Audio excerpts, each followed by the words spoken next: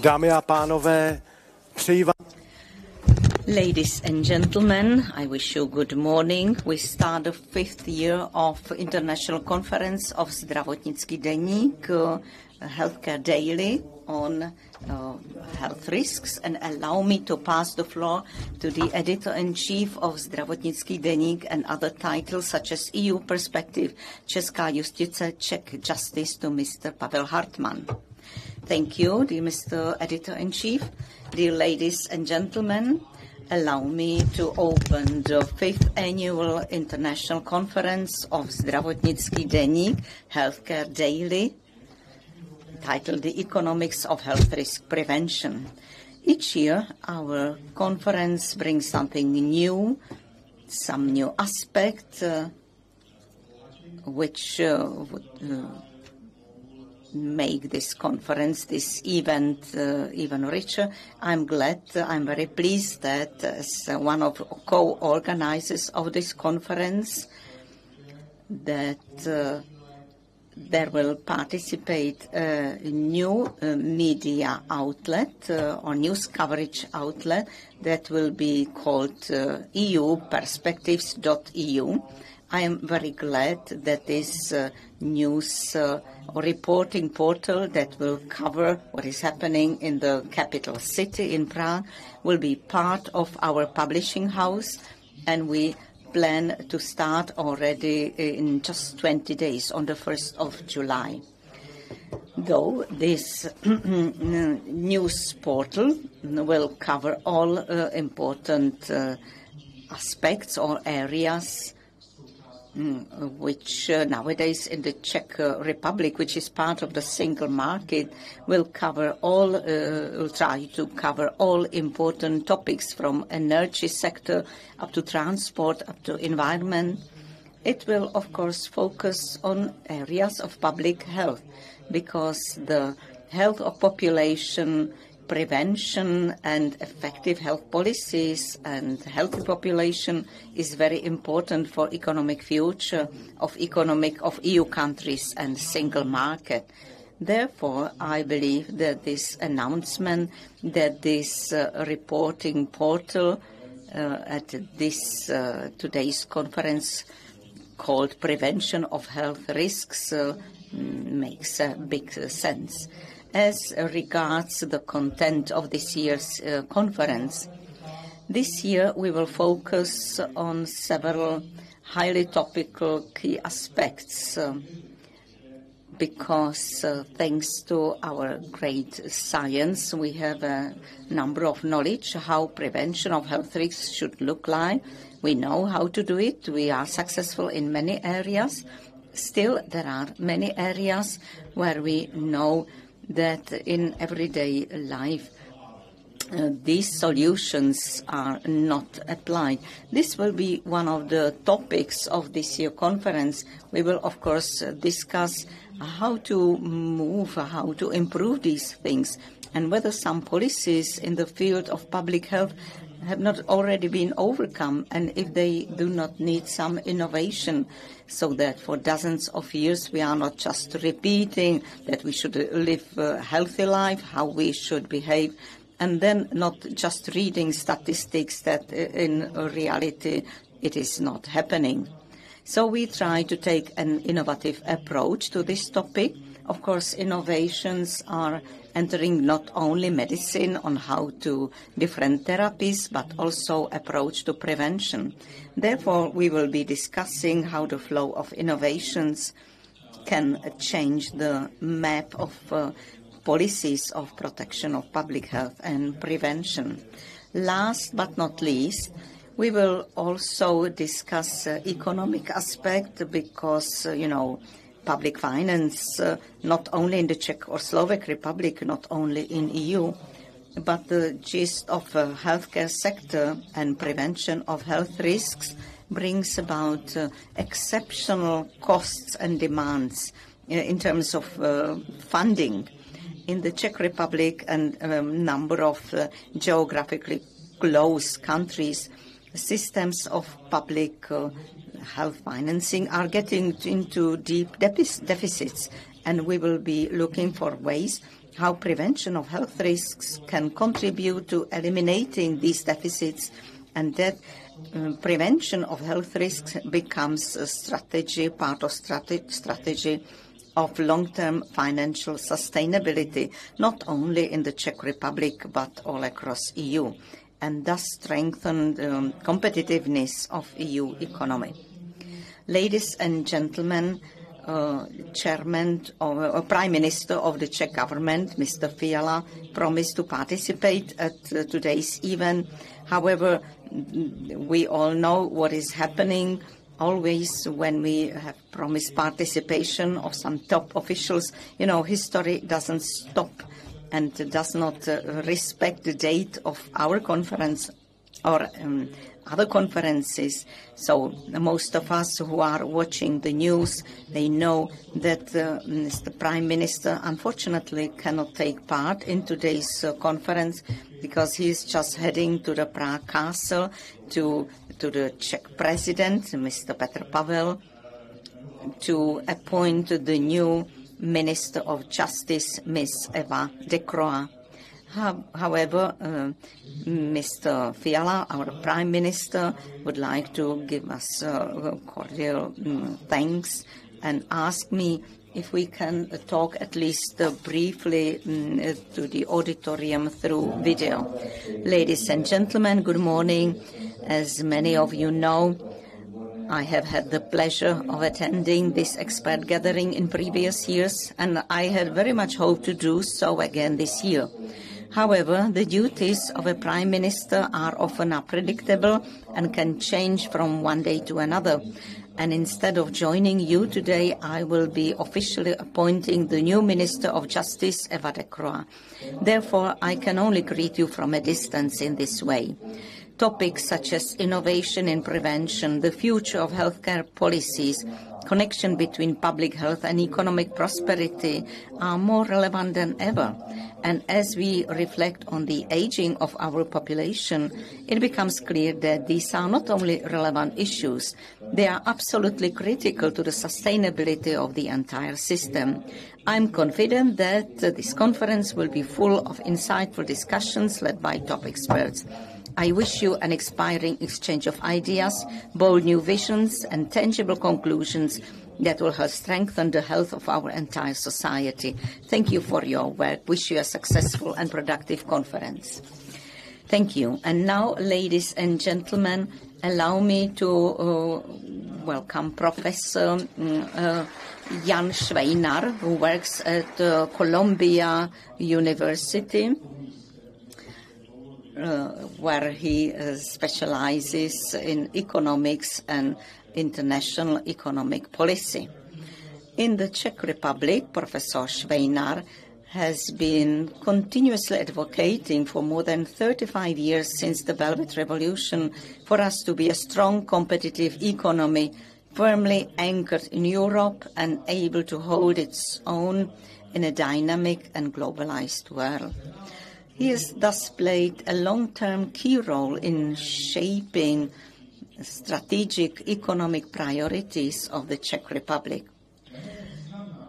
Professor Švejnar's role in science and education is equally important. In the early 1990s, he was one of the founders of CERGE-EI, a joint research center of Charles University and the Czech Academy of Sciences. Thanks to his vision and efforts, the Czech Republic nowadays has an economic research and education center that ranks among the top 5% of economic institutions in the world, according to international rankings. Last year, Professor Švejnar received an award from the President of the Czech Republic for his services to science. We greatly appreciate that he will open today's debate on the economic impact of health policy with his introductory speech. Mr. Professor, please, the floor is yours.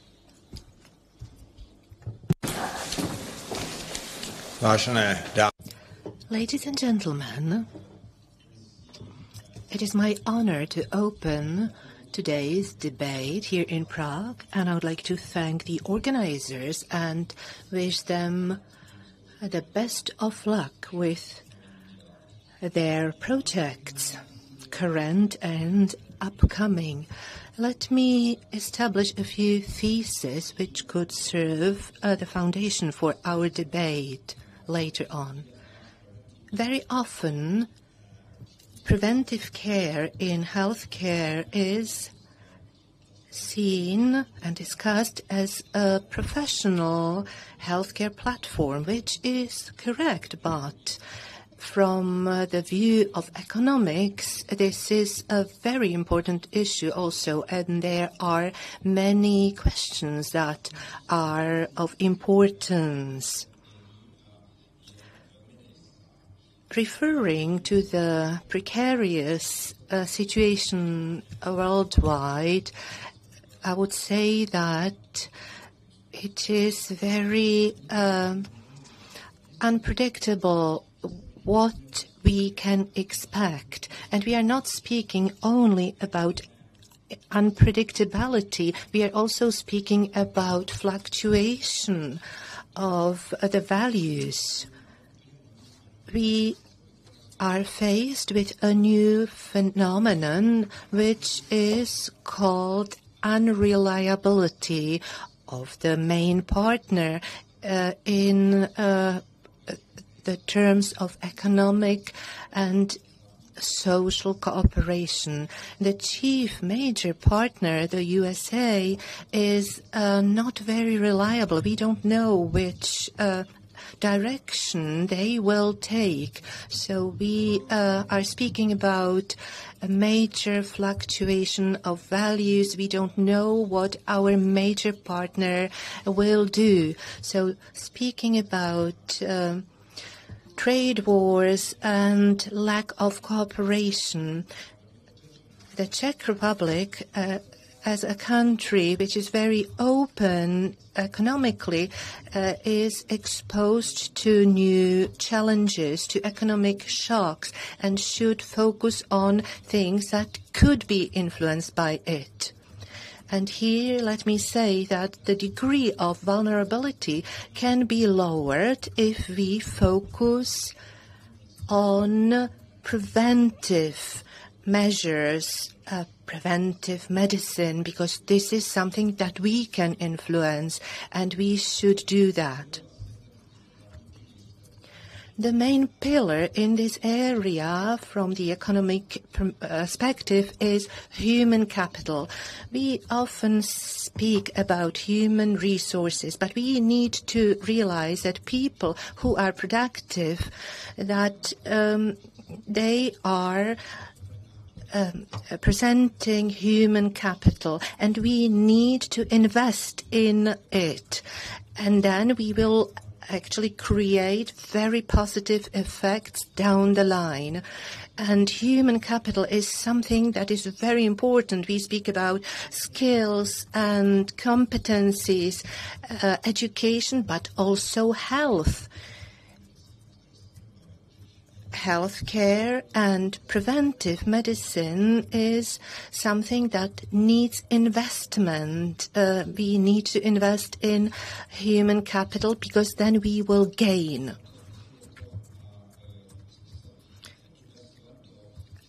It is worthwhile to invest in human capital. And let me say that the world around us has changed, and we need to invest into the highest quality of human capital. In the old days, it was okay to be average and invest into the average human capital, but now it is changing, and that means what pays off is high quality, and to be just an average player does not pay off. That means we need to focus on the highest quality, because then we will see the most productive people. Our society will be very high quality, and the winner takes all.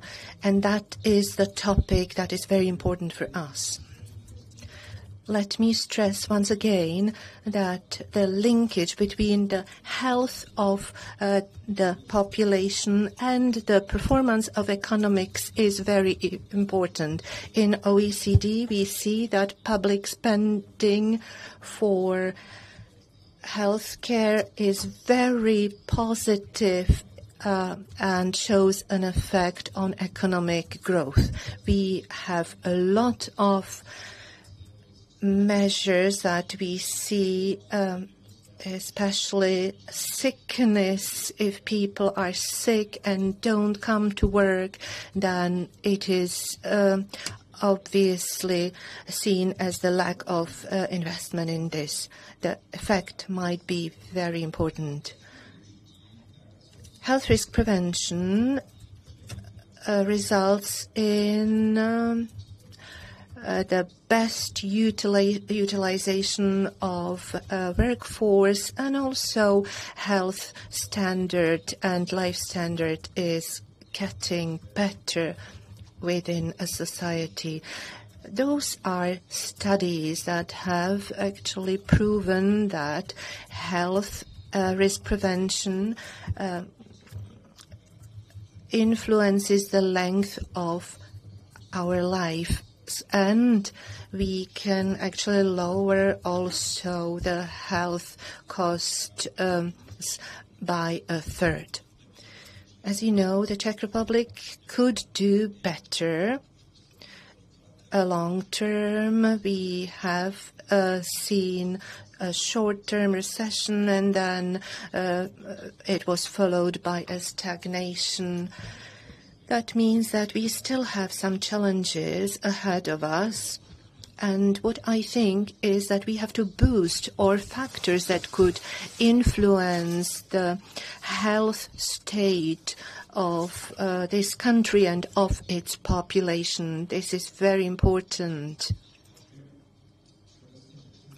In general, what is important for economic growth? Investments, and that also goes hand in hand with the health of our population. The Center for Disease Control shows that the investment in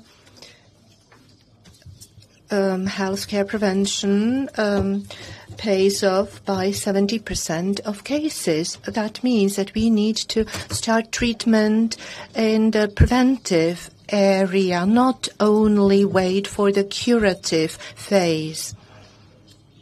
Let me quote a few cases of studies. The European House of Neurosurgery says that each euro invested in health risk prevention generates 14 euros. That is a ratio of 14:1. This is great. Should we call it in question? If we do, then it's actually rentability that is much greater than in other areas when we speak about 20-30% of rentability, return of investment. Here we speak about a major return of investment, looking at the results. SERGEI, this is the research center, and we generate various studies, and they deal with such topics. And we saw that during pandemic, we needed high-quality data in order to understand social patterns and to introduce effective health risk prevention measures. Those right measures, motivation, communication can also increase the efficiency of health risk prevention. People, for example, with worsened health conditions, they are planning to leave the labor market up to two times more often, and they have 10 times higher likelihood that they will really leave the labor market. So this is quite significant. It shows that the impact of health condition to say departure to retirement is much higher than in neighboring countries such as Germany or Netherlands. So when we think on what to focus on, some key principles, the first key principle is quite naturally, let's do something which does not cost anything or which costs little.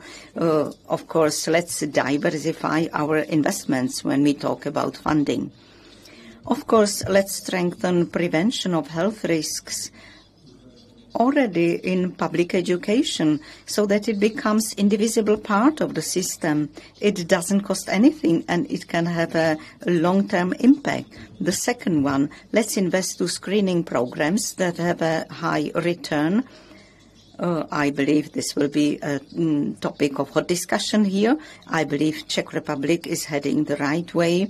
We have a good prevention in breast cancer, prostate cancer, lung cancer, and many other areas. So this principle is already applied a lot.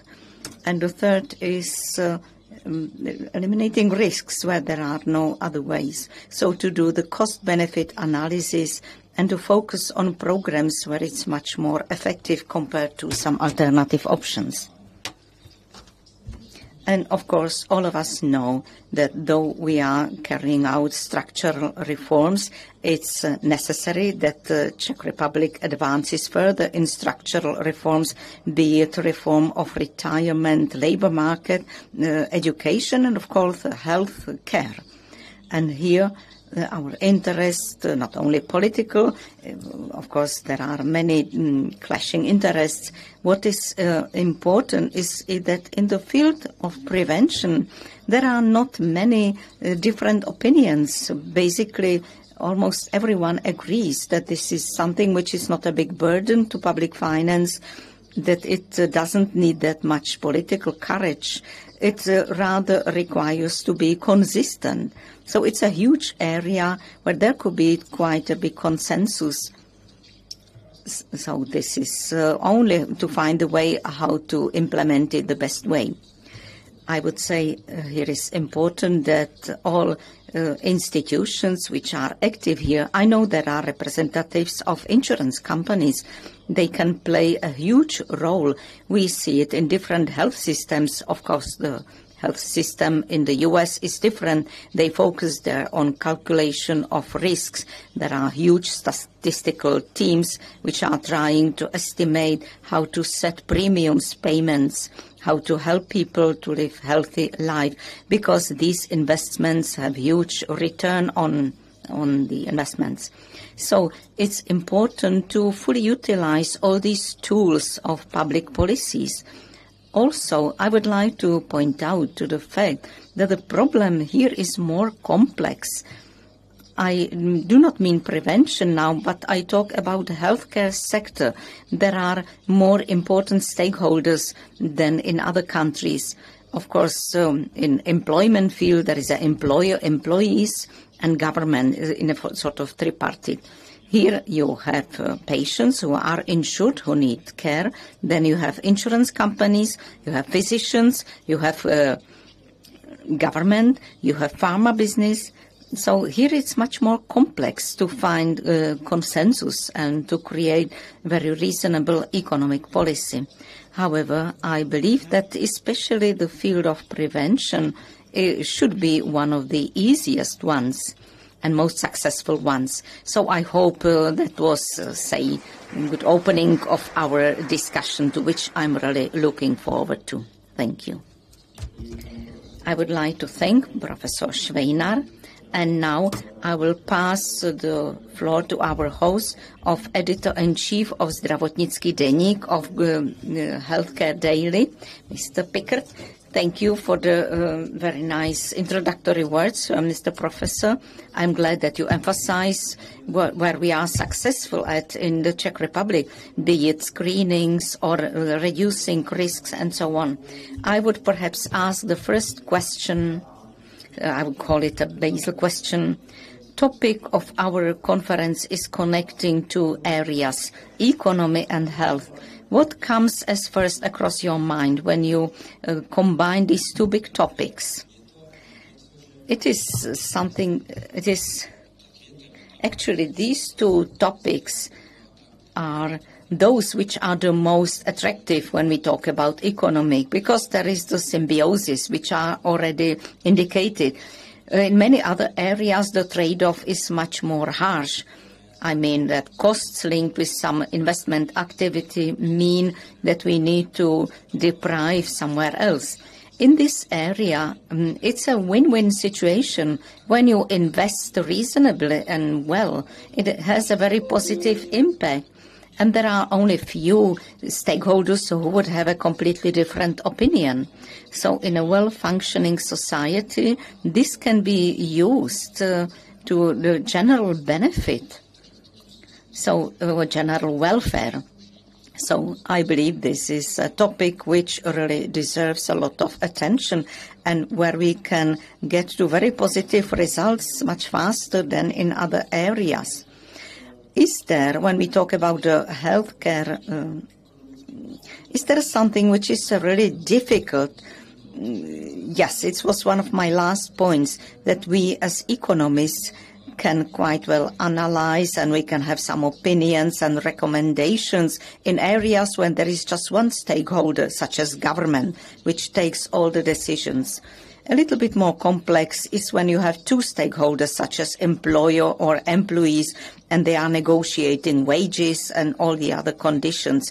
There is already getting a bit more difficult. That is, the interaction is much more complex. Once you have more than two stakeholders, and then it becomes very, very difficult, very complex. So the whole area of healthcare industry, it's quite difficult. I've been traveling a lot around the world, and always when discussing healthcare policies, they have some reservations in one country, and they believe that their healthcare system is not good, and they have some ideas that in other countries it works much better.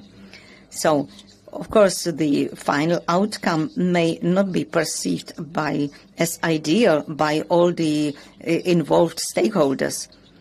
As, for example, when employers negotiate with employees, employees may never be satisfied. But here it's even more complex. On one hand, it's a very interesting area, but very complex. We, as Czechs, sometimes are not able to guess our healthcare system. Sometimes we have illusions, as you mentioned, but sometimes we are, criticizing or defaming it. Yes, I would agree. In my opinion, again, I will start that, population is always critical in each country. So here we are no exception.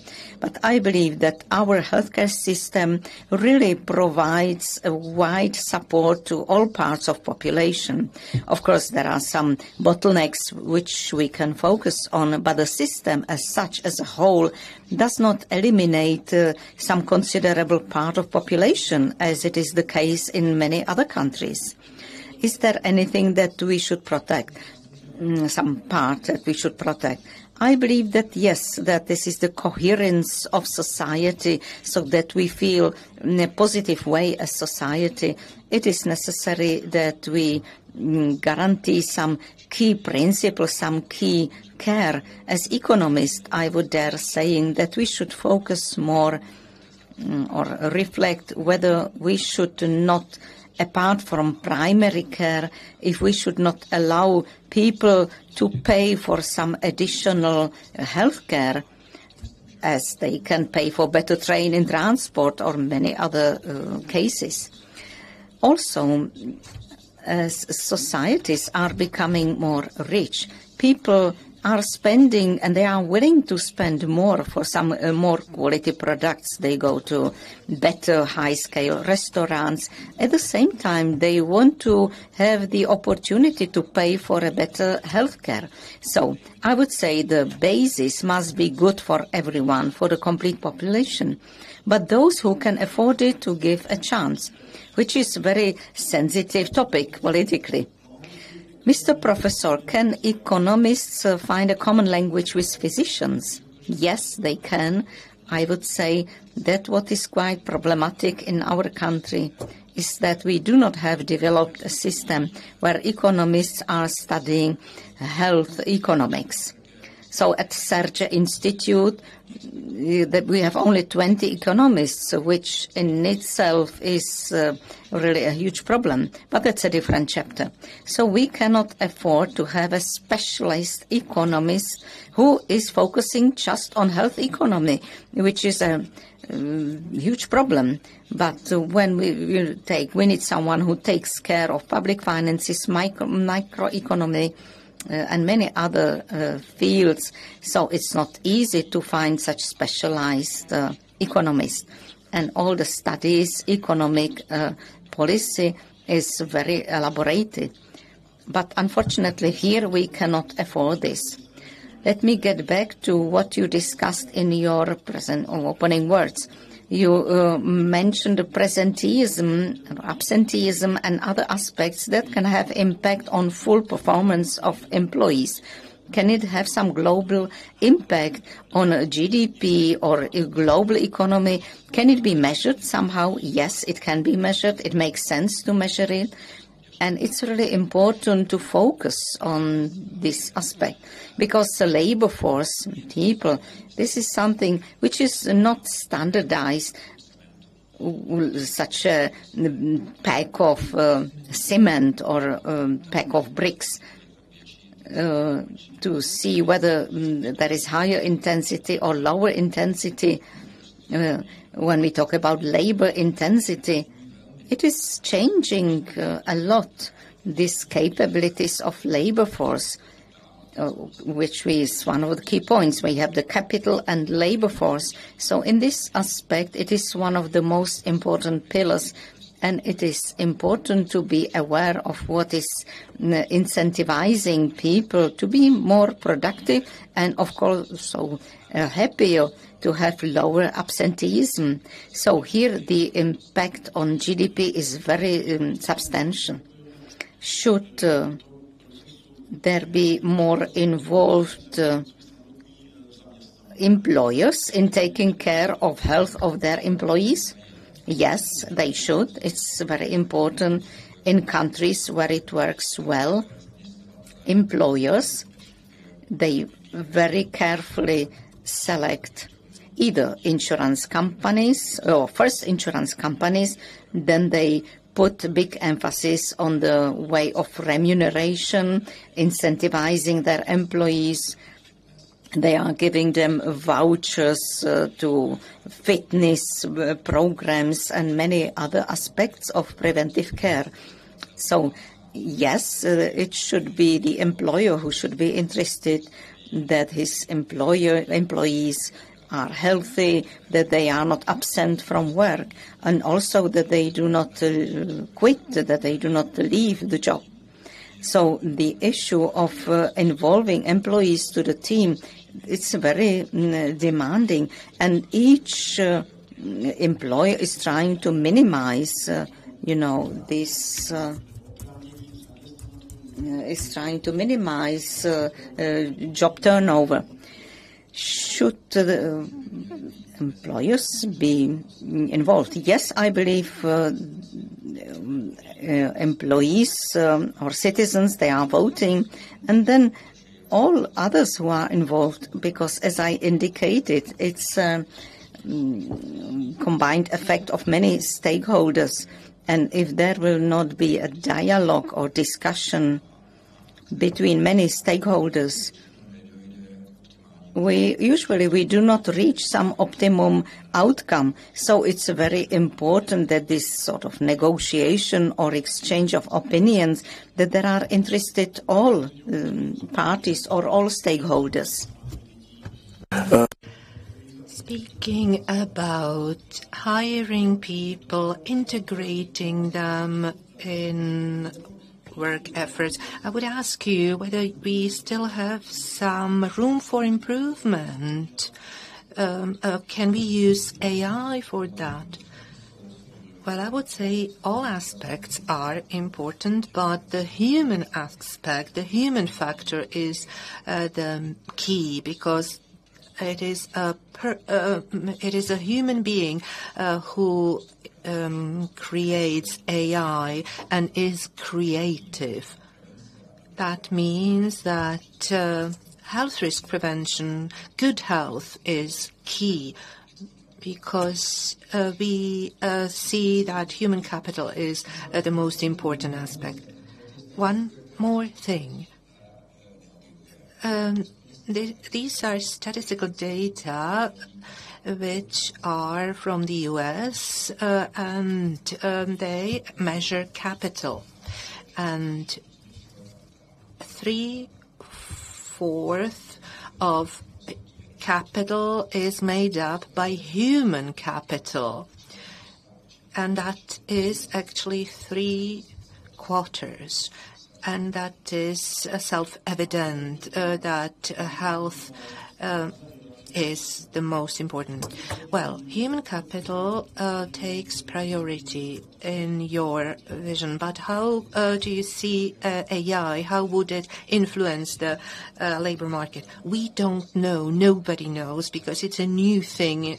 We cannot actually reckon what will happen, but it might actually be likened to other industrial revolutions, where people expected that the unemployment will be going up. But looking at economies, unemployment is fluctuating. That means, of course, we have to adapt, or people have to adapt, or different generations have to adapt to the changing situation. People used to work in steel mills, now they don't, their kids don't.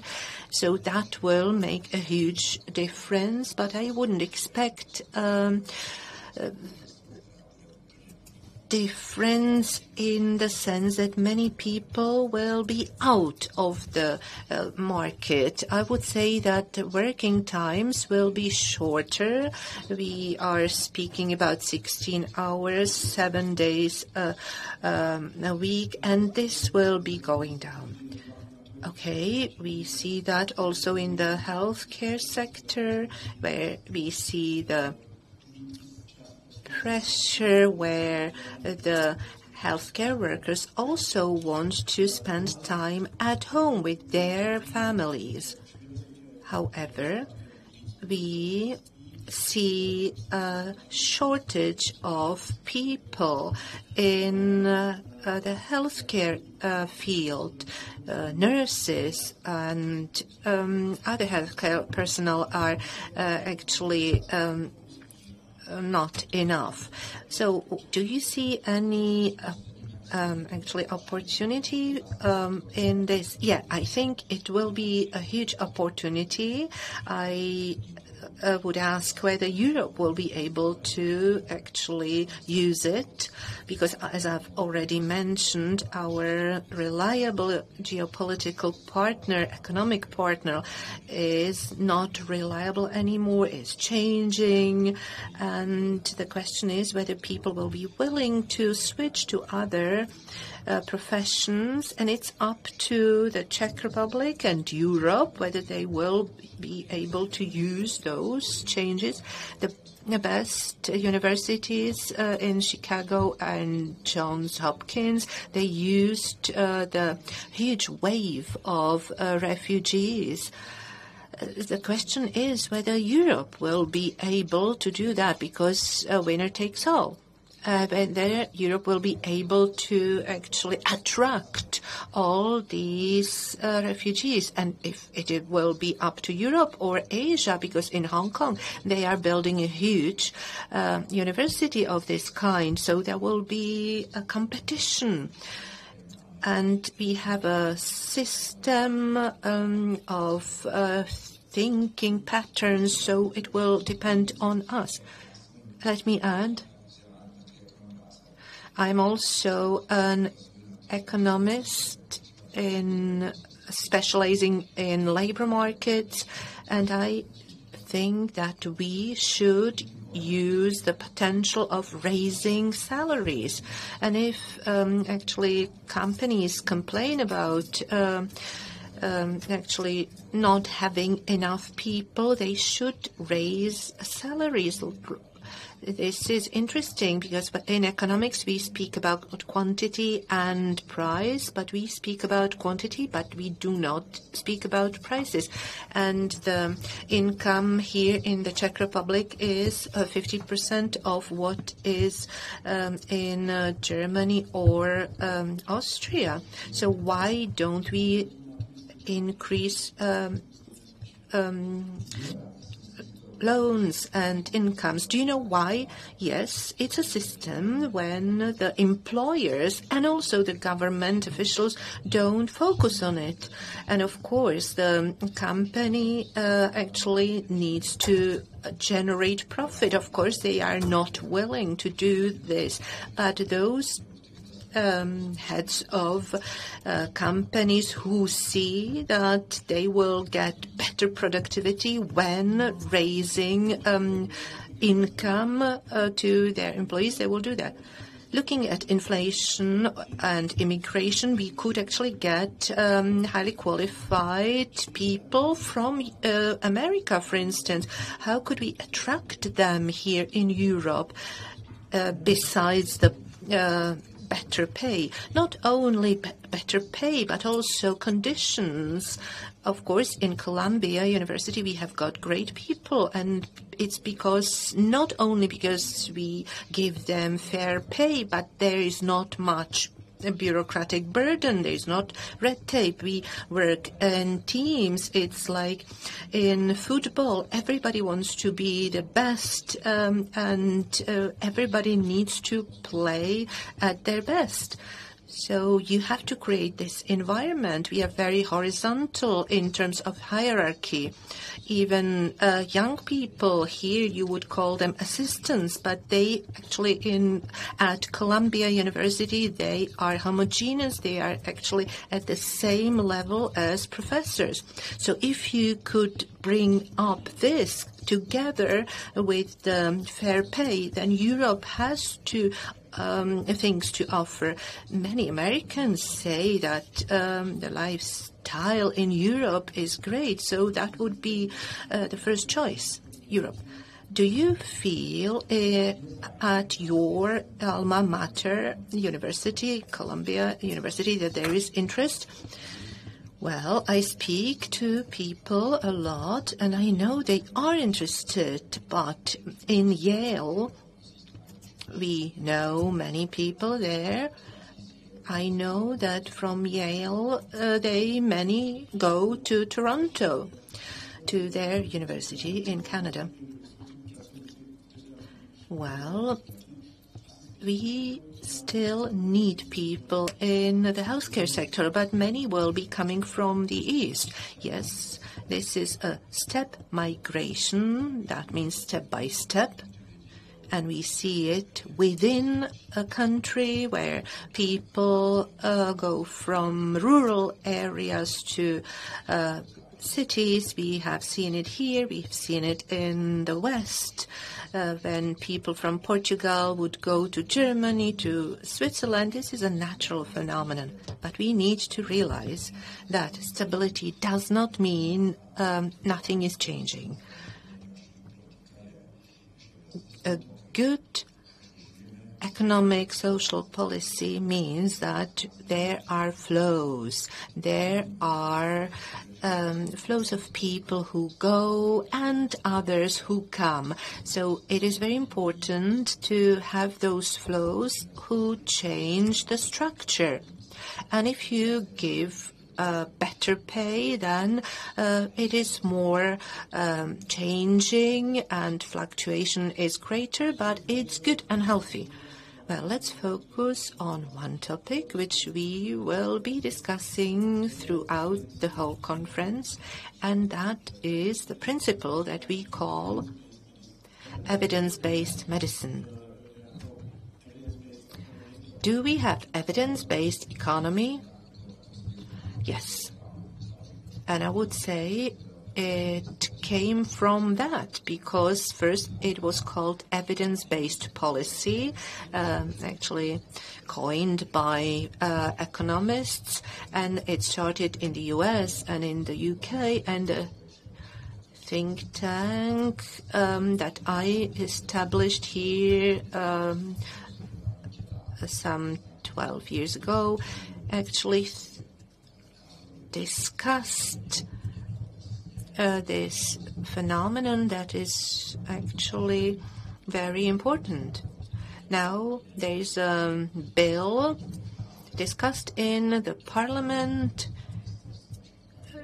that should regulate the interconnection of data and databases. All databases should be interconnected in order to do the so-called evidence-based policy.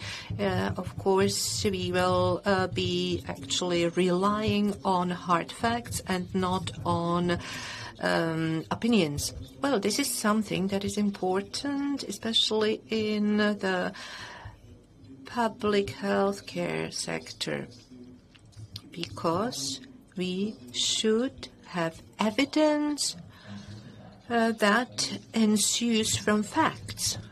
Exactly. And we see that in the economical area globally.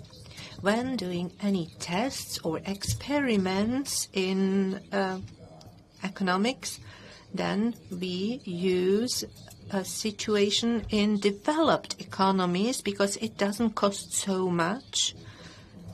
We use global data. Whenever we see that something works well in Sweden and we have not tested it in the US, then we use the data from Sweden, or vice versa. Towards the end of each block, I would like to give you a question. How about you in person, personally, and how about you and your fitness? Well, my insurance company gives me credits because I play tennis, I run every morning, and I actually I'm built for a healthy lifestyle. Professor Steiner, thank you for your questions and for coming. Thank you for inviting me, and I hope you will have a very productive discussion. Thank you. Ladies and gentlemen, we will have a break now, and we will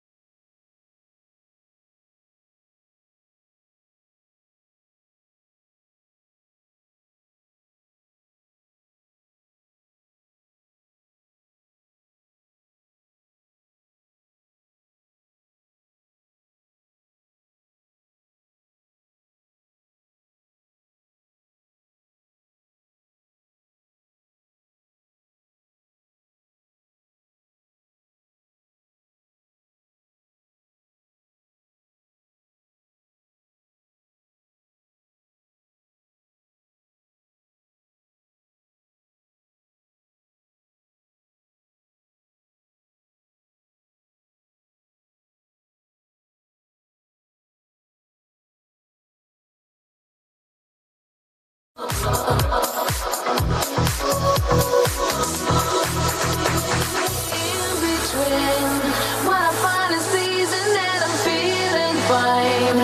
is so confusing, there's no peace of mind. If I fear I'm losing you, it's just no good. You tease it like you do, lost inside. Adorable illusion that I cannot hide. All the one you use and please don't push me aside. We couldn't make a cruising, yeah.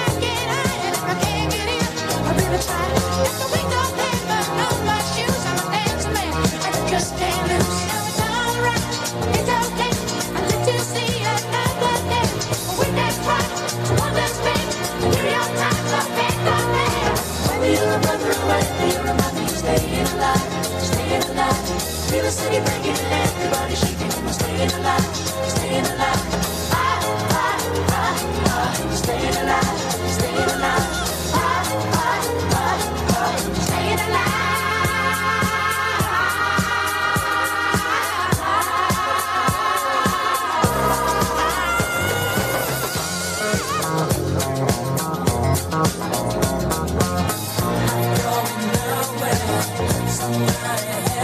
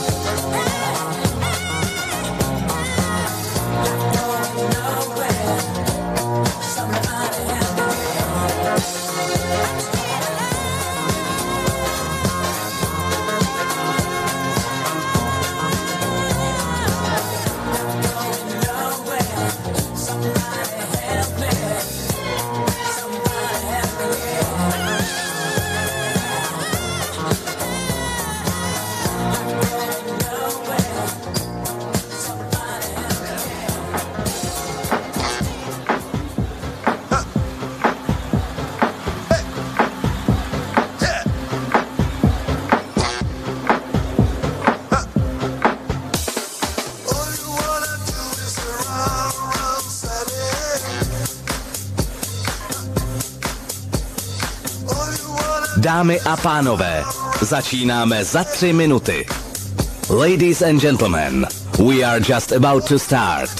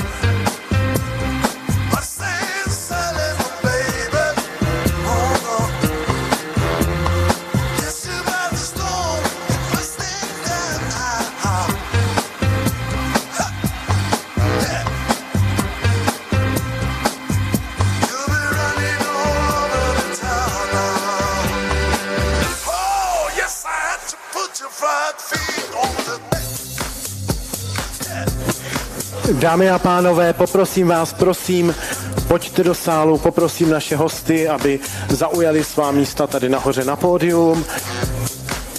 Poprosím pana ministra, aby se dostavil do sálu, tak, abychom všechno stihli a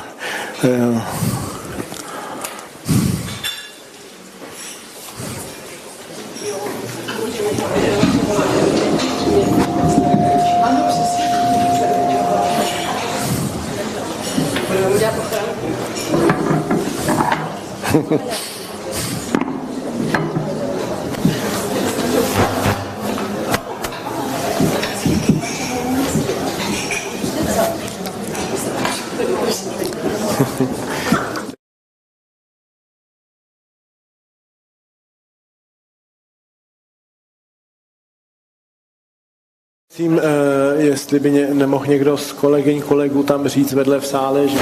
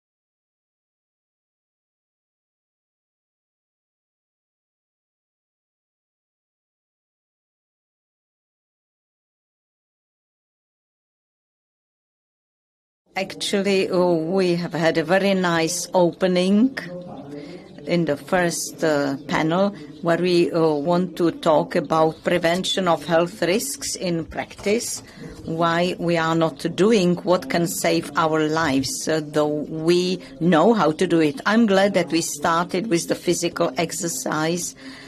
It was initiated by our deputies, Mr. Philip and Miss Shebelova, because most likely this is what they are practicing in the Chamber of Deputies, a little bit stretching and doing some exercise. So allow me to welcome Deputy Prime Minister and Minister of Health of the Czech Republic, Mr. Vlastimil Válek. Good morning.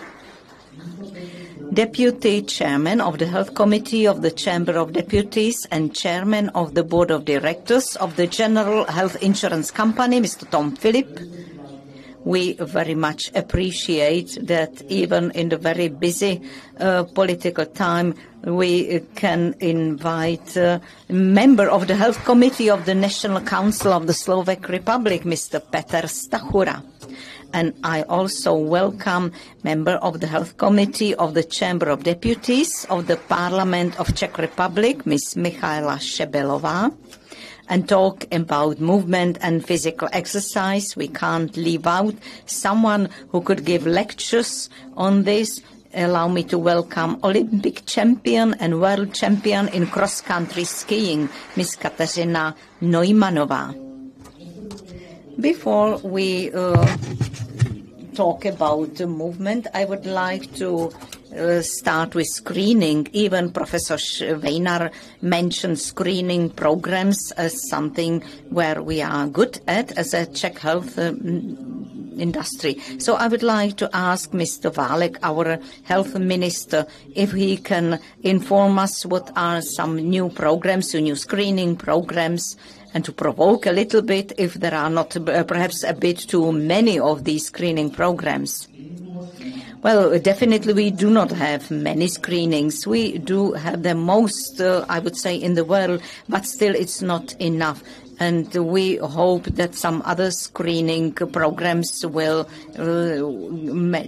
we have prostate cancer screening program, which started very successfully. And it's a screening which really helps a lot, which I can confirm personally. The other is breast cancer screening by smokers with low dosage CT or lung cancer. We can catch small types of tumors in lungs. Some 10-15 years ago, Sukl, which is the State Institute for Drug Control, would not allow us this. But in the meantime, the technology has advanced so far that we can do CT screening of chest, which is comparable with X-ray screening of lungs. With the screening of lung cancer, which started by Professor Vašáková and my predecessor, Mr. Adam, we came across when assessing it that there are diffusion lung disorders such as fibrosis. So now we want to extend it for lung fibrosis, another screening program. Another is early detection of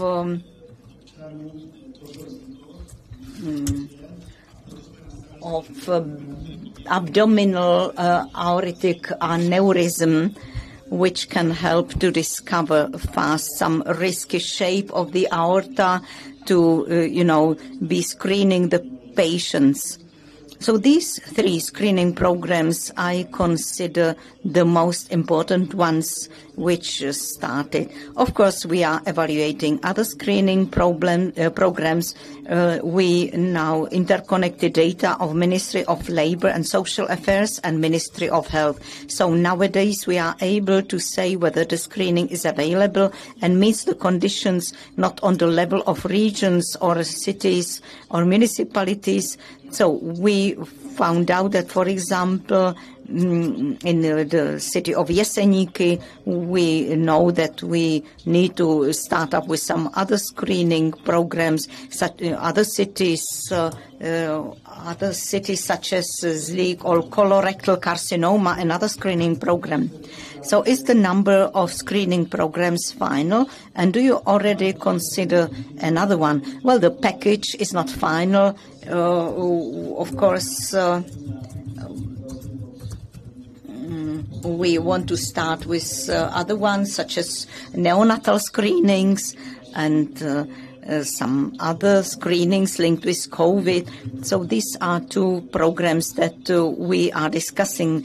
We are discussing some possible other screenings for newly born babies.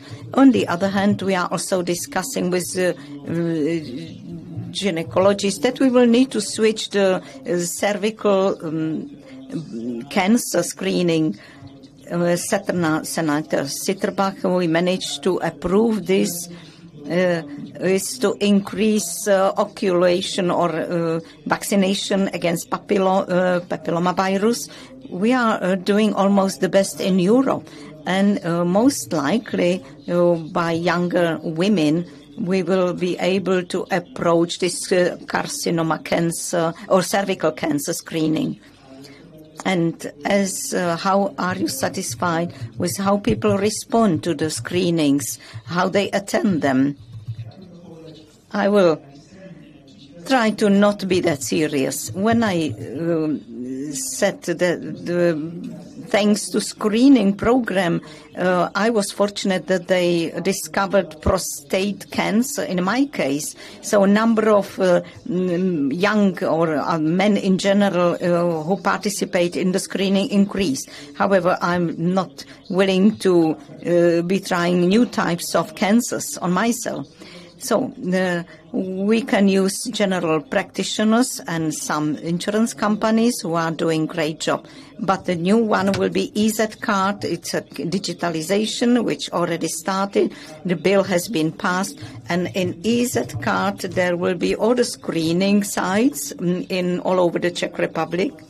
And there will also be information on how to order and how to order to the screening using this EZ card. As with vaccination or immunization, when I realized that my vaccination against tetanus has passed, so I immediately went and took another inoculation.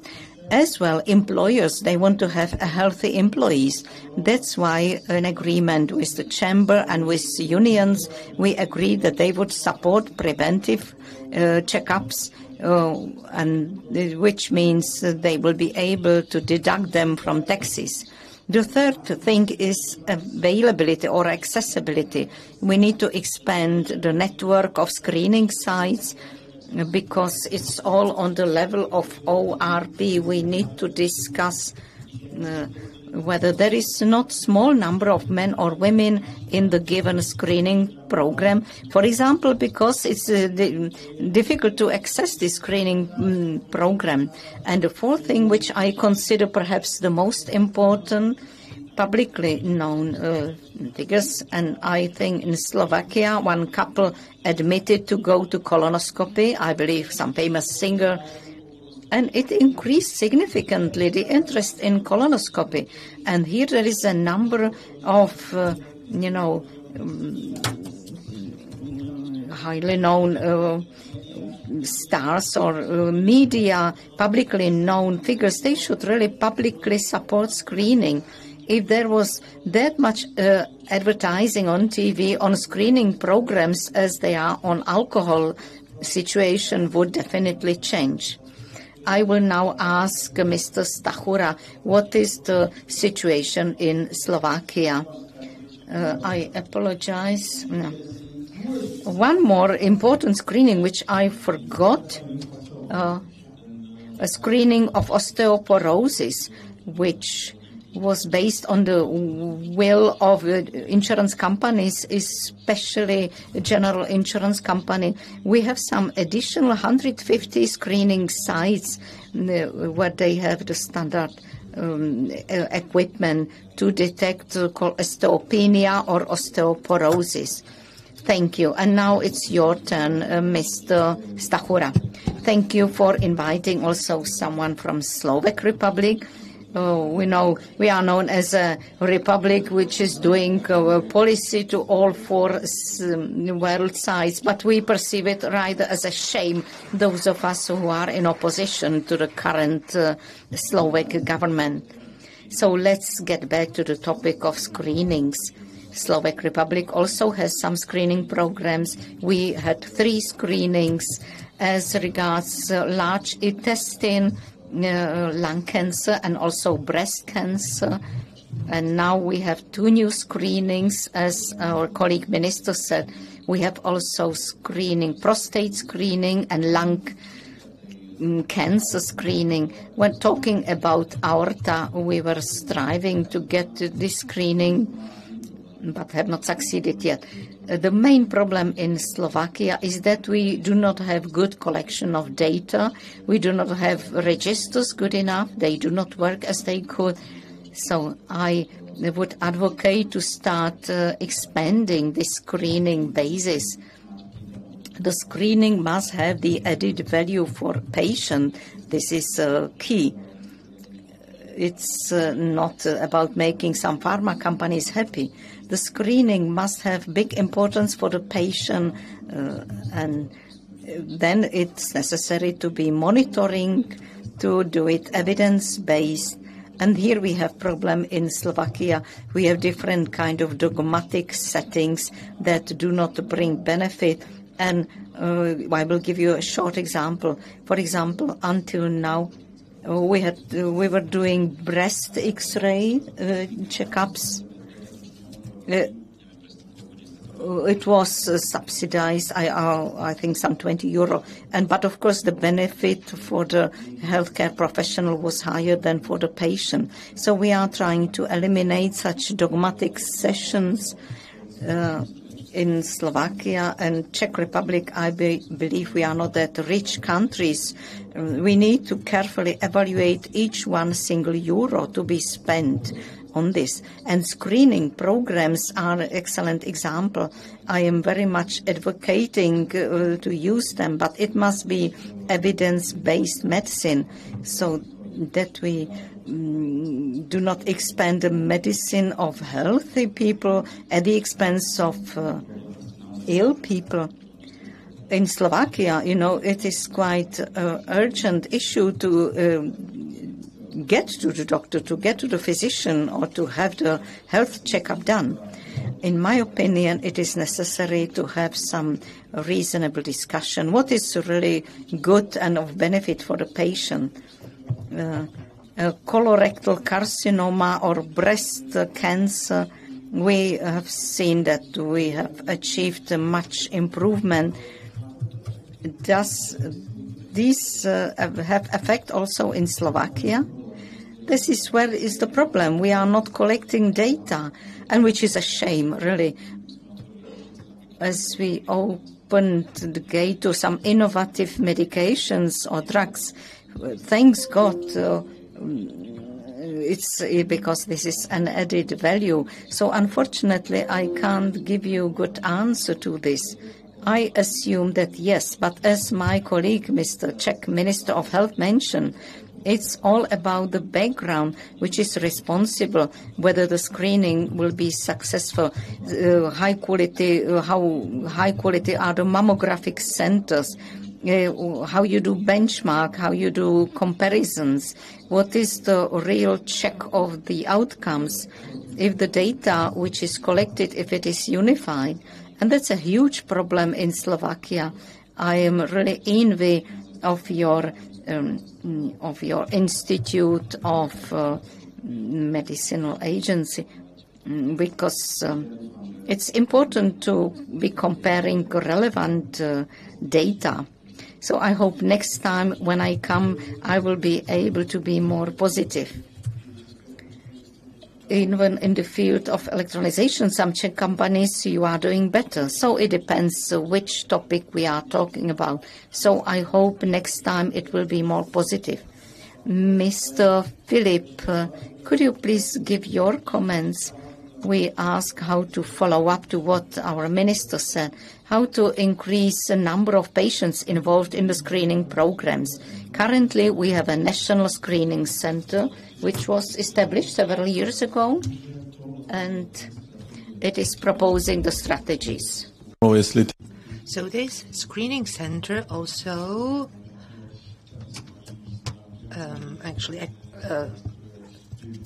checked whether those tools brought some benefits and whether the targeted customers should come to a screening. But we are not speaking about traditional measures how to reach out to patients, such as letters, but it's also very important to use the online tools and applications and be in touch with the patients through electronic means, because our citizens might not think of going to a screening every morning. And I hope we will have also another tool which will be an electronic referral, and then we will refer the patient to the closest, most convenient screening center. You, as the chairman of the board, you used to send those letters by post, but it was not very efficient, was it? Well, it was efficient, but the screening center tested various forms of those letters, whether they should be actually signed by the director, but then we actually started from scratch, and now we are waiting for the digitalization, and because the patient have got difficulties finding the closest screening center, and that is why we want to suggest those centers to them, and it involves a lot of planning, also time-wise planning. Do you see some hurdles? I do agree about what was said about electronic means, but don't forget about people who will not use electronic means, who will be reliant on letters. The hurdle, you asked me about hurdles, I see apprehension. The patients will be afraid that they will get negative or bad results. So this is the motivation of the people. Also frequency, how frequent they should come. And then I would like to say that patients' organizations actually are advocating well. For instance, the breast cancer organization actually is advocating for screenings. We have got younger and younger patients, even younger than 45 years of age. So there is a potential I see in patient organizations. I, as deputy, had difficulties when joining the Parliament of the Czech Republic, had at the very start a difficulty navigating the landscape and finding the correct partners. But we should do it through the patient organizations. Okay, let's test it. We will actually reach out to an independent person, Kateřina Neumannová, the Olympic winner. Do you have an awareness that there are possible screening centers? Good morning. Thank you for the question. I will not be the best respondent because my parents are all physicians, and even my brother is an obgyn specialist. So I've always been very immersed in the medical field. But listening to this debate, I think that in the Czech Republic, healthcare is high quality, but still we are not very responsible for our health state. What I think is that many people think that they will get some medicine, they will have medical doctor who will help them out. And I am a big proponent for physical movement and responsibility for our health state. We have to take care of our health. Medicine is not the almighty, not the silver bullet, and the system actually was very nice to us, and we are not very reliable. I would sign that. We need to take care of our health. I work at the hospital for rheumatology and trauma center, and many people, patients, they actually ended up in an accident, and now they are in our trauma center, and they are thinking in very many cases that we, the physicians, will actually repair them, just like the auto makers repair cars. So we need to be individually responsible for our health. And because our health sector is public, then people take it for granted. Petr Stachura, thank you. What I perceive in Slovakia is that when speaking about prevention, health risk prevention, then we actually tell people to come to checkups, but we are also speaking about physical education or physical exercise. In Slovakia, of course, we have got regular preventive checkups. And in Slovakia, it's difficult to convince my colleagues that a 20-year-old who is healthy should not come to a preventive checkup. And it's difficult to convince them that the young ones should also come to have the checkup. And these colleagues do invite them, but we don't know when actually they detected high blood pressure, for instance, and what they did, how they treated a patient. I used to live in Germany for some time, and in Slovakia until the age of 9 years old, we have got 9 checkups, mandatory checkups with the pediatricians. In Germany, the number is lower, it's 6. So why do we have so many checkups? Well, I am happy that in the Czech Republic you discuss it in a much broader context, not only about healthcare, but also about actually physical exercise and about how you should eat. Well, we should also start changing the education in elementary schools, because there are biology lessons and they are very isolated. I started understanding the context when studying at the university and studying physiotherapy. And I would say that abroad there are broader systems in education. We should actually start teaching healthcare in the context. Here we think that our body is a factory that works, and we should actually make it more familiar to the patient that we should actually bond with our body.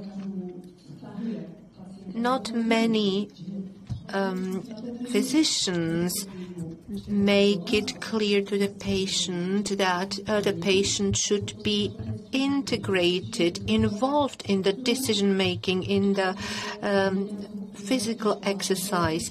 And I think the curricula in schools should reflect that. When listening to Professor Schweiner, I came to realize that the times have been changing rapidly. The system is lagging behind, however, and we think that this will come by itself, but we need to actually be more responsible. Otherwise, it will never change to the better. Well, we have got primary, secondary, tertiary, and quarterly prevention. And you, Katarzyna Neumanova, are the best example of a good functioning primary prevention. And primary prevention means that if you have a car and you have paid 1 million of Czech cars, and it's a fortune, nobody will go to a no-brand service with the car. You go to a brand service. You also pay attention how you actually, what you use, what kind of gas you use, or diesel. So you pamper that car, and this is what we should do with our body, with our lives. Then, of course, we have mentioned the electronic applications, OZ card, and prescription. Do you have this easy car? 50%, not more. Who of you have got the prescription application? And if you have complained that you couldn't get a certain medicine, then it's your fault, because if you had the application, then you would see it in the application. Or if you don't know when your application, when your inoculation should be renewed, when you should get a reboost, then it's all in those applications. But it's because we have this insurance system. Nobody expects that you will be active.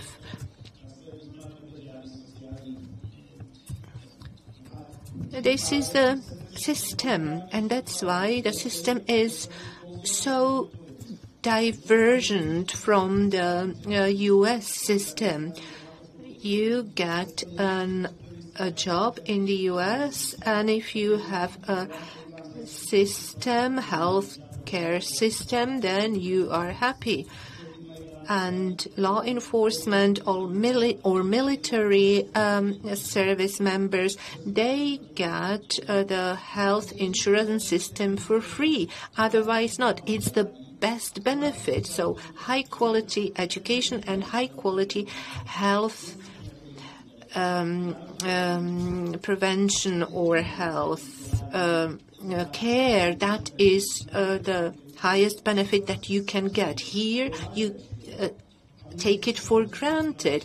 The situation is improving, but this, I will say, Otto von Bismarck system is still deep-rooted here, and we don't know, no country in Europe is able to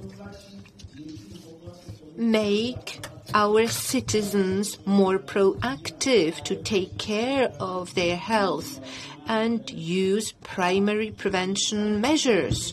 Of course, there are countries, for instance, Scandinavian countries, where they are better at that. But in Scandinavia, you can't choose a physician, you can't choose a gynecologist. It's all about your address. So you have advantages and disadvantages. That means cultivation of this system will bring a better quality. That's why I never complained about the health ministers who preceded me. They were able to do what they were allowed to do by the prime ministers. Okay, let's change the subject, because to bring our system, the Otto von Bismarck system, to more responsibility will take some time, but let's speak about exercise. Neumannové. I'm now asking Ms. Neumannová, how do Czechs move? How are Czechs doing when we talk about physical exercise? What is your opinion as a sports woman? Do people in Czech Republic move or do physical exercise or not? You know, it's difficult to answer. I can't give you a blank answer. I know personally a lot of people who have been working for more than 8 hours a day, and all of a sudden they understood that it's necessary to take care of yourself. They started biking, jogging, but this is just part of population, and there is the rest of population. And, you know, society as such does not encourage natural movement as such. We have cars, all of us. We are living a very good life where moving is not necessary. So apart from part of population who find physical exercise as a passion, something which they like doing, Ms. Šebelova will agree with me. We met at a number of events where Professor Bunz shows when you create some relationship to movement, and it is really at a very early age, at the kindergarten, or as a maximum in the elementary school. It means we need to focus on this period of children when they are developing.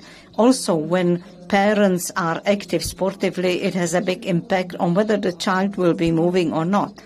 We, of course, know this, but to include some combined support from families, from schools, within educational system, it is also about policy. But all of us know that the outcomes will, we can't expect them immediately. It will be longer than one political period. Is it nowadays? Is there any barrier, I mean social barrier or financial barrier for talented children that could devote to sport? Of course, not each child can afford playing tennis or golf. On the other hand, there are sports, I know it myself, when my daughter, when she quit playing tennis and she came to the track and field, I only had to laugh about the costs, which was quite negligible in terms of our costs. And now, of course, I give you my personal opinion of a person who lives in Prague, because as a paradox, it's quite often easier to do sport in Prague than in other remote places. There are a lot of sports facilities in Prague. But I have another example from southern Bohemia, where they are incentivizing some people, you know, who are not rich. They pay them costs when their children participate in some type of sport clubs. And very often for the 2,000 crowns, you can afford sending your child to a sports club.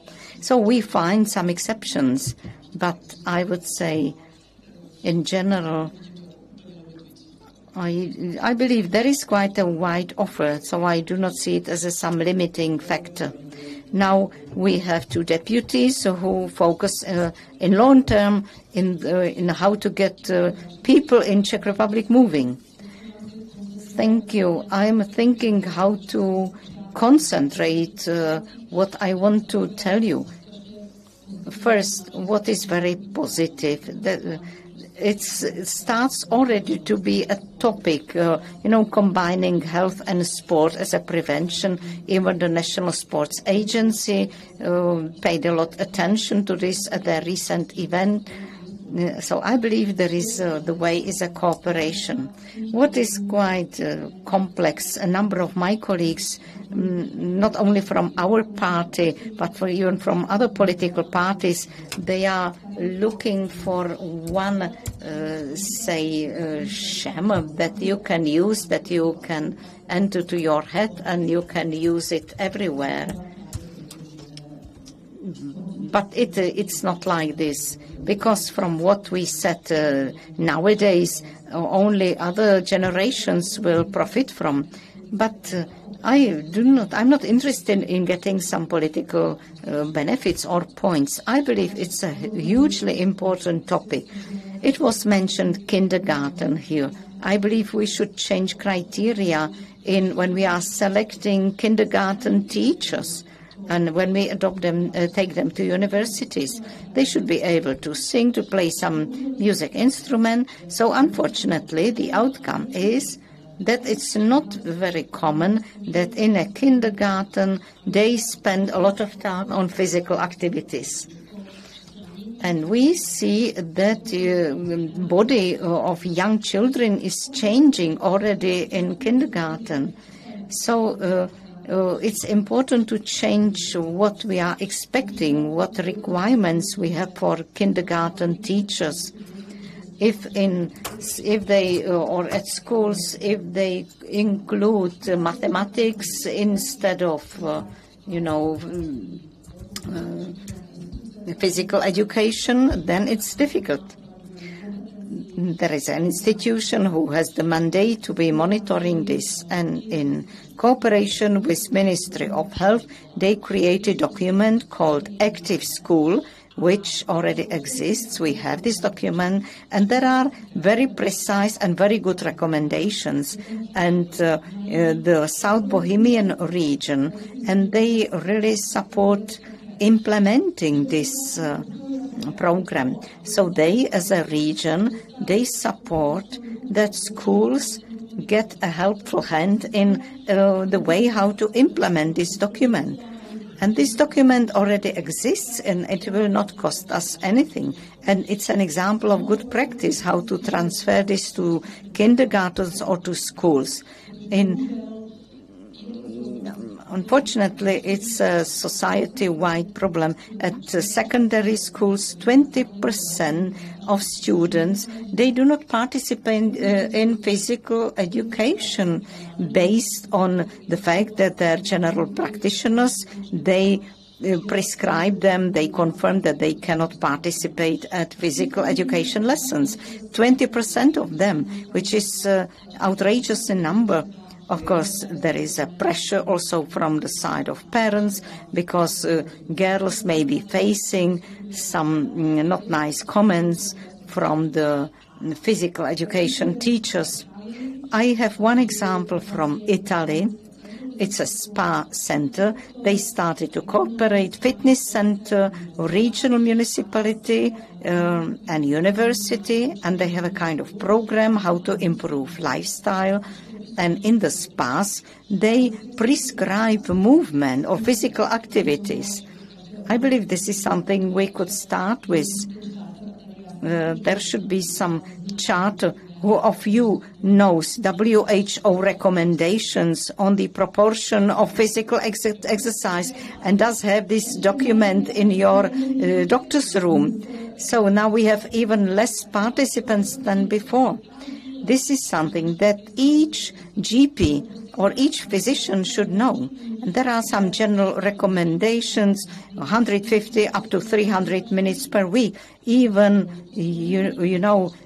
some lessons for elderly people. Do you see some seniors or elderly people in a gym? Not very often.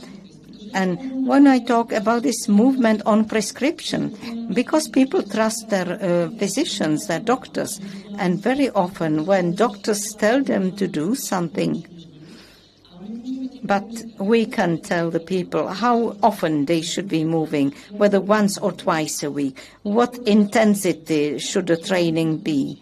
Which type of training or type of physical exercise? And when the patient puts it down and starts doing it, then he's very happy about the outcomes. Thank you for these specific examples. Before I pass the floor to Tom Philip, I did not want to take your turn, but thank you very much. I'm glad that in Czech Republic you took this way how to support physical exercise. In Slovakia, we created separate ministry for sport, but I'm not sure it will lead to some specific outcomes. One important thing I want to mention, we have a huge problem with using of mobile phones, with social media. People from a very early age, they get mobile phone or iPad or this type of device to their hands. And I don't know if we realize that perhaps we buy a minute of free time, but it's a very tricky way. We should push children to move more. In my opinion, we have a crisis of families here, because I believe the crisis of a family is huge, and it has huge impact on mental health of children, and also to own responsibility for my own health. There are studies which show clear results which are related to depression or to mental status of children using these mobile devices. This is one of areas where we should really start and pay huge attention to this, because we should find better ways than to offer children mobile phone or iPad, and we should get them moving. I just wanted to say, you used the word of talented children. Of course, I'm glad if children are talented or gifted, but it's not about just focusing on getting talented children moving. We want to get them all moving. That's we have such an event which is called How to Get Czech Republic Moving. And there are not represented just some unions that would support, top sport. There are tourists, there is a scout, other sports organizations that support, very regular physical exercise. We went out with my children who are already adult. I told them that there is such a program, recommendations, 150 up to 300 minutes per week. And, and they said, when somebody is looking for some excuses, 120 minutes, this is one series which I usually look at in the evening. So in other words, just saying that I have no time to move, this is just an excuse. For example, what we did before we started, that we stood up and took some physical exercise. But it should be, we should pay attention to this from very early age. From my practice, I can say when I have a patient after he has fractured his limb or has endoprothesis, and he's trying to recover, and then I see a 70-year-old man who is not able to even respond to any instruction of the physiotherapist. But then, on the other hand, you have 90-year-old women or men who, you see the desire to move, and it's just enough to indicate what they should do. And most of them, they admit that when they were young, they were going to the Sokol. They were a member of the Sokol movement. So we should rather talk about movement or physical exercise rather than sport. You are right. I saw recently at Facebook there was some race of seniors. I believe they ran 100 meters for 13 seconds, which is unbelievable. I couldn't believe it. I don't know who of you was able to run 100 meters for 13 seconds 43. I'm not asking you, of course, you are a skilled sportswoman, but there must be the offer which will enable small children who perhaps are not slim, they may be a little bit obese and clumsy, but they should have the chance to get involved to some event. So they should be given a chance. So this is something that some of you may have experienced, being eliminated from the group of others who were more physically gifted. You know, this is how it was done for the past 20 years. Then we had Láďa Dušek. He did a total reorganization. We were helping him.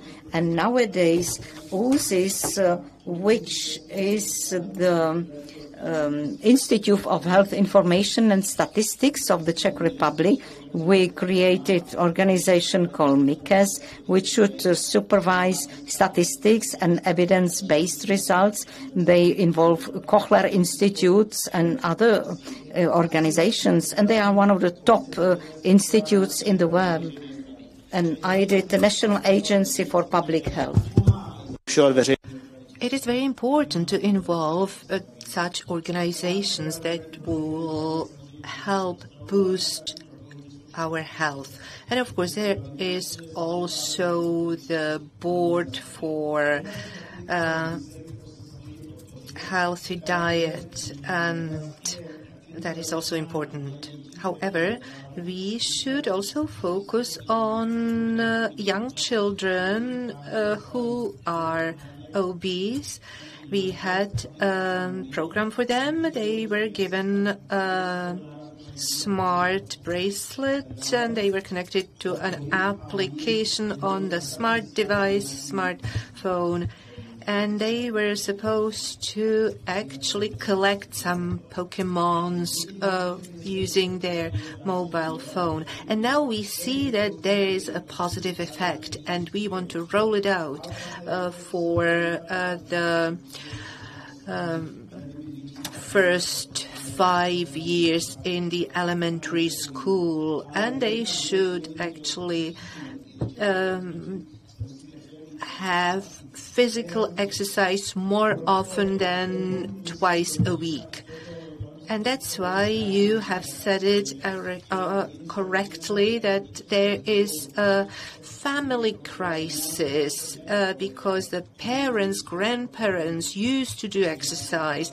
They were playing football or volleyball, and such kids are actually involved in such exercise. And if the parents were in some physical exercise clubs, Sokol in the Czech Republic, for instance, they are actually involved in doing so. But they are not all families like that. And that's why the state needs to step in and actually help out who wants to have a healthy insured person. The health insurance is interested in that because it's about the system, but the system needs to be apolitical, as has been said by the member of parliament. We will reap the fruit later, but political credits will be collected in 8 years, not now. And I now have got more students studying at the medical schools. So we need to see it not as a political topic. Do you want to say something about this idea that you should prescribe physical exercise? Okay, not a bad idea. We should actually have it in the prevention programs offered by Czech insurance companies, because there was this program for the kids, obese kids, and who were given this electronic bracelet. We can do it. also this way. If we have senior citizens who actually exercise, then the quality of life is much better than if a senior citizen only watches television programs, of course. Okay, let me respond to what Minister Balek has said, and I will change the topic. It's not only whether we do exercise, but it's also about what we consume. We actually consume a lot of alcohol, and everyone is very tolerant about it. And it's very difficult to speak about regulating alcohol consumption, but we should at least regulate actually alcohol advertising. Why should we have ads in the afternoon, and why should we always see beer advertisements? It is the same thing. If we have a company, manufacturer, energy drink manufacturer who actually subsidizes our sportsmen. Yes, but we need cooperation. The question is about sodas, soda drinks, whether we should actually advertise them. Yes, but we are speaking about exercise now. Yes, I understand, because this is a topic we actually address now. We have another bill in the parliament, and that was about to regulate sodas for children. And the opposition was actually supporting us, but then individual members actually were against it, and finally, we were able to actually pass the law, but it was very risky because a few individuals could block it, and they were saying, of course, kids should not be exposed to sodas all the time, but we don't want to forbid them from buying such sweetened drinks. But if Okay, thank you. How about Mr. Stachura? Yes, very briefly. Alcohol consumption. Salt. Too much salt in our food. And also smoking and nicotine consumption. That is very difficult, and addictive substances and other addictive substances are also problematic. It takes years until somebody says that it is harmful, a harmful substance. Alcohol was actually recommended as a healthy substance years ago. The same goes for cigarettes. So we need to see it. And another thing that we have a regulation in here that actually makes the food basket that is assigned to schools much better. So we need to say that we have got some parliament members who actually take it up as a political topic, and they don't care about children, really. Okay, this has become a very tense discussion, but I would like to give the floor to Mr. Stachura. I would like to support the Czech health minister. We actually are addressing very similar issues. In Slovakia, we have introduced the a sugar tax now with the objective to change the consumption habits. Important is how to motivate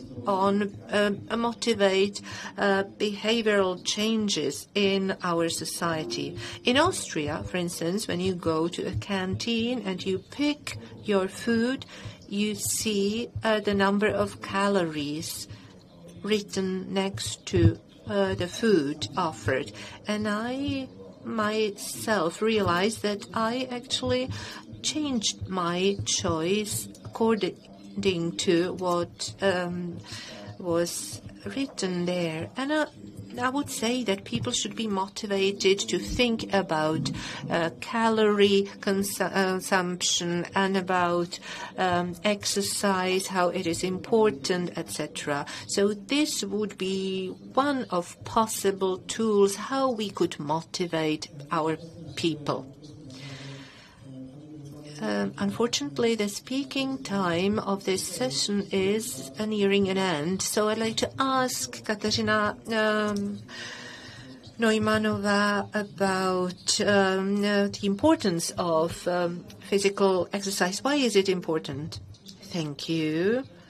Thank you for giving me the last comment. As a winner of Olympics, I actually reached the pinnacle of my efforts, but it's not why I am here, and I'm probably not the best to show how you should go and do that. But let me share what we did when we were in the Olympian team in London. And we were speaking about those people who cannot actually win in the Olympics. Then we said, okay, everybody can have their own Olympics. And that could be to go to the training sessions or to reach the national level or to actually meet our objectives which we have set for ourselves. And that is normal. We should actually focus on the normal things or on natural things. For instance, kids will go out for a walk with their teachers, they go to PTs, they don't slack. So that means that everybody can emerge as a winner. Thank you for this message, and I would like to thank all panelists for their active approach to this discussion. And our conference will be going on at 1 p.m. 10 minutes.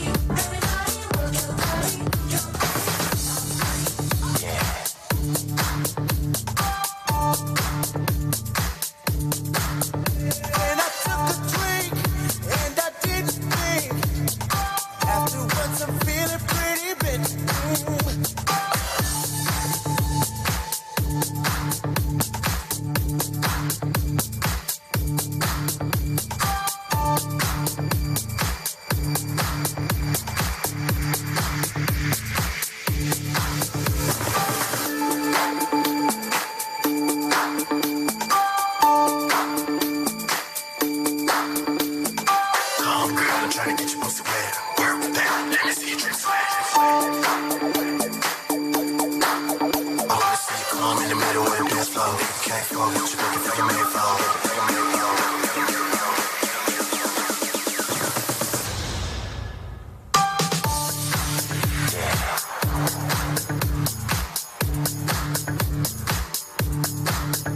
And I took a drink, and I didn't think. Afterwards, I'm feeling pretty, bitch.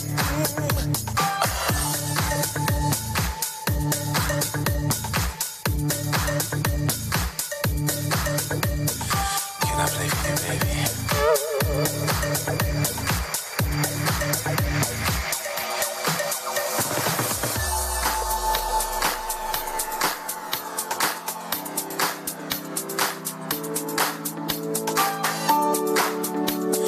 Can I play for you, baby? Yeah.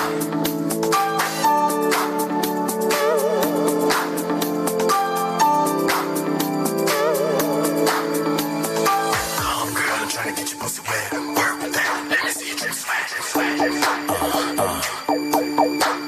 wanna see you come in the middle of the dance floor. Nigga can't flow. What you looking for? You made flow.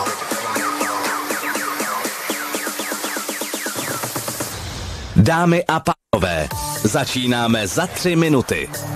Ladies and gentlemen, we are just about to start.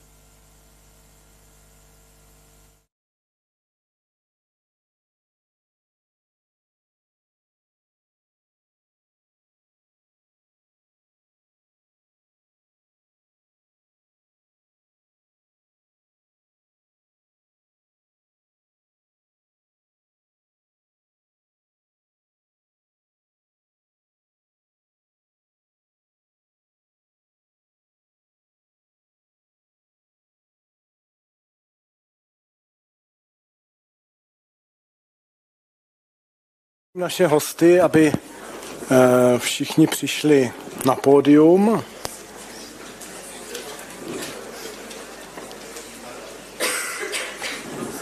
Ještě nám chybí pan profesor.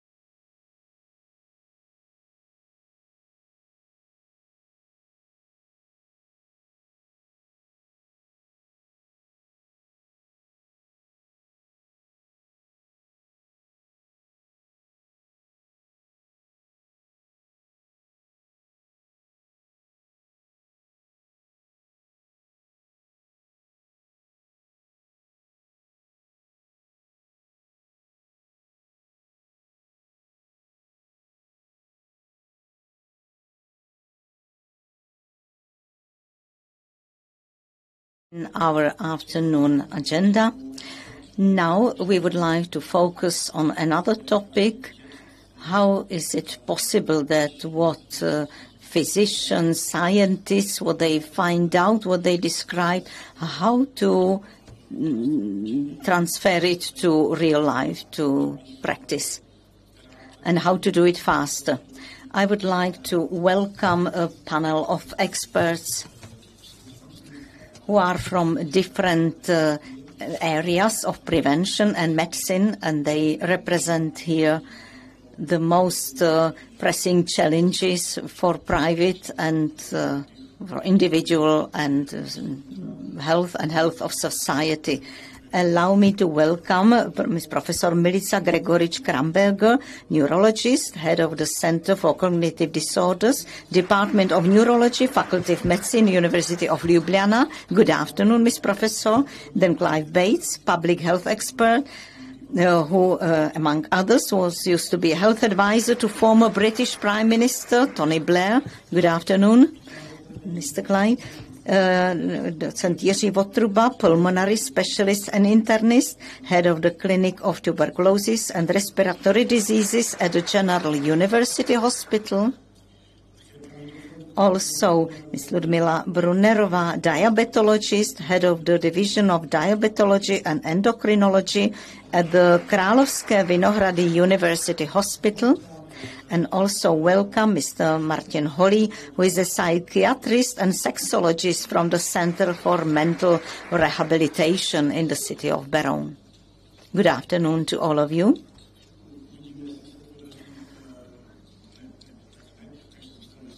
So we will not be waiting for the last member of our panel.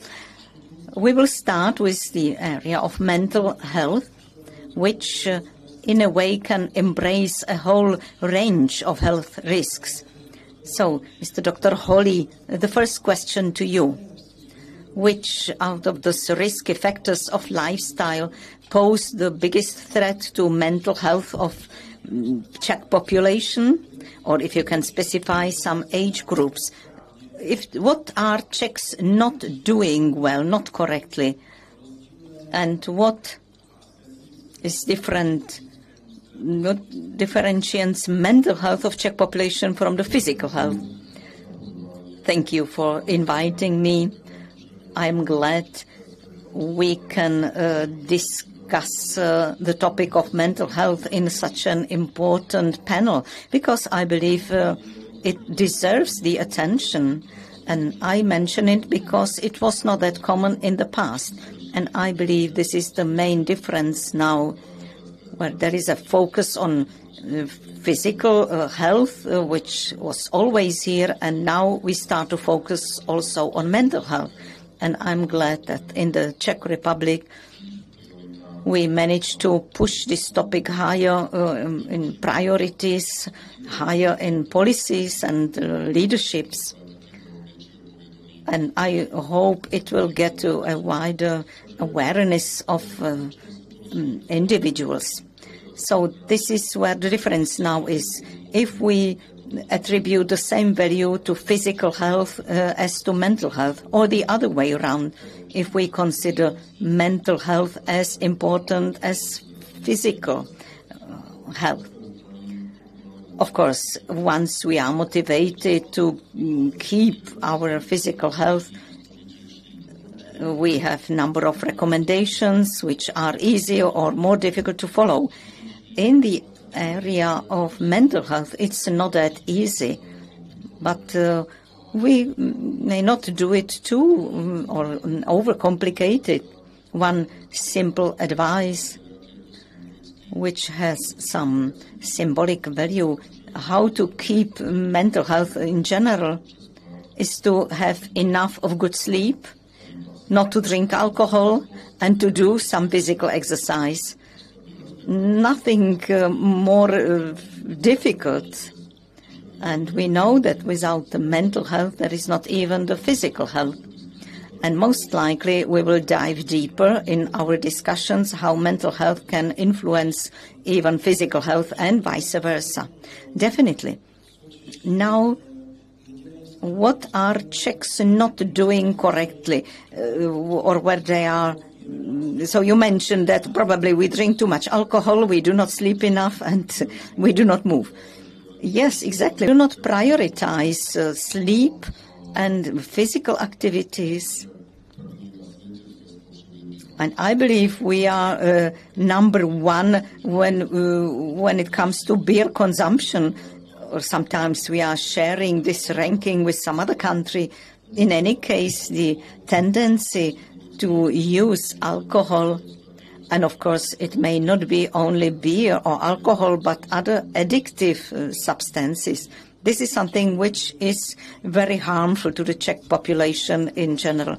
So neither the fact that beer can calm you down will not change your mind. No, it doesn't mean that we should now advocate for full abstinence, which from the medical point of view would be the best. But we do plenty of harmful things. What is a bigger problem is that we do not talk about it, that many things have negative impact. We can repeat 1,000 times that even a small amount of alcohol is really detrimental. When we talk about prevention, about screening programs and other measures, we count on it that once people get to know about them, they will actively participate in them. But how does, say, some certain mental condition, how much does it influence this behavior? The last panel, which was here before lunch, where there was even the Czech Minister of Health, they talked about many useful, very beneficial screening programs, which I perceive as a sort of technical tools or instruments which can be highly effective for people who decide to participate in them. If I should be a bit radical, we know that when we talk about depression, slight depression and anxiety disorders, there is a big difference between, there is some 50% difference between the real incidents in population and between those who really seek for help. And if I do not have this joy of life and some perspective in life, my motivation to participate in some sort of screening program is not high. So we can do a lot among making these programs accessible, affordable, apart from having these electronic healthy documents. We can also focus on the mental side to have more optimistic population. I am not here to promote pharmacokinetical drugs. Usually the first choice is psychotherapy and some kind of consultancy and some level of education in this field. So we can go the way of using non-pharmacological means. I mean, some programs which are delivered by, which are channeled by experts, which can even take place without going face-to-face meeting an expert. Getting back to programs and what can be done, let's now move on from the mental health and Alzheimer's to Alzheimer's disease and this group of diseases. I would introduce Ms. Professor Milica Gregorič-Kramberger a little bit more, who is active at the medical faculty of the Faculty of Medicine, University of Ljubljana. She is also head of the Center for Cognitive Disorders and also closely links with Carolina Institute, which is a very known institute in Sweden, and she's a member of European Consortium for Alzheimer's Disease, which is a European network of centers for excellence in this field. Tell us, please, Ms. Professor, what challenge will Alzheimer's disease present for not only individual health, but for the health of society? if current medicine cannot still heal the causes of this disease, which instruments it can use to at least reduce the risks which this disease brings? Thank you very much for this kind invitation and for the question. It's really an interesting event, I have to say.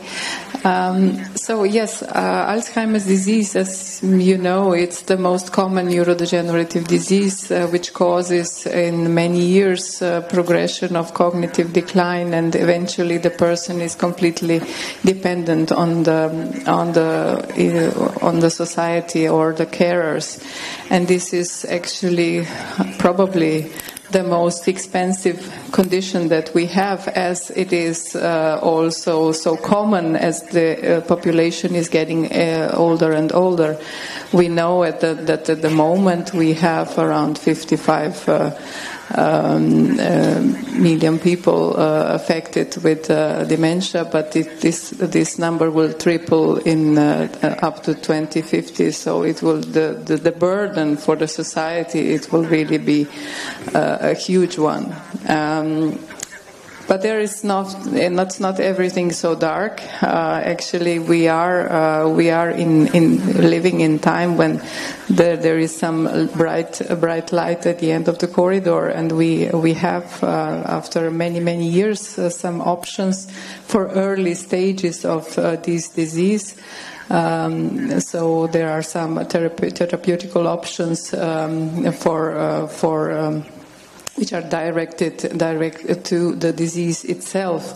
But to go away from that, what the society can really do, or how to help or change this, is to live a healthy lifestyle. So it's we know that the studies show that it's around 40% of risk factors that are leading us to the condition known as dementia are preventable. And these are common risk factors also to those for heart disease and many other diseases, the chronic diseases of old age. So actually, with the good politics, good strategies, good education from the early times in life, we could promote a healthy lifestyle, and with this, of course, prevent or at least postpone the symptoms of neurodegenerative disease like Alzheimer's disease. We have, as I said, we are happy that there will be a chance also for Europe to try to start with the treatment for Alzheimer's disease, which is on contrary to what we have now. We have now just a symptomatic treatment, which is also good that we have it. We have it for many years, and it's actually working so that it delays the time when the person goes to the nursing home. So it's good to start with that treatment early in the disease. But of course, we know also that in the past, many people had the diagnosis of Alzheimer's disease, but in fact, this was not really, maybe not really the Alzheimer's disease, because there are many overlaps in the clinical presentation, and now with new possibilities for good biological diagnosis, this is improved. And now, when we can confirm, for example, the Alzheimer's disease in early stage, we can also treat this factor that is one of the main factors for the disease. So, accumulation of pathological protein, which is called amyloid, can be removed from the brain, and it is beneficial for the person if it is done early in the phase of the disease. Děkuju pěkně. Vy jste hovořila o tom, co může vlastně udělat. Thank you very much. You mentioned what each of us can do. And of course, so that there are some treatments for the early symptoms or symptoms at an early stage of the disease. But can we say that we are sort of at the doorstep of the main influx of number of patients with this disease. Is Europe ready for such huge numbers of these patients with, say, medical staff and equipment and facilities that it has available? Where do you see some room for improvement? Lot of room for the improvement. Tak zkuste vypíchnout jenom to nejdůležitější, co vás teď v této chvíli. So please try to emphasize some of the most important ones that would be worth mentioning. One of the typical thing for dementia is that it's really the people search for help too late. So the diagnosis is given too late. When the earlier stages are already over, then the treatment, of course, of that kind of is not a good option anymore. The second thing is we have, as I said, we have now the tools, the so-called biomarkers, tests of blood and tests of cerebral spinal fluid and imaging methods which can help us to give the biological diagnosis. But this is not available, like widely available in the routine practice. So this should be improved and should be more available. Another thing, also the medical staff is not educated enough. So people should, the medical doctors should also take this condition as serious as they take, for example, cancer or diabetes or other things. And this will, of course, help that people will be in the management and in the diagnostic process early enough. On top of all this, of course, are the facilities of diagnostic institutions, the hospitals, the outpatient clinics are not sufficient, not even in the Nordic countries, and not, of course, probably not. I hope that I'm wrong, but probably also not in Czech Republic. They are definitely not optimal in Slovenia. So all this will have to be improved, and of course these changes can be done slowly. We know that all the progress goes slow, but it's a progress that we strive for. Děkuji velice pěkně pro tuto chvíli. Jsem rád, že vlastně téma Alzheimer. Thank you so much. It is true that we have been addressing this topic of Alzheimer's disease here at this conference, but now I'd like to change the topic. That is a perennial topic, which is also very important for the Czech country, and that is obesity, the weight of our patients.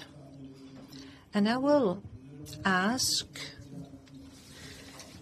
Ludmila Brunelova to let us speak and give us some update about the situation with obesity in the Czech Republic. Would you be able to describe the situation with one word only? Would you say a catastrophe or alarming catastrophe? Okay, and now if you could actually develop this topic. Obesity is a chronic disease which is visible in 2/3 of our population. Well, together with overweight people, we speak about 2/3 of Czech population. In Europe, we rank actually we are very advanced in those negative terms, and unfortunately we also have children who are overweight or obese, and that has actually sped up, and we should address it. As for children, this increase of overweight or obesity in children, has it been sped up? Yes. Especially after the pandemic, we have seen an increase, and it had to do with the measures introduced here during the pandemic. And also the change of diet actually resulted in obesity, and it's been dramatic. So we will be trying to stem the increase of obesity in the Czech Republic. So where should we start? Well, starting with the medical doctors, we are speaking about treatment already. That means that obesity has been detected. Unfortunately, many physicians do not perceive obesity as an illness. 50% of publications speak about this fact that physicians still don't see it as a condition. However, the situation in perception of obesity has been improving, so we are going in the right direction. Another thing is that the patients don't perceive obesity as a condition. Roughly 70% of patients who are obese, they don't perceive themselves as patients. They don't see it is a condition, it is an illness. So once we fail to identify something as an illness, we are not able to address it, we are not able to take measures and manage the illness. Another factor would be prevention, health risk prevention. We will have to be active in all areas, not only in treatment, but also in health risk prevention. We will have to create actually a positive environment for our population, and we should introduce actually social activities, educational measures, rational diet plans, and also there will also be the question of mass catering, for instance, in schools, canteens, schools, and also meal plans in schools. And there will be also in schools vending machines, and what is on offer in them, that is something that's very bad.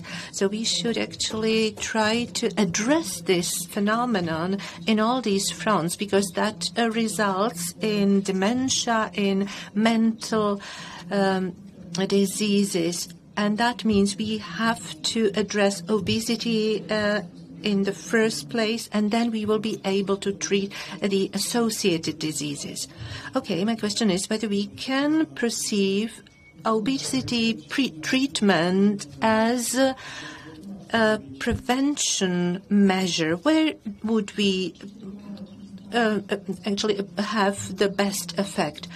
We speak about metabolic diseases. Of course, if we actually manage to bring the weight of our patients through pharmacotherapy or through bariatric surgery down, then we are able to treat it at 90-95%.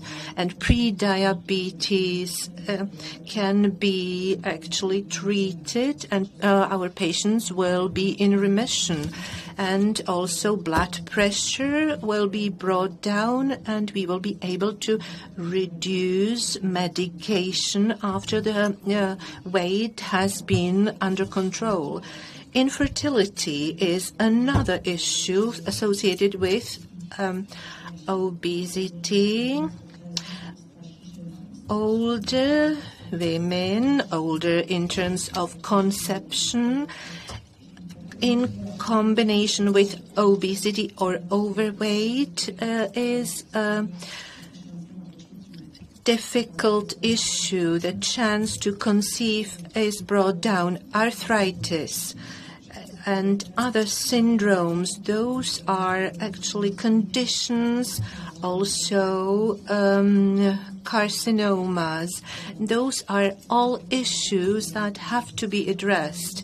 And if we speak about tumors or carcinomas, many of them are associated with obesity and cardiovascular diseases. to mention just a few. Those are all preventable diseases if we actually maintain healthy weight. Thank you so much. We will try to address the changes that all are necessary. So thank you for now. And now I would like to introduce Mr. Cleve Bates, who is so familiar with public and private sector. He was also the director of Smoking and Health organization. He was fighting against smoking. He was also on team of Tony Blair, the Prime Minister of the UK, and he worked for UN. And now he is the director of an organization that is advocating for a pragmatic approach. And now we are speaking about prevention and about health risk prevention. You actually advocate healthy approaches. What does that mean if we speak about risks? I can't address you in Czech language. I apologize for that. I think before I start, the presentation so far, absolutely fascinating. You see really three levels of scientific question, I think. Firstly, what? What are the conditions that we're dealing with? What is Alzheimer's disease? What is mental health? Secondly, why? Why do people experience obesity? You know, what are the explanatory underpinnings of these conditions? And then thirdly, how? Interventions. What exactly do you do if you want people to change their lifestyle habits to reduce their Alzheimer's risk, or you want them to improve their well-being by taking more exercise? It's not enough just to say that, but it's still a scientific and economic question in a way, is how do interventions work? And we have that in the smoking and health area. I mean, we've known really since the 1960s that smoking is incredibly dangerous, kills roughly 2 out of 3 people who continue for the long term. We have maybe 90 million smokers in the European Union, at 1.2 billion worldwide. Why is that when people, know how dangerous it is? Most people do. And the answer is that there is a very strong, powerful urge to use the drug nicotine. People get something from it. It's, whether it's pleasure, it's functional improvements that they perceive, makes them less stressed, addresses anxiety, it improves various cognitive functions, or it may even be therapeutic in some senses. It may actually, and that's why you see very high levels of nicotine use amongst people with psychosis. It may have some self-medicating effect. So that's the why. The what, the how. How do you deal with it? As where we have, I think, a shortage of research and a shortage of insight here. And it's amazing to me that we still have 90 million people smoking in the European Union. 60 years after the full story of the risks were taken. And I think we're into a new era now where we do have alternatives that provide nicotine, but at much lower risk than smoking. This is the harm reduction concept. And I'll be honest with you, there is a massive conflict in the tobacco control field, in the public health field, about whether this is a good or a bad strategy. I mean, some people think it's terrible, it's just the tobacco industry up to their old tricks. Other people, and I'm in this camp, think, well, people are going to use nicotine whether we like it or not. So if there's a range of products that are, 1 to 2 orders of magnitude less risky, that's a gigantic opportunity. And we have those now. Pouches, vapes, heated tobacco products, smokeless tobacco. We have proof of concept from Sweden, where there's much lower rates of smoking. I looked at the numbers last night. The rate of male lung cancer in Sweden is less than half what it is in the Czech Republic. And that's because men have been using a smokeless form of tobacco for nicotine consumption instead of smoking. So there are some answers out there, but the contested area is all around whether policies and interventions work. And that's often about understanding unintended consequences. If you block or ban something, do you get an illicit market? Do people behave? Do they work around whatever you're trying to do? If you send warnings out because you don't want young people to use these products, do they put adults off and then adults don't use these products and smoke instead? So understanding the landscape of policy and unintended consequences and trade-offs, to me, is where we are weakest scientifically in the public health disciplines. You know, what actually works? What can a government do other than just exhort people not to smoke, eat less, eat better, not to drink so much, and so on? And that to me is the interesting question and the frontier of policy research, which often has a very strong economic basis to it. My dokonce v České republice máme. We in the Czech Republic even the principle of downsizing the risk in official government documents. Still, it is not widely shared in the expert community. What may be the reasons behind and how to change this style of thinking, which is still the one that it used to be before? How to change the perception of public health? I'm from the UK, and we don't know that much about the Czech Republic, but we do know that it has a very advanced public health culture. And we've often looked towards Czech Republic for inspiration in some ways. I would say that the key for a government, stop me if this isn't answering your question, the critical factor for a government is to have the capacity to process science and insights that are created externally. Okay? You could have the best research in the world coming out of Czech universities, European universities, American universities, but if there's no one listening in government, then it will just pass everybody by and they will just be driven by a sort of media narrative. So the key, and I believe, Czech Republic's fairly famous for this, is having a strong capacity within government to be the intelligent customer for the public health ideas that are circulating around the world. It doesn't have to be just here. Obviously, the more of it that is, our people in Czech Republic, then the better. But that's the key to me, and to have a group of people, or even just one person, who's relentlessly curious and almost relentlessly aggressive about finding ideas to do better and channeling those into the government's policy, spending and legislative agenda. And with that sort of capacity, if you've got somebody sufficiently experienced, and it wouldn't take much to do this across the board for the issues we're discussing here, then I think you get a more responsive government, and not one that's just buffeted around by activists or whatever's in the media. A ještě jednu otázku vyloženě k tomu. One more question related to smoking.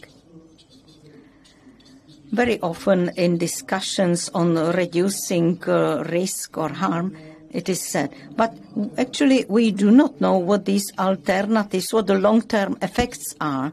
How would you comment on this? Because we have been using them just for a relatively limited time. Every policy decision of any difficulty is taken under some kind of conditions of uncertainty. So we're dealing with, say, climate change. We don't know how the climate will unfold over the next century. We're dealing with new vaccines to deal with COVID. We don't know what the long-term implications are. It's always there, that kind of uncertainty. But what we shouldn't do is allow paralysis because we don't have 50 years of data on a product that's only been in existence for 10 to 15 years.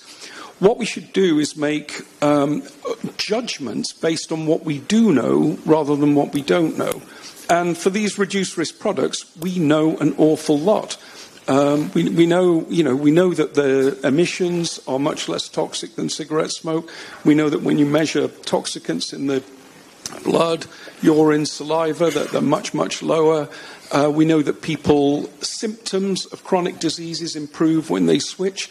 So if you put all of those together, you've got a good picture that they're lower risk. Second thing is you may be able to modify the products. They're simpler than the chemical processes are simpler than the combustion processes in the tip of a cigarette. So if you find something that's causing a problem, an additive or a contaminant, you can regulate to remove it.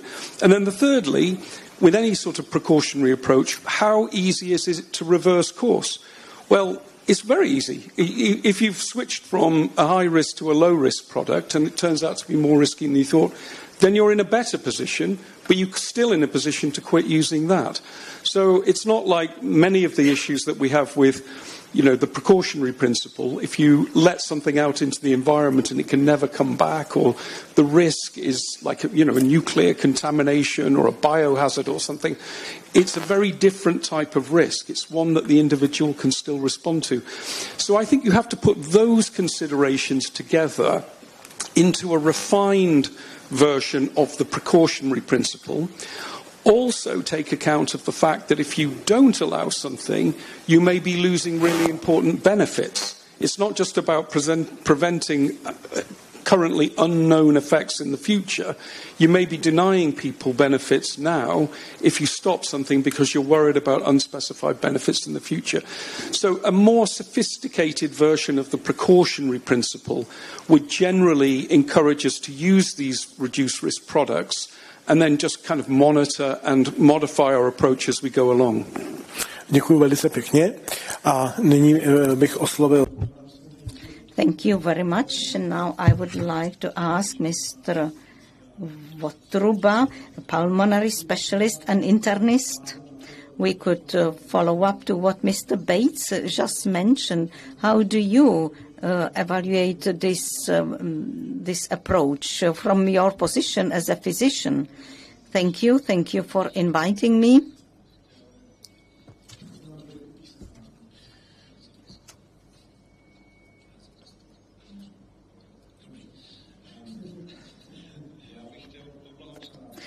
I would like to congratulate on what we just heard. I think these ideas which we just heard, there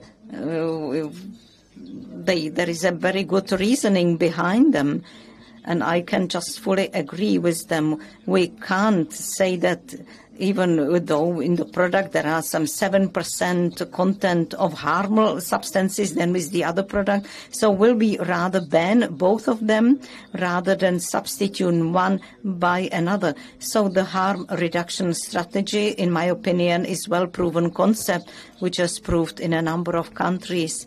And to try to obstruct it only because it's now promoted by the same company which has been producing nicotine products for 50 years, it doesn't make sense.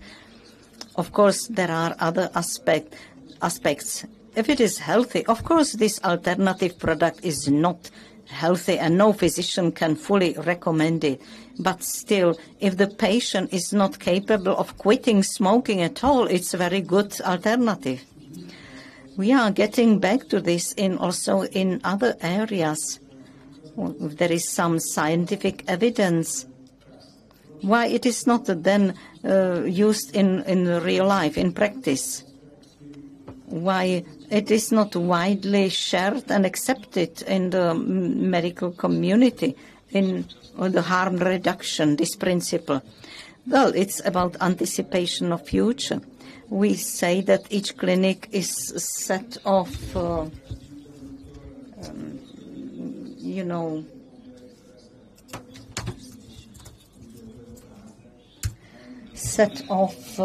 superstitions which are difficult to bring down. This is something which demotivates those who would like to adopt this harm reduction strategy.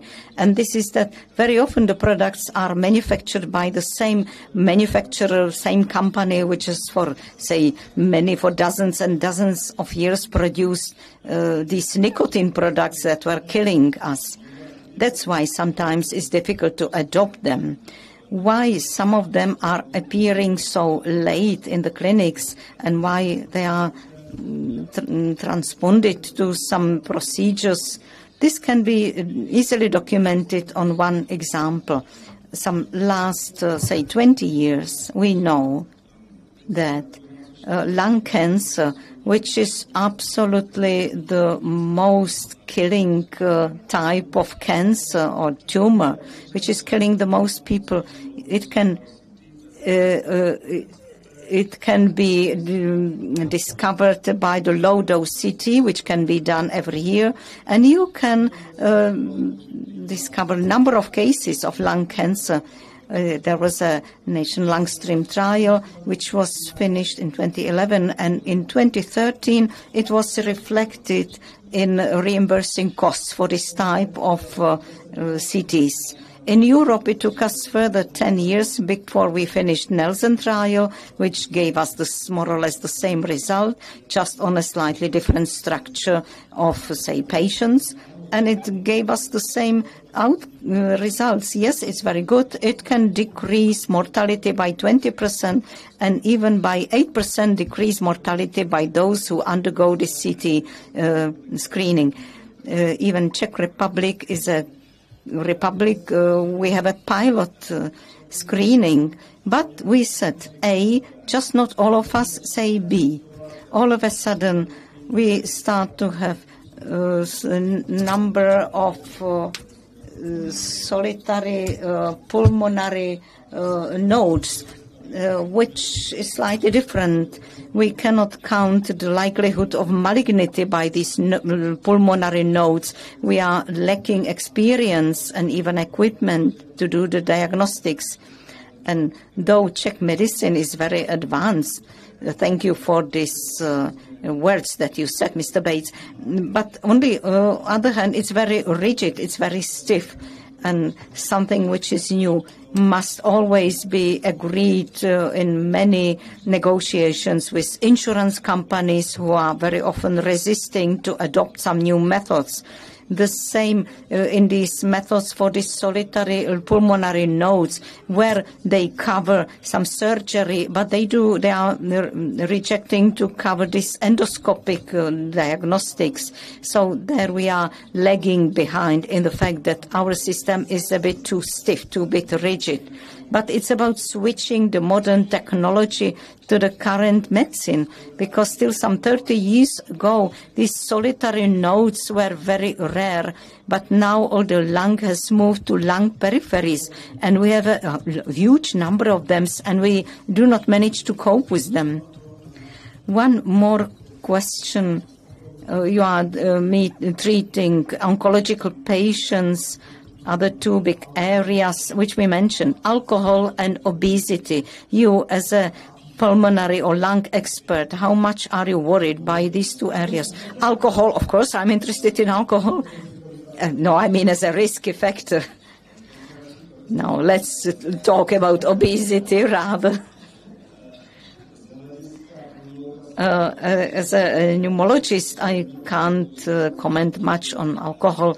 Of course, it just makes reflux much more difficult, which is a number of chronic coughs, which is almost a civilization disease nowadays, which is caused by reflux, which is also linked with obesity, which is something which is extremely worrying us. It's linked with other types of diseases such as sleep apnea. It's linked with certain type of COPN. It has a deterring progression to almost all kind of pulmonary diseases that you can imagine. So obesity as a result of poor diet and lack of exercise, this is a huge concern. And we should not only give some advices to others or to patients, but we should lead by example. Thank you. And let's now think of what you as doctors or physicians know. I'm getting back to Professor Holly in the area of mental health. What all you as physicians, what do you know? What you know would be good to do. In the field of mental health, it is transponded to certain programs. Which programs do work well?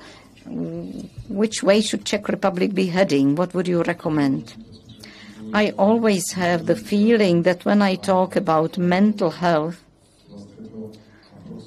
and I try to approximate it to medicine in general, I always emphasize, and I think this is when we talk about chronic diseases or mental diseases, what is important is coordination of individual parts of the healthcare system, from acute health, follow-up care, the community care, which is education in non-health organizations. There is a link between poverty and mental health. This study says how educating on health at schools is important, how even teachers should be educated as regards these first symptoms, so that they can send or refer people to seek special help, special advice. What we would like to stress is how important it is to coordinate the individual components.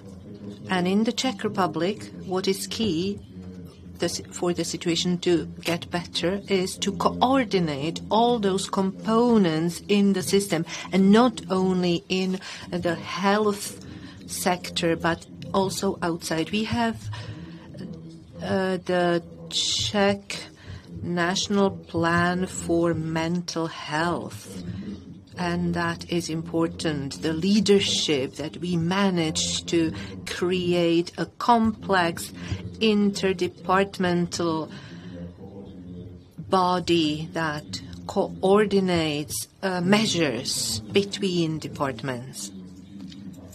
And then we will have applications and technical face-to-face also services. We also speak about the implementation of preventive programs that are therapeutical programs also, but thanks to them we don't need to go and see somebody. They are evidence-based programs that accompany us, and those are actually applications and online measures which are used remotely, and somebody else is sitting at the other end of the device. And this is how we can coordinate the whole system. In this way, we can reach out to many people who suffer mental illnesses. You have mentioned this National Action Plan for Mental Health. Yes. It's been planned for 2020 to 2030, so we are midway now. Do you think we have managed to actually meet all the conditions and objectives?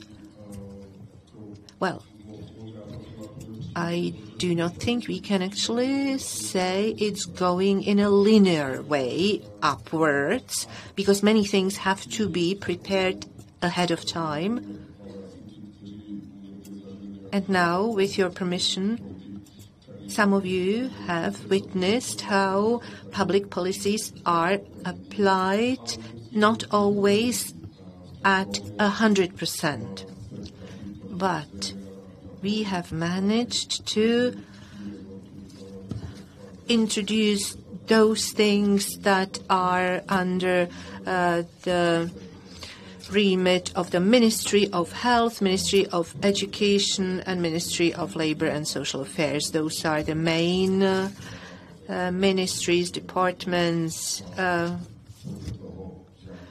and the individual objectives in the scope of those ministries have been met. But in 2030, we should have a complex and fully functioning system for mental health, but this is way to go, I would say. However, together with this plan, national plan, we have got also documents for the Alzheimer's disease, and also we have a plan to control other conditions. Okay, and now we can switch to Alzheimer's disease, mentioned by Dr. Holly. How can we actually introduce it in practice?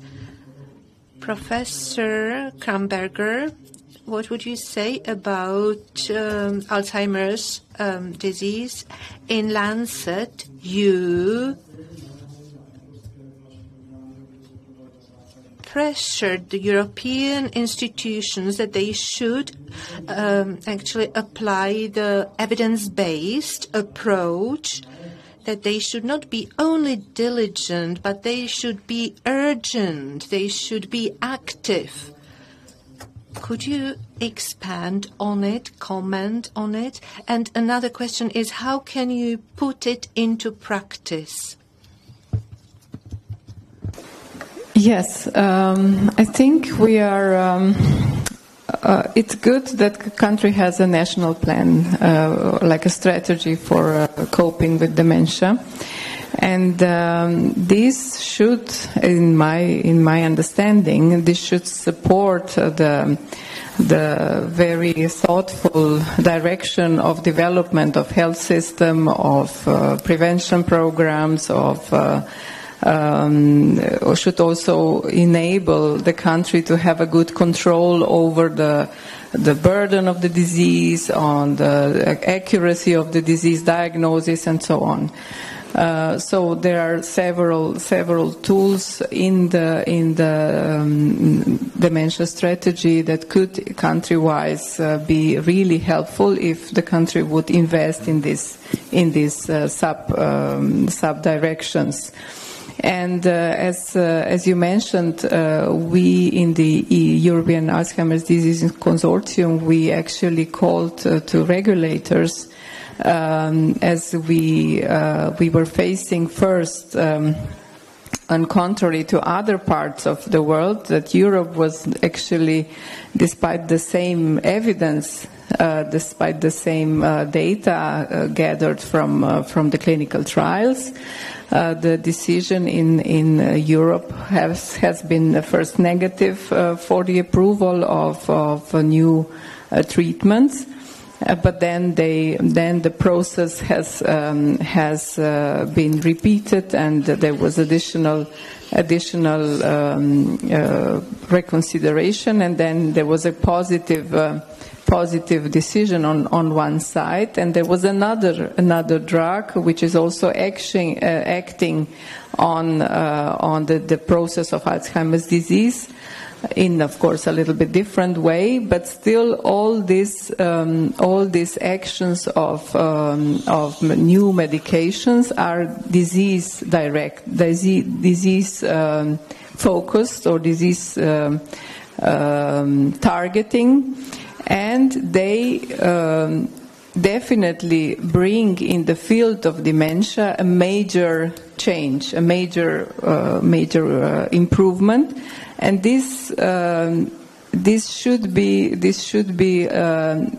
It's not good that one would just be very cautious and wait, because in this way, of course, there is no progress. We think that the people that are dealing with the people with dementia, that if we offer a possibility for certain group of people who would fulfill the criteria to get the possibility to prolong this good early stage of the disease for at least few months, or maybe a year, or maybe more, this is good enough. If we have a big population of people who could be more independent for a longer time with their disease, this should be taken as an advantage, in a big problem which is brought by the burden of dementia. So this was our purpose when we were trying to explain why this scientific evidence should not be just left somewhere and just wait until more data for the absolute cure of the dementia will come, because we know the dementia, like other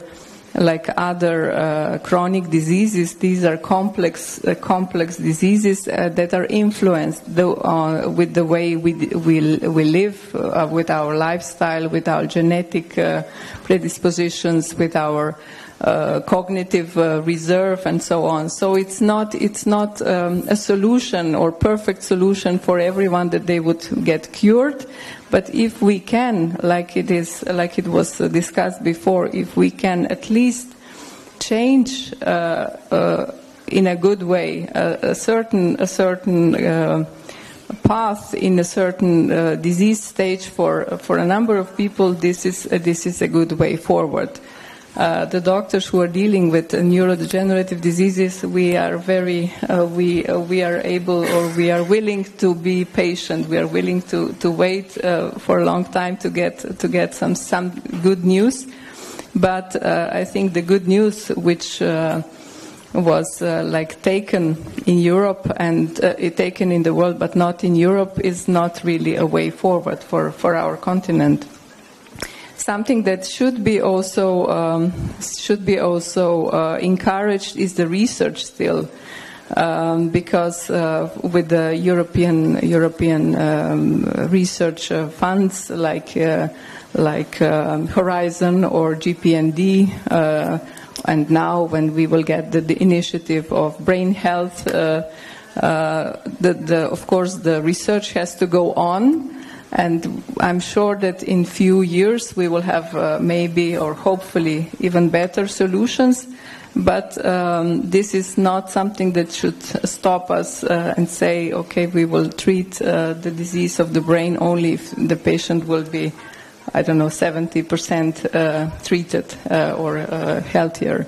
So in this process, I think there are many options. So supporting the education, supporting the use of tools that we have, and also controlling or somehow have an idea what is going on in time in certain country, how this management of the brain disease can be improved.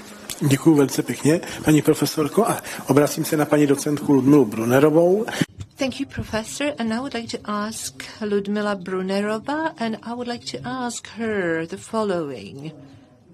Should we come up with some recommendations?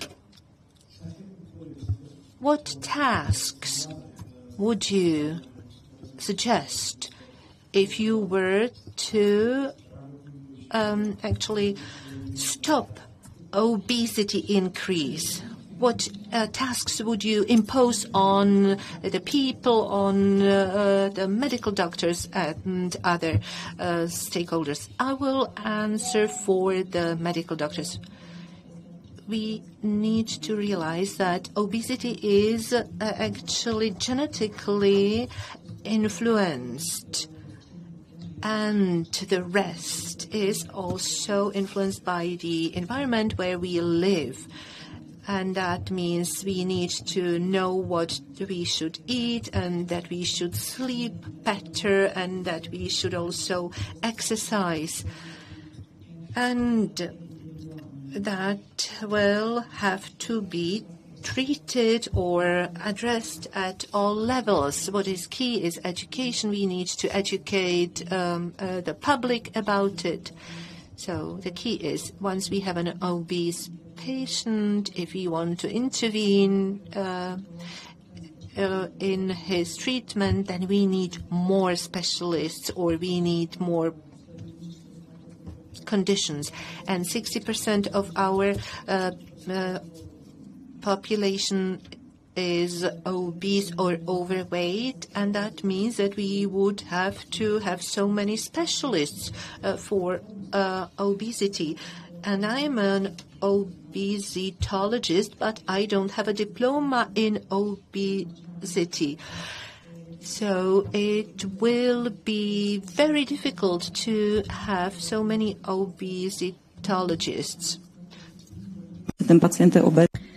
So it's clear that each physician will need to assess his or her patient, but this doctor, physician, is not willing to do it free of charge.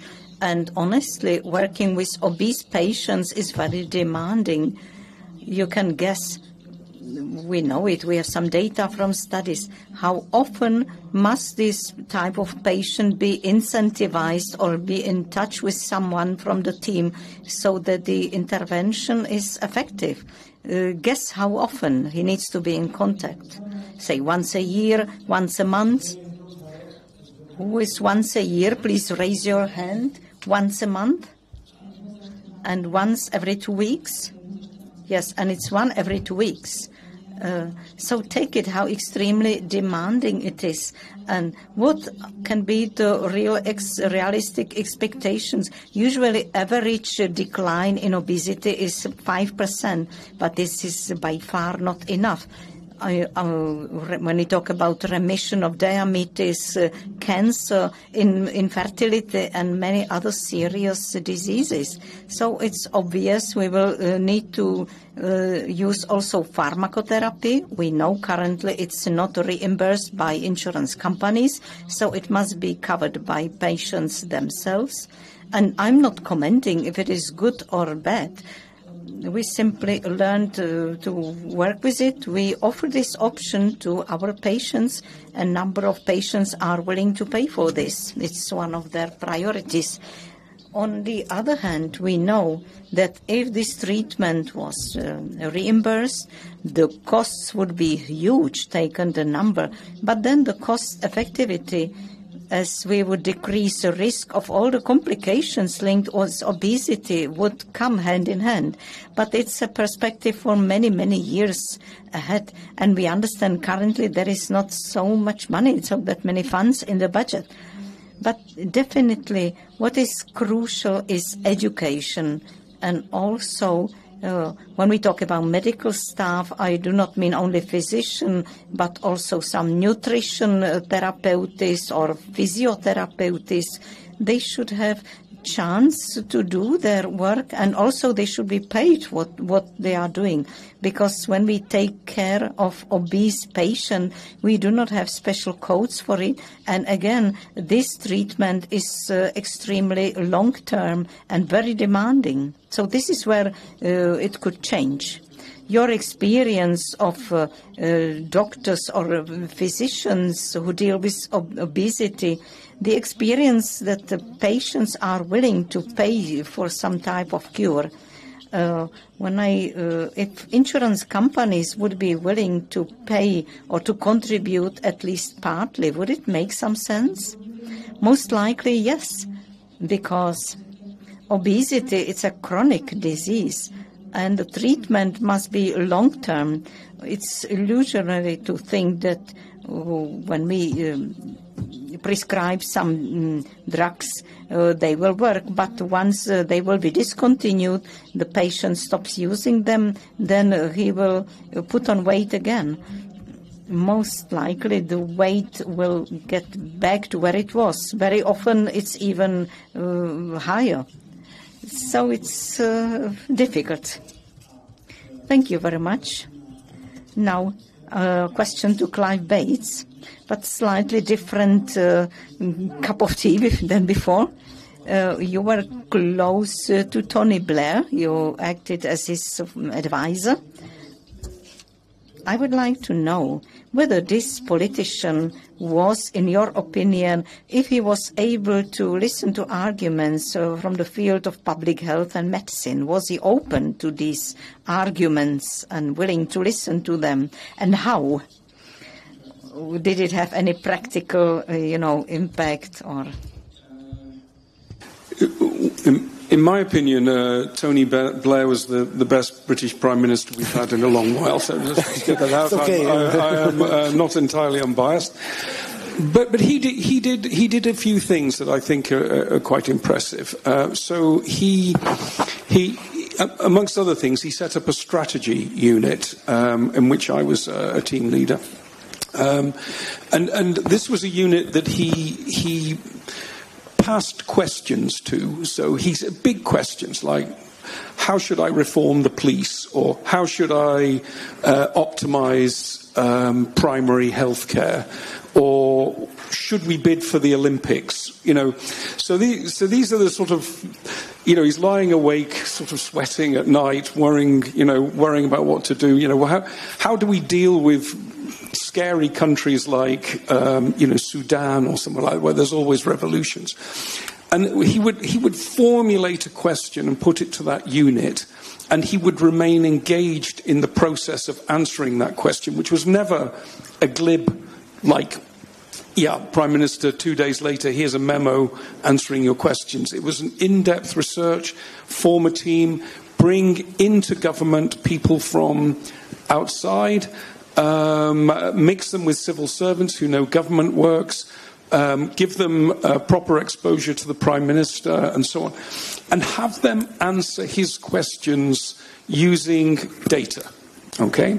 And he would love, I can't speak for him, I've not seen him for years, but he would love the question, the obesity question, for example. In fact, there was a strategy unit project on obesity. But he would particularly love the question about the GLP-1 agonists, the, Ozempic, Wegovy, and these pharma. And there's obviously been a massive breakthrough there with huge innovation potential. The question is, how do you exploit it? And you heard that there. Is it something that should come from insurance? Is it something that should be state funded? Is it something that you could procure through a national formulary using the buying power of the state or even the whole European Union? Could you cut some sort of deal with the pharmaceutical companies, a performance-related contract or whatever? So he would have been fascinated in the research into how you exploit this innovation. And he would also have been, and I kind of mustn't talk for him, so I'm just projecting what I think he would have said. He would also have been fascinated about whether there was opposition, what the counter-arguments were, and so on. And I think that's something that's open to every government, is to have a capacity that takes a strategic look at a question, brings in experts from outside, mixes them with civil servants who know government and know how to make a political system work, and come to a best possible strategy. Then work out the communications, because it's not always, you're not always doing things that will go down well with the media or seem intuitive to, politicians. And then use that to explain an approach to public health. And I think he and actually many other politicians, not really a politician, but say Bill Gates or somebody like that, are fascinated by innovation. What does, when you get an innovation like the GLP-1 agonists, or in closer to home for me, you get all these smoke-free products, how does society react to that? Are there threatened interest groups that resist? Do people throw up false arguments because they don't like it? Do they think that people don't deserve an easy way out of obesity? They should diet and exercise, and a drug is a kind of cheating in some way, and it just doesn't feel like morally right that they should go. So I think sort of understanding the landscape of attitudes towards innovation, particularly where there is hostility or where there is a deluge of counter-arguments, I think is really important. And then working out how to navigate through that, using skilled communicators and, physicians, the expert community, to try to convince the public and the body politic that this is the right course, even if some people don't like it. So that to me is how a government should grip these issues and seize these opportunities, whether it's GLP-1, smoke-free products, fossil-free technologies, vaccines, whatever. It needs somebody to drive through and argue the counterpoints and make a compelling narrative to the public. Děkuji velice pěkně. A na závěr se zeptám pana docenta. Thank you very much. That was very interesting. And in the end, I will ask our colleague, Mr. Votruba, not specifically about lungs and cancer and so on. But here we heard how politicians can respond, can listen to arguments. What would you propose that Czech politicians should do? Very often we blame them that they talk about things and that they do very little, for example, in prevention.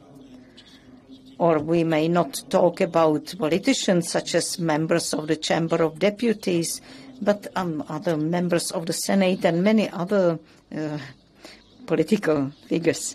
Thank you. Good, easy question. I would very much want that we cease to be alibistic, including physicians, people working in insurance companies, politicians, because politicians are hiding behind insurance companies. Insurance companies are hiding behind some recommendations of some expert committees, and it's a vicious circle that it would be good to cut it somewhere. In our case, we know that breast cancer screening saves lives. On the other hand, we are not able to pay for the diagnostics of these solitary pulmonary nodules. It would be better if we can look more ahead and not only look for reasons why something cannot be done. I can't think of anything more clever. I think it's a very nice end to our panel. I would like to thank all our honored guests. Thank you for this very interesting and open discussion. I think they deserve our applause.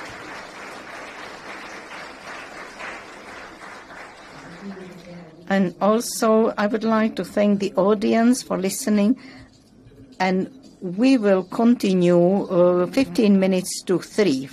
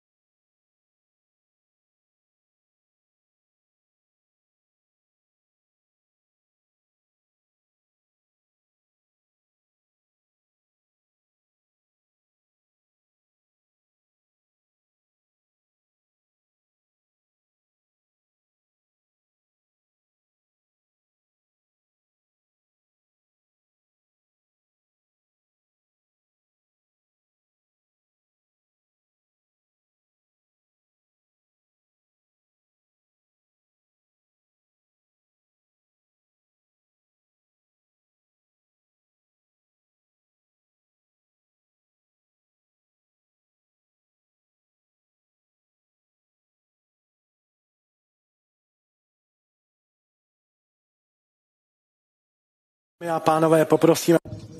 Ladies and gentlemen, please take your place and we will resume our conference.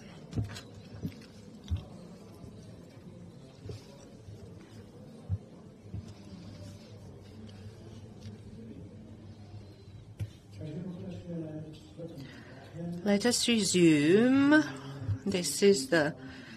This is session 4, which addresses the future of health policies. And let me welcome the speakers of this panel, the former Minister of Health of the Czech Republic and also the ambassador in Finland and also the hot candidate for the health minister in the next government, Adam Wojciech. Hello.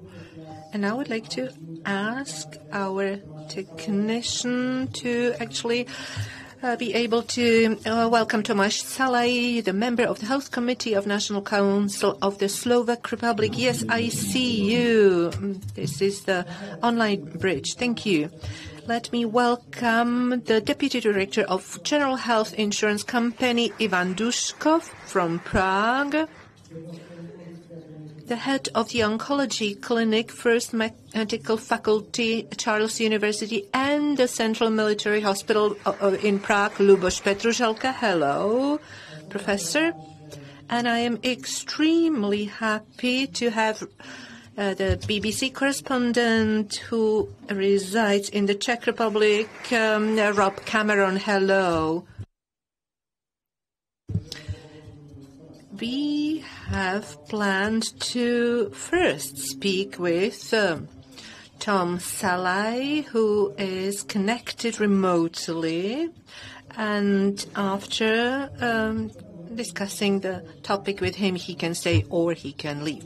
Tom, I would like to ask you something that appears to be a different issue, but it might actually be a problem for the Czech Republic as well. But it is a problem in Slovakia. We see what is happening in Slovakia, how they deny evidence-based science, and how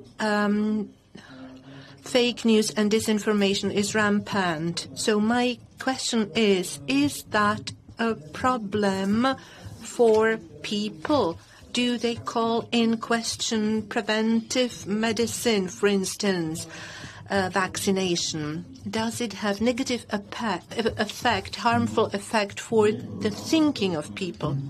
Well, this is not an easy question, and the answer will be a bit distressing. Yes, it has an impact on people. It has entered the mainstream discussion. And when the health minister spoke on television last week, we spoke about MMR vaccines and about actually anti-vaxxers, etc., instead of addressing issues in healthcare. So it distracts the main players. We should actually check whether vaccines are okay, whether they are healthy. Instead, we discuss these harmful ideas. People who should accept that this is the new normal. What they do is we have the president of the medical chamber who actually supports Kotlar, Mr. Kotlar, who calls in question vaccination, who calls in question COVID. And there are others, high-ranking politicians, who actually are also against vaccines. How come that has entered the mainstream thinking? You see it on television, and the patients are assertive, and they call in question not only COVID vaccines, but also different pneumococcal vaccines. And if you have asthma, then you could actually benefit from the vaccines, but the patients have got problem. This might be something that will actually leak to the Czech Republic. Look at the American Health Minister Robert Kennedy, who actually threw out the whole commission. What we say about this is Slovakization of the American politics. Well, you're saying that we will not be able to avoid it, but despite that, could you recommend how we could partially stem this? How we could lower the risk? What could the medical staff do against it? You, as politicians, can complain, but my question is, where's the inflex point that would actually change the direction of the thinking? Well, if I had the answer, I would be the holder of the Nobel Prize. We don't know. We have been discussing it in Slovakia, and during the COVID time, we had the vaccination campaign, but we had a bad campaign. I have to say that we said that to get the vaccine is to gain freedom because you will be able to travel. But then it proved that it was not true, because even after getting vaccinated, you could have actually contracted COVID. And everybody tells us, anti-vaxxers tells us, you lied to us, and you cannot argue with them. And then vaccination was argued or proposed through celebrities instead of communicating it towards the vulnerable groups or elderly people. And when the anti-vaxxers started to be very loud, we just told them that they were wrong. In other words, our evidence-based medicine world was looking for an approach, whereas the anti-vaxxers world was united and they spoke in one voice. I don't know how you communicated, how you actually proposed the vaccinations efforts. Should we go back to those times? We could probably change it, but now those times are gone, and now it is very, very difficult.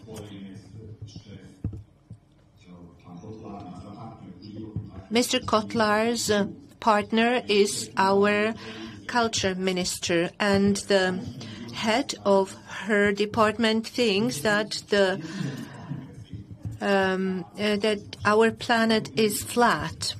So those are unbelievable things. Well, this is very interesting. We also have such strange people, those lunatics, and sometimes we think, how come those lunatics could advance so fast and decide about our lives? It is possible even in the U.S. Look at the health minister, Kennedy. Okay, but one of those instruments that we should use is communication. Let's speak about health risk prevention. Last time you said health risk prevention is mandatory. Every government has got it in their plans. However, health risk prevention is actually put to the background once there are hot issues. Could you say that you would have time for health risk prevention measures if you were to be the minister? What would you do? What would be the most urgent thing? Well, let me speak about the Slovak ministry. The ministry is organized as a football team from the 16th century. Every player actually is running behind the ball, and the whole ministry, health ministry, actually focuses on one singular problem and nothing else. And this is how they address issues. And those will be major issues, and little issues will not be addressed at all. And that is, of course, no good. And this is how our health ministry is working, how it has been working recently. But I still remember the times 8 years ago when Tomáš Duka was our health minister, and he was able to come up with an organizational effort establishing a project team, and there were project teams focusing on on individual problems, and there was a manager of each team, and they were preparing some measures, some efforts, etc. And there were also stakeholders sitting in the teams, for instance, representatives of the health insurance company. So it was not all done, channeled just through one person, through minister, who may be a bottleneck because he cannot handle 50,000 things. And this is because how it should be done, because the minister has only limited capacity. When I talked to our minister, Mr. Šašek, he confessed that he doesn't sleep anymore. Perhaps, I don't know, Mr. Adam Wojciech will confirm this. What I would do on the level of insurance companies, I am almost convinced that for the easiest solution that I can have is that I will not try to solve the problem myself or to solve it centrally from the ministry or to invent the wheel, but I will make it possible that the market of health providers and insurance companies and patients, that they come with solutions. And in my opinion, the best instrument that could push prevention ahead or forward is to enable insurance companies to give them access to at least partly some clinical data about their clients, about the insured persons.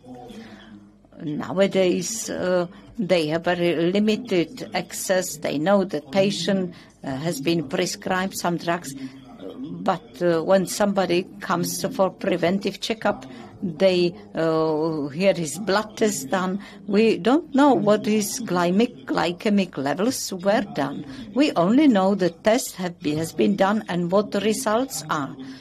So we don't even know if the doctor of the GP used correct algorithm for treating this patient. If they had this data, the insurance companies, they could sort of supervise the GPs or physicians. So in my opinion, the players on the health market should be given some instruments so that prevention could work better. And the first of them is to make at least part of patients' data available to the insurance companies. Then there are other things such as screening programs that we discussed a lot today. In your opinion, whose role is still dominant? We have insurance companies, we have the state, we have perhaps some expert companies, we have regions. So you as a Minister of Health, if you were not happy with screenings, whom would you say blame? We also have some screening programs in Slovakia. As I mentioned last year, we have plenty of programs, just they do not work.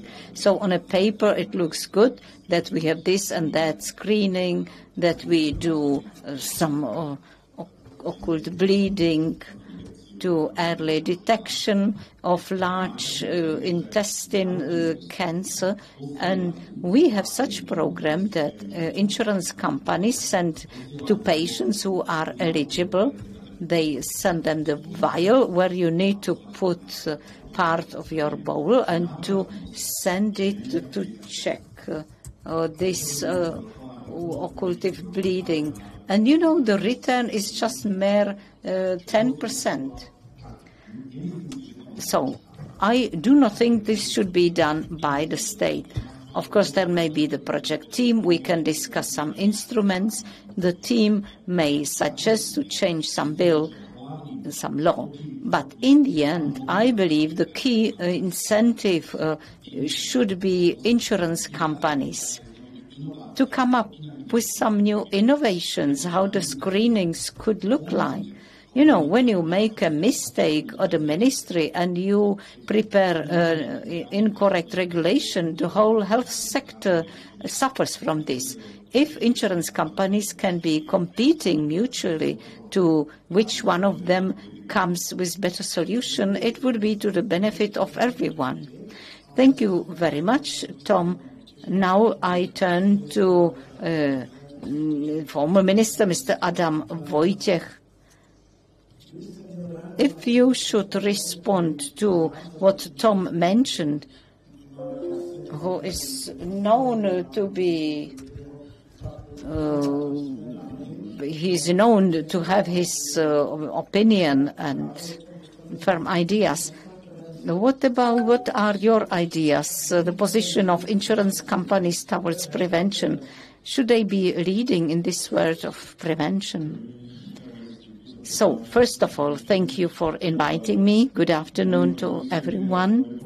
My values or value world is very similar. I was also supporting a very strong role of insurance companies. So here I believe that the role of insurance companies is really crucial, and it is necessary to give them some instruments. To this, there should be also some change in legislation. For example, when we talk about some models, say, of some financial incentives or bonuses, as we see them in Germany. Germany has this scheme that insurance companies, for in ensuring prevention, they are given some cashback from their patients. But ministry has the role of a regulator and can amend some laws, can give some instruments to insurance companies. And here I fully agree. You may say that my colleague as a shadow minister is not fully familiar with situation here. The same can be told about me, that I am not familiar with situation in Slovakia. But what we managed in terms of COVID in collecting data, and now it's necessary that somebody works with the data. And it should be, these entities should be insurance companies who should be much stronger player. Now, still they are a bit too passive, in my opinion. They should be more active in terms of how to structure the network, but even in terms of prevention. However, the data, nowadays we have it. There should be some strong public health institution, as we have the state medical agency or health institute. But it should be another stronger institute. I have the example now from Finland, where such a modern institution exists. They collect data, they come up with measures, and such institution we do not have here. And this, in my opinion, should be changed. So not only health companies, but also institution which will be financially backed up, institution or institute for public health. Of course, I found this interesting. Now, hopefully we manage to eliminate the unpleasant noise. That's interesting what you say, this modern institution, as you said, gave the example from Finland. It would mean to take not only the National Health Institute, but also the institute, which is the Institute for Statistical Data, and create some kind of a new institution. Yes, let's take what we have, let's interconnect them. I mean the State Health Institute and USIS, this is the company which is collecting data. But it's necessary that somebody works with the data, somebody does some analysis, and somebody proposes some measures in public health, some proposes how to work with the data. And here I think that interconnecting these two institutions and create a brand new institution, this is what I would propose. That's a very interesting message. How are you satisfied with what is done in the field of prevention in the Czech Republic? Tomáš Salaj was quite critical to how things are in Slovak Republic. How do you see situation here in the Czech Republic? Are there some programs which are not in the end fully utilized, or what is your opinion? I mean some institutional programs. I do not mean on the level of GPs, but though the GPs, general practitioners, are also very important players, but not only them. I believe we must take a wider look at some other competencies. For example, competencies of pharmacists in vaccination, which I would support because I have seen that it works very well in a number of countries. And the patients benefit from it. There is much higher vaccination rate than we have. So I think that the GP should be the focal point. Let's be grateful that we have this large number of very good general practitioners. But when we talk about the nationwide programs, it depends. When we talk about screening programs, there I would say we are doing quite well. At least when we talk about screening programs which have been set, whether the compliance is sufficient probably depends which screening program we talk about. Vaccination rate, for example, against flu, there we are lagging behind most of Europe or a number of countries. There I think we should do much more. What, in my opinion, is important and perhaps a new topic is a larger involvement of employers. I will again find inspiration from Finland. Their employers have a much stronger role when it comes providing or guaranteeing health care for their employees. That is even mandatory, which I don't believe should be the case here. But to involve them more in these programs, to incentivize them, to give them some discounts on taxes. There is a huge number of employees in different age categories, and when we manage to catch some disease at early stage, or when we manage to vaccinate more against flu, Here, I believe employers could play a big role, and in commas, I would use the word they have a big displacement. So, in my opinion, when we talk about prevention, there is no one miraculous solution. It's multidisciplinary landscape. We have Ministry of Education. When we talk about physical activities at schools, physical literacy, let's say. Again, I have seen it in Nordic countries, some urban design of cities. If we are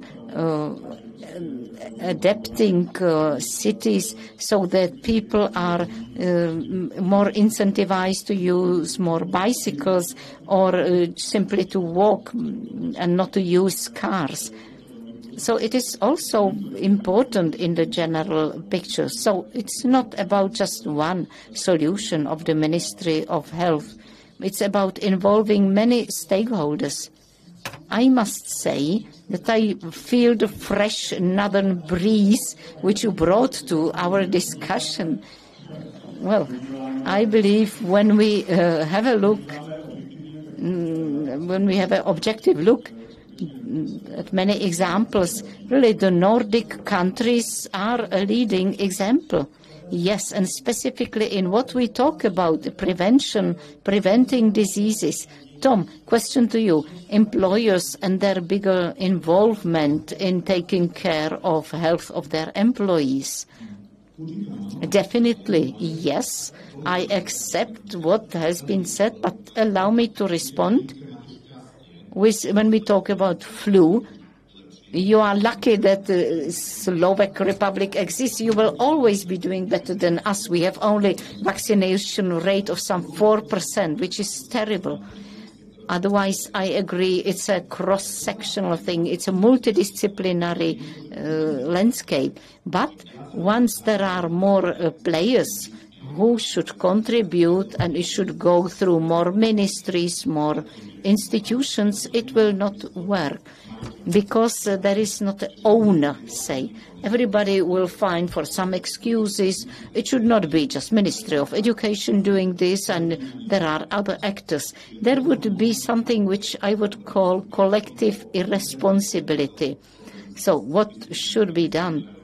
Apart from giving insurance companies access to patients' data, I think even you do not have it formulated that well. I know for sure we do not have it. We do not have the KPIs, the key performance indicators, what we want to achieve through some health policies. We put there some 9 billion euro every year, but we have not formulated the task. What should be at the end of investing of these 9 billion euro? In the end, they are wasted. So if we started to formulate better what we expect, what we want to achieve in terms of some KPIs for the individual actors. But in order to achieve these KPIs, we need to link with someone else. So this, I would say, is very important aspect of health policy. And talking about the employers, definitely yes. And I would perhaps like to ask you, how have you resolved this in health sector? Because even health medical staff, they are employees. And for example, when we talk about vaccination against flu, what is the adherence among health professionals who themselves should be vaccinated?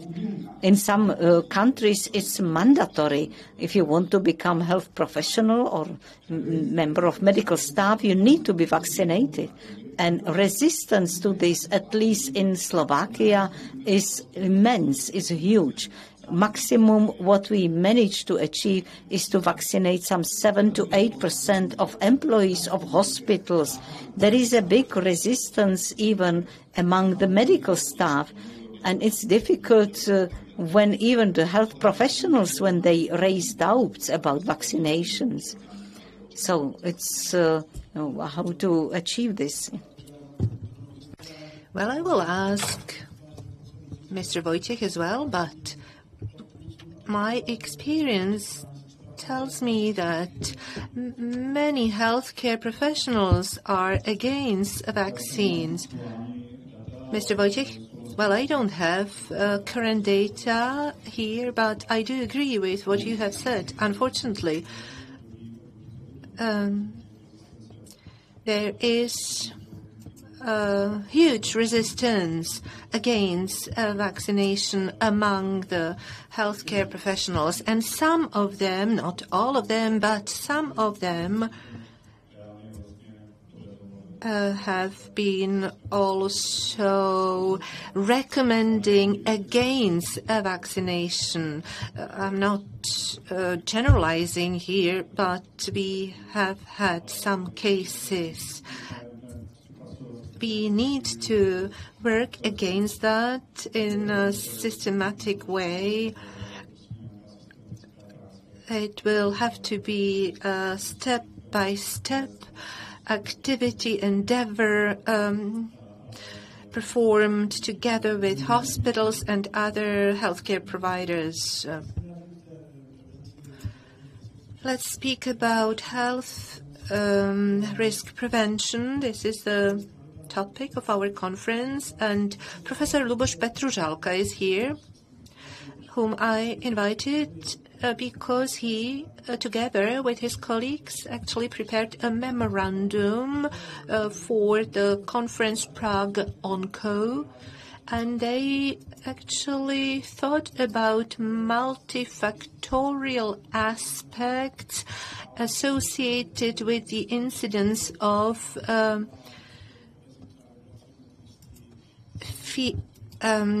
fatal carcinoma, and those included smoking and bad diet, etc. So I would like to ask you, what were the main factors when you actually spoke about them?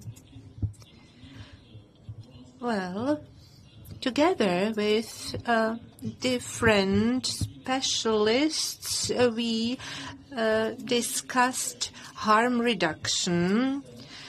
We discussed the need to reduce more risks, and we prepared actually recommendations how to reduce risk, because the general public is not aware of those risks sufficiently. I will not tell them about vaccination, but we need to reduce risks in various fields. So we need to stop smoking, start physical exercise, go to regular checkups, etc. We should not isolate those risks from each other. There are also cardiovascular risks, and they overlap with others. So those programs should be put together. And when speaking about prevention, I am against prohibition, or I would rather say I'm a proponent of the German scheme. That means that if a patient goes to a colorectal carcinoma screening, then they should get some tax bonus, for instance. Well, those factors in a cumulative way are seen in your patients, I suppose. So what are the most often seen factors? One of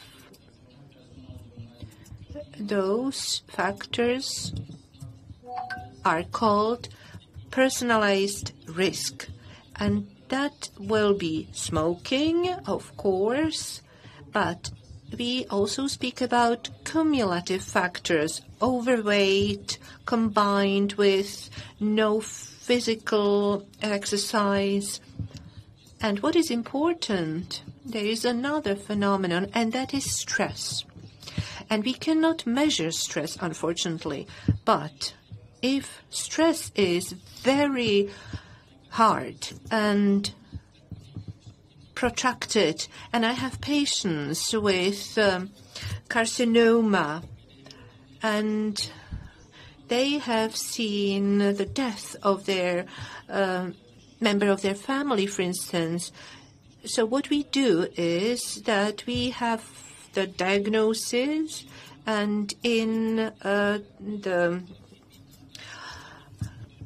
oncology here in the Czech Republic, we focus on the diagnostic, but we don't have enough time for prevention. So what should they do? The doctors, if they had time, well, the GPs should actually start their efforts.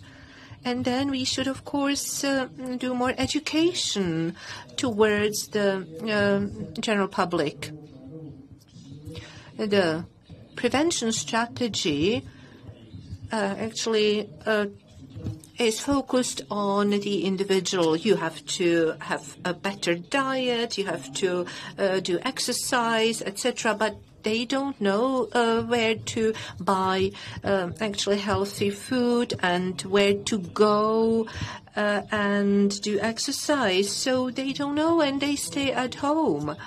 So this is the discrepancy between our recommendations and possible outcomes should be closed. Any harm reduction makes sense, I suppose.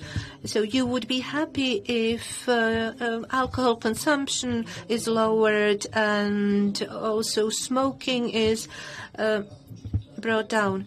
Yes, this is a principle that we condone, and of course smoking is a clear-cut example, but there are also other factors, as I have mentioned.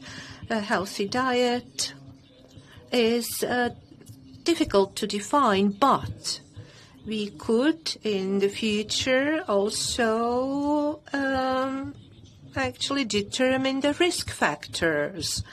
And that would be from 50+ years old. Those are risk patients, I would say, and they should know. And of course, if we don't have so many patients, then we will have more time for them and more time for prevention. And also the integration of health insurance companies. Of course, but what would you do in a health insurance company if you're given those data? Well, this is an interesting question for the head of the general insurance company. So what would you say? Well, I will try to answer what I've heard. Were very interesting ideas. I will try to put them into some structure, because I have some answers for them based on my experience with the system. So, following up on Professor Petružalka and the memorandum with the 9 key recommendations, I will say the following. We have to have a multi-sectoral approach to those issues. Adam Wojciech mentioned something that reminds me of the city of short distances, and that has to do with a concept which is called social determinant of health. And it has to do with social determinants of health, and that shows that also city planning and urbanization and facilities and amenities in the city influence the healthy lifestyle, and that has even more influence than the health or medical interventions. So it is very difficult to actually come up with this concept and put it into practice, because whenever we speak about health and health issues, everybody reaches out to the health ministry, but it is not enough.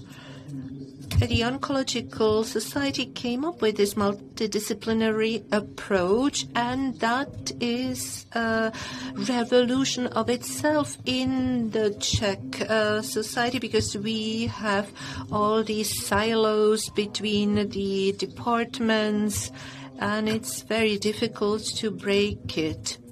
Whenever we speak about overweight or primary prevention, i.e. healthy diet and social contacts, networking, that is very beneficial. Harm reduction approach is very important. I say that so often. It seems that many professionals say we either want everything or nothing, but harm reduction and switching to alternative approaches brings very positive results. And in the UK, that used to be part and parcel of the government policy. And in Sweden, there is also this approach seen in the government policy. We should support it in smoking reduction, because we have got so many smokers here in the Czech Republic compared to the UK, for instance.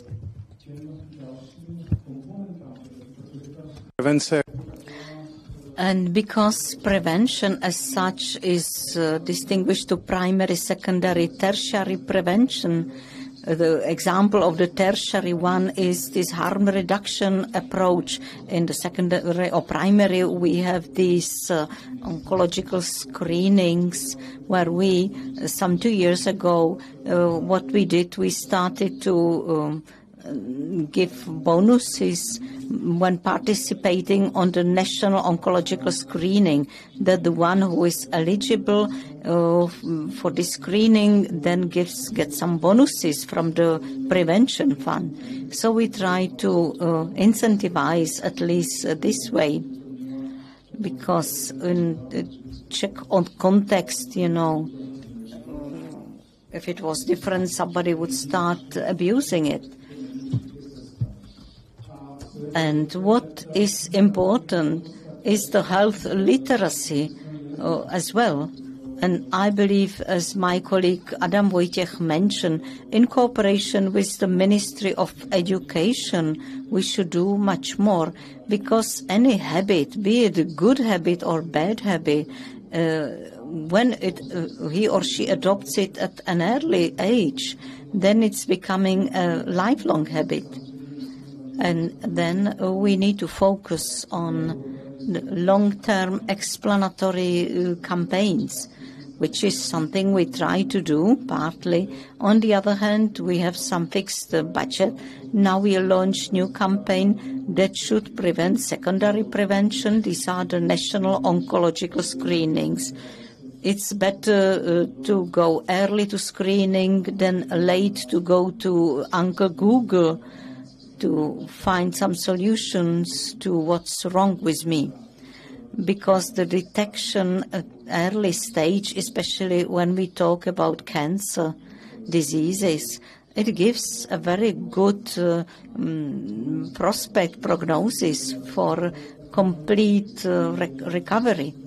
But again, this campaign should be long-term, it should be complex.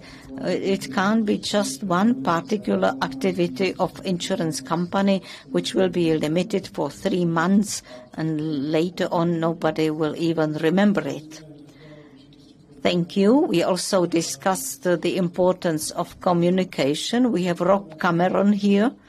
First, just question how you, as a BBC correspondent, how do you perceive You are a layman, but still you have some experience. How do you perceive the Czech and Slovak healthcare sector related to what you know from your own country or from other countries? Do we Czechs see it more pessimistic than it is, or the opposite? I would perhaps get back to the fresh northern breeze. There is not north as north. For example, as regards lifestyle or obesity, or even occurrence of, intestine cancer, as regards colon cancer. So I do not want to give lectures to anyone. And, our diet definitely contributes to this. And even the spiritual father of anti-vaxxers is from UK. This Andrew Wakefield, or what's his name, the one who published a study that claimed that there was some link between mRNA vaccines and or MMR vaccines. And if I'm not mistaken, your Mr. Kotlar, your deputy, he still refers to a study which is 20 years old, and it's absolutely not legitimate. So I believe that we from UK are not such a strong example. But on the other hand, you have gone through this. I think he was dismissed. Yes, but he inspired dozens and dozens, of people, including physicians, but people who are very active in public life, as well as Mr. Kotlar is, or Ms. Pekova. And he still has a huge influence on how we perceive our healthcare system. May I give you one example, one story? I keep saying that I'm a journalist and I work for radios and TVs, but I do even some other type of jobs, such as videos for corporate clients, for other public stakeholders. And for some 15 years, I have been cooperating with Lukáš Výborný, who is a cameraman, when I do something for BBC. For example, on COVID, I believe, Mr. Wojciech, I believe we were doing an interview with you. So I work with him, and when he does some corporate video, and when he needs someone to help him, be it English or some direction, so he's using me. And recently we met in Budapest. We spent 1 week there. We were recording video, corporate video, and I asked him, because his colleague Ivan, he's also a cameraman, and so I asked them, hi guys, so what were you, because they are working for Emirates and HB and many big clients, but they do rather the corporate videos. And Lukáš turned to me and he said, colonoscopy. And I said, what? And he said, yes, colonoscopy. It was quite big fun, but this is not important. But that was true. Lukáš and Ivan, both of them, they were recording video. It was on a private clinic, the complete process of colonoscopy. And it was a project which was targeted for Czech men over a certain age, so that they are not afraid to go to do some prevention tests, be it the colon cancer or this other types of cancers. And it was quite intimate video. I was quite surprised. They really, what they all showed, it was visually quite strong. And of course, it's not a topic that I, as a journalist or BBC correspondent, could offer. It's not my specialization, but definitely videos like this, I do not know who financed this. If it was some private entity, definitely it had some impact to convince men over 50 years of age to really participate in these preventive screening programs.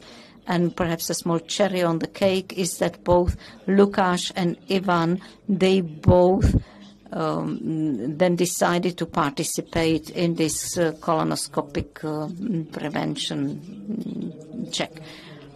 This is a very interesting discussion, very nice one. So I'm afraid we have run out of time. So I will need to thank you. I hope we will be able to continue discussing this next time, hopefully next year. I send my sincere regards to Bratislava. I would like to thank the audience here in Prague and thank to all of you here in Prague. Now we will have another short 10-minute break, and then my colleague, publisher Ivo Hartmann, will be leading the last section where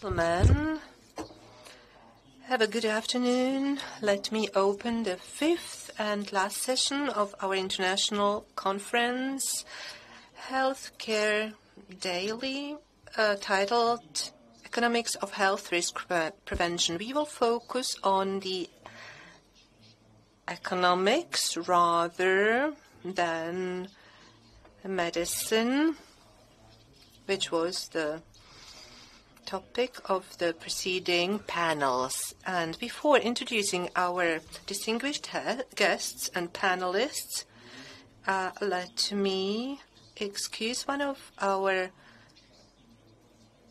extraordinary guests who usually come and participate in our conference. Richard Raši, the President of the National Council of the Slovak Republic, who will not be able to participate in person. However, he prepared a video message for us in order to welcome us. Ladies and gentlemen, esteemed colleagues in healthcare, dear guests, the international conference hosted by the Healthcare Daily is always a valuable opportunity for me to meet with experts and engage in dialogue about health and prevention, topics that resonate across borders today. I regret that I cannot attend this year's event in person due to parliamentary obligations in the National Council of the Slovak Republic. That makes me all the more grateful for the chance to address you, at least briefly, through this video message. The topic of prevention is as relevant in the Czech Republic as it is in Slovakia. In our case, its importance is growing further in a time of public finance consolidation when every sector, including healthcare, is engaged in difficult discussions about its budgets. According to data from the National Health Information Center, preventive checkups last year were attended by 94% of children under the age of 1 and 80% of 17-year-olds. This high rate is the result of systematic efforts by pediatricians who actively invite their patients to attend these checkups. However, participation among the adult population is significantly lower. Between 2023 and 2024, only 45% of adults made use of this examination. Yet, in prevention, the rule holds true. Every euro invested can save 5 to 10 euros in future treatment costs. As a physician with many years of practice, I know that restrictions alone are not effective. We must offer people alternatives. Screening programs and preventive campaigns are the right path forward. If we show patients their options and motivate them, the results will come. But prevention is not only about public motivation and education. It also requires clear public health policy and adequate funding.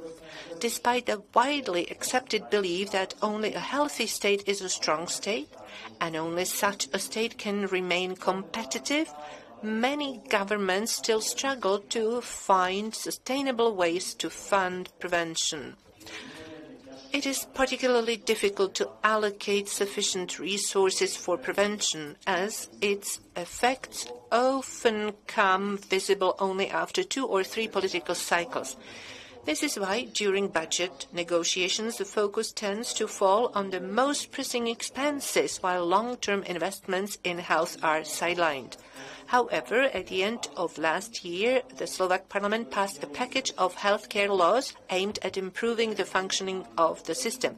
Prevention is intended to become a strong pillar. As a physician and the Speaker of Parliament, I will always support sound legislative proposals that expand the scope of prevention and contribute to better health of our citizens. Ladies and gentlemen, thank you for the opportunity to speak to you, and I sincerely hope we will meet in person at the 6th annual conference. Thank you to the Speaker of the Slovak Parliament, Richard Raši. And now let me welcome Karel Havlíček, the Deputy Speaker of the Czech Parliament and the Shadow Prime Minister among us. Hello, good afternoon. Jan Koller, the best shooter of the football representation, a winner of the German and Belgian Football League. John Madia, Research Fellow, Center for Health Economics, University of Oxford.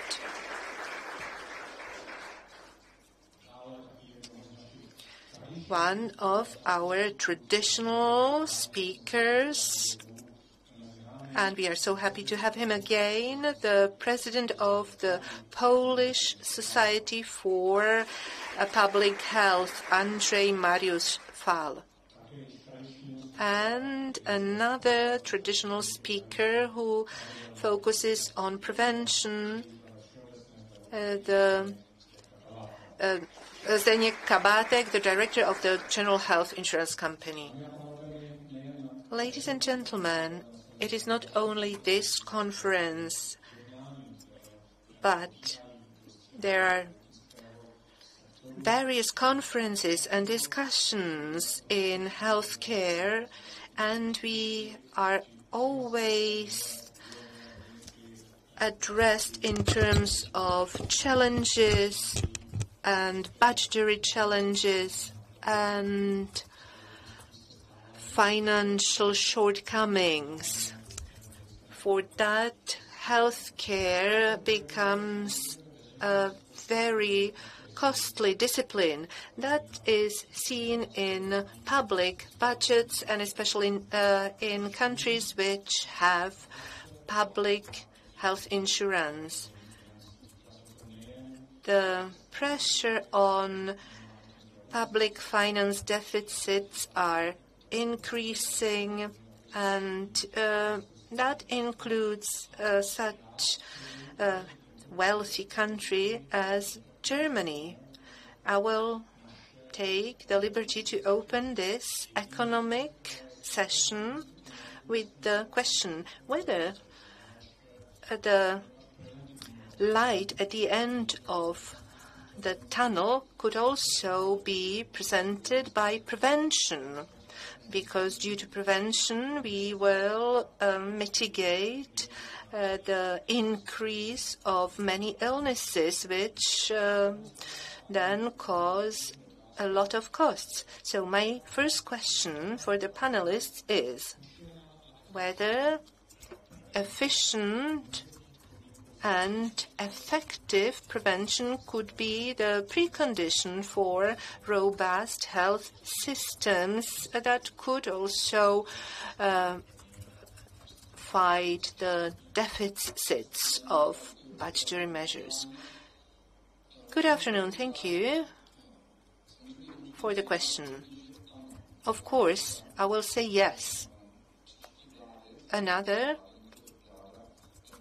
thing I'd like to say is that the next government will have to have the balls to tackle these issues, because if we allocate sources or funds for prevention, and I am speaking about primary, secondary, and tertiary prevention, then we will reap the fruit afterwards, the benefits. We are not going to invest in bitcoins or any other cryptocurrency, but we are speaking about a ratio of return of investment 1:6 and more. Show me one politician here in the Czech landscape, political landscapes, who thinks this way. Because, of course, there will be a lot of pressure to make debts, because there will be the need to get allocations for the defense, from the defense budget. Then we will have the nuclear power plants that will have to be extended. you cannot finance this with the 1% GDP per annum. You cannot say that we will buy a Rolls-Royce, the best car ever, if you have such low income. You will only be able to drive a domestic car Octavia, and that would be barely possible. So the question is also how about our posterity, whether we should be indebted when the children will inherit those debts. So the next government will have to be aware of that, of course, because you will not see the effect, and you will have to explain that in 10, 15 years there will be some benefits of 1 to 5 or 1 to 7. So it's not only about courage, but also the capability to communicate, to explain, and to have the support. Here in Czech Republic, I do not mean it bad. We all want everything. Do we want the 4 blocks of nuclear power plant? Do we want the F-35 military fighters? We want. Do we want excellent healthcare? Yes. And do we want pensions? Yes, we want. But also we want almost zero structural deficit. Of course, I exaggerate a little bit, but we want to decrease it. When you meet someone in the Czech Republic, he will be on the street. He will be able to tell you what the depth of Czech Republic is, unlike France, where nobody knows. So, of course, I can't, on one hand, increase the level of indebtedness compared with the future costs that we will have. So this is all that we need to be open in saying. I would like to ask Mr. Jovan Madia, do you have some international comparison? How do individual countries work with this topic? I want to thank Ivo and colleagues for organizing this event. There are not many actually opportunities where, academics, policymakers and people from the industry or private stakeholder can participate together to discuss problems and solutions. So I want to highlight the importance of this kind of events. Secondly, just to answer your questions, I think, we can start with a few facts about the importance of prevention, first of all, especially considering the international context. I will start with facts related to demographic transition that we are facing. This is universal. All of the industrialized countries are going through this process. That is that we have an aging society, right? We all agree that society is getting older, and there is a problem also with fertility rates. Just to give you an example, who doesn't know what is the life expectancy here in Czech Republic? I can tell you, basically, it's around 80 years old. 40 years ago, like in the 80s, it was 70 years, the average life expectancy for an individual. So there is a massive increase over time, right? And we can expect that people will get older. I mean, we will live longer in the future. The question here is that, it's a good thing, right? People live longer. But the question is how long they live in a healthy condition, right? And if we look at the numbers, then the figures are quite dramatic. Just to, again, get the case of Czech Republic, when you look at the life expectancy in a healthy condition, then the figures basically are reducing to 65. So we have a gap of 15 years, right, that people live. They live longer for 15 years, but they don't live in healthy conditions. And we know the trend is increasing. So can you see now how important it will get prevention, right? Getting people healthier, the most of all the years that they can live, basically. So prevention, it will be crucial.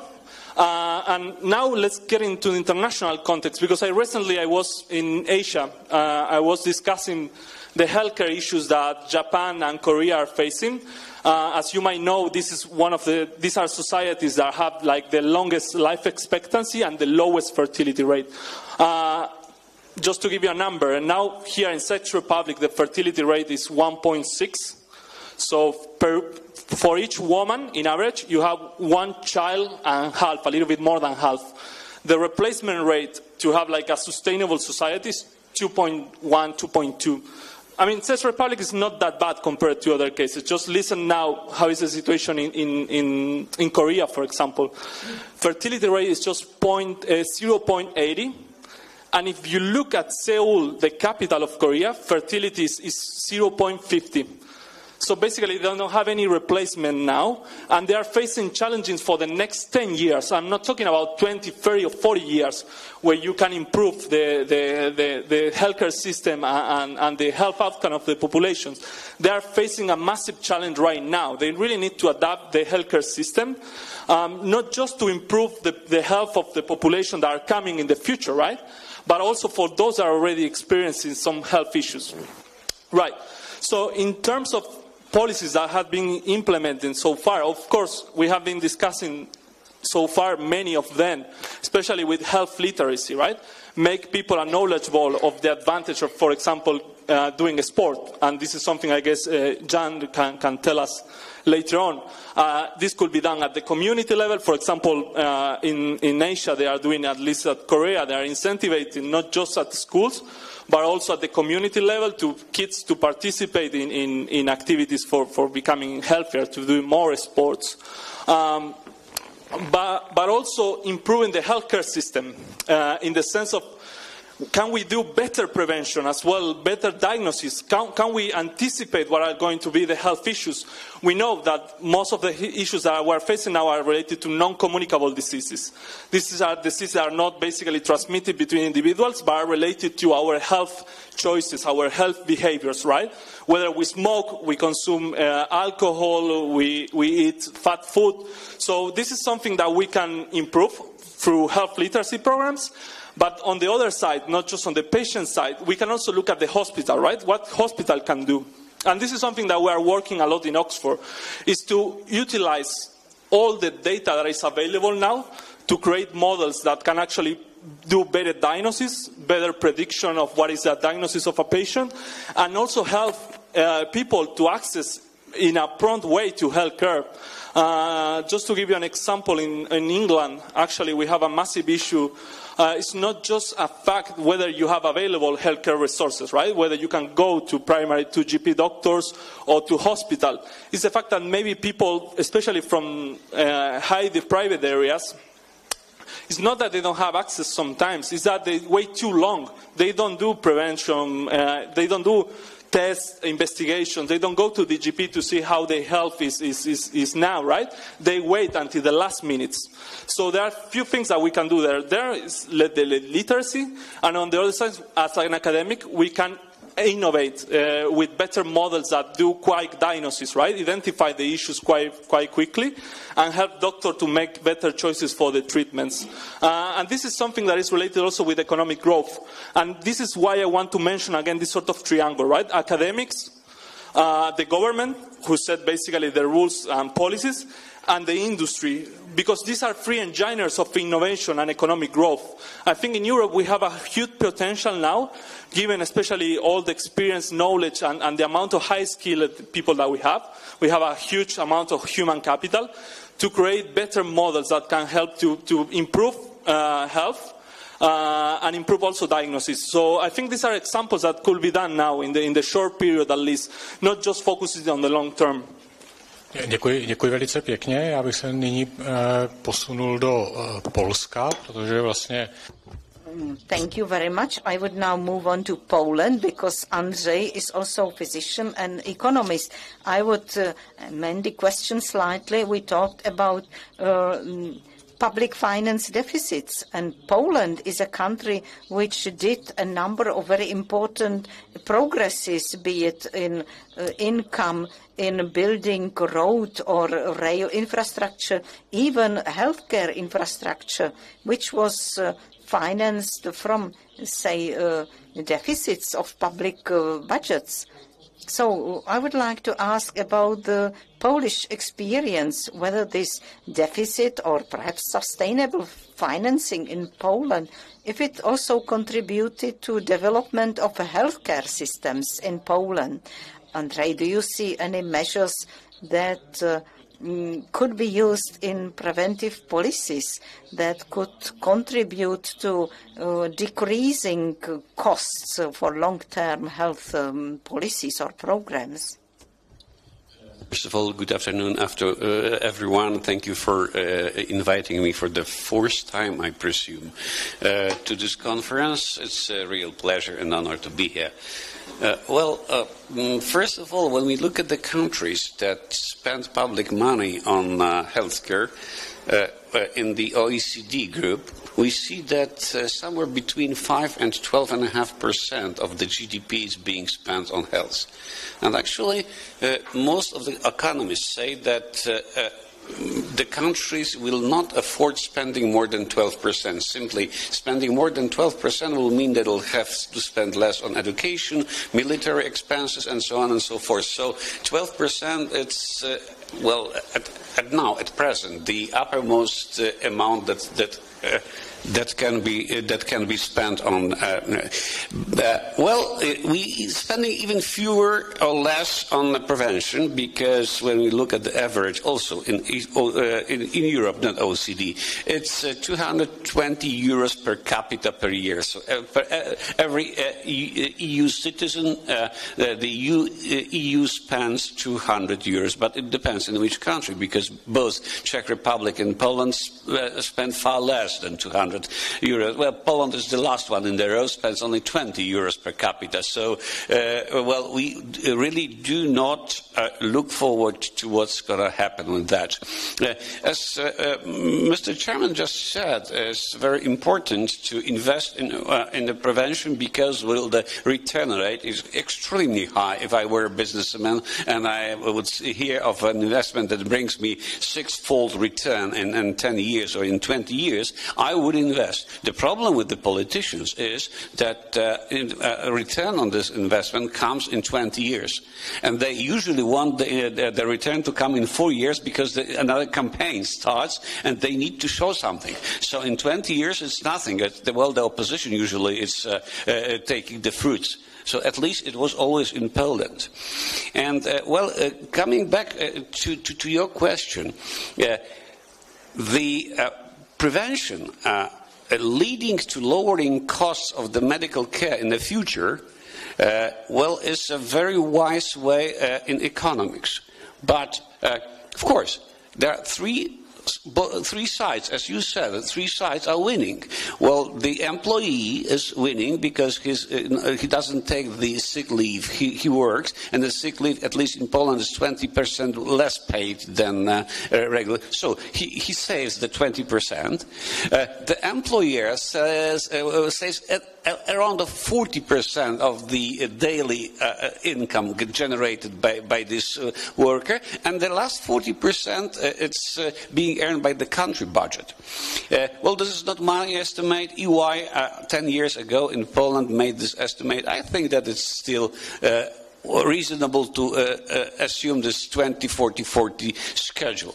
So I think that we need to focus on more prevention for the employees by the employers, but supported financially by the government in 40%. Why do I focus on this group? Because usually when we're talking prevention, we're talking the primordial prevention, so education, which goes to the youngest one, and this is the most effective way of prevention, because, it's a full prevention, but in 20 years.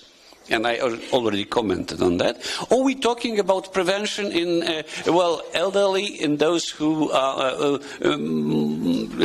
have several morbidities, so multi-morbidity cases.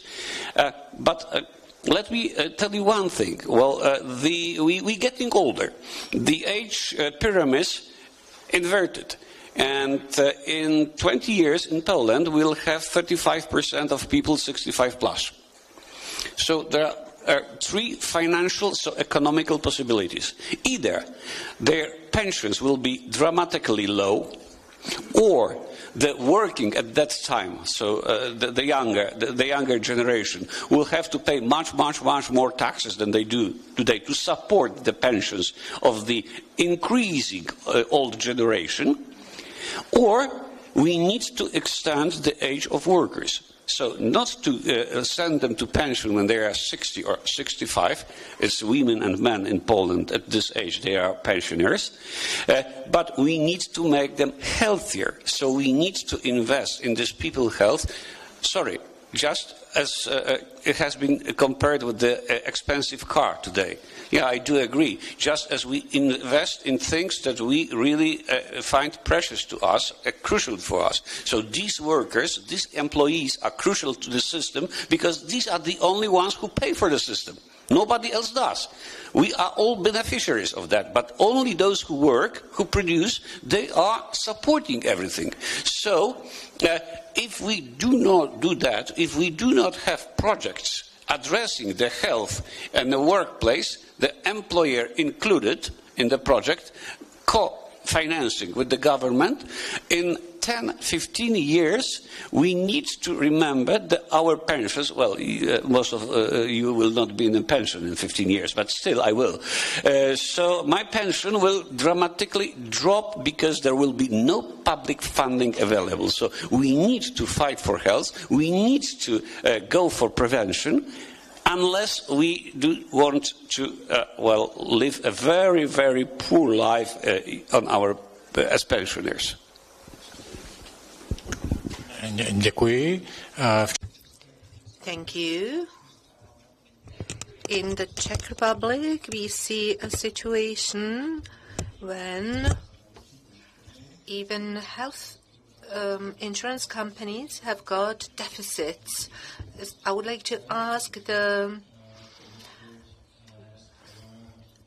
director Zdravotnický of the General Health Insurance Company whether he sees any possibility how to actually address this. Hello, ladies and gentlemen. I see it eye to eye with the previous speakers. So I do think we have to stabilize the deficit budgets. And as has the colleague from Oxford already said, we have to focus on it, and the government expenditure should be lowered. And the previous speakers also mentioned that public budgets must be stabilized. 1 Czech crown for prevention, 7 crown is spent on treatment. So I will say that there is another perspective. Let's speak about the fact that the state, the government, should have the courage to invest in prevention, even if we increase the debt level. But very often I see or hear critical words about our insurance companies who do not do enough in terms of prevention. But I would like to say in our defense that the state must not only have courage to do something in this respect, but we should also be courageous enough to try to change the system of public insurance system here in the Czech Republic, because we should be able to make the patient more responsible for these things.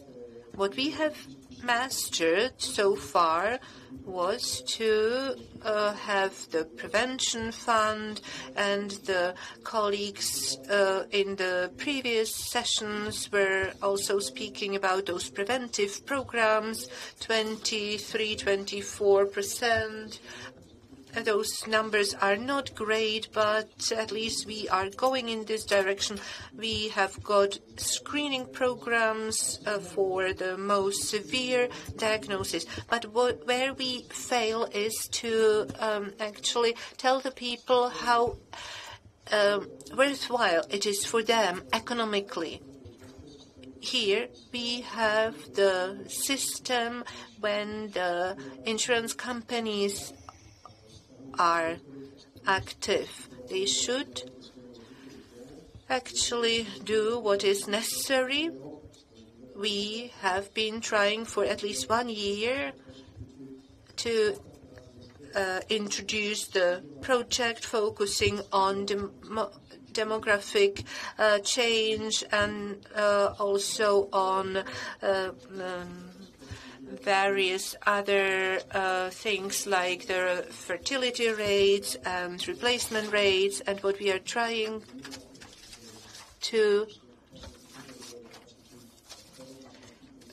we know that we have got lower fertility rates, and we should then have projects that would focus on extending the healthy lives of elderly people.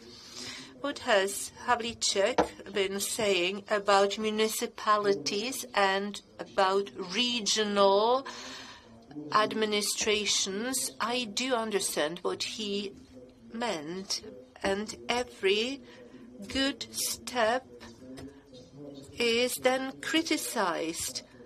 However, without reform, we will not be able to do it, and prevention is one of the key measures. Thank you.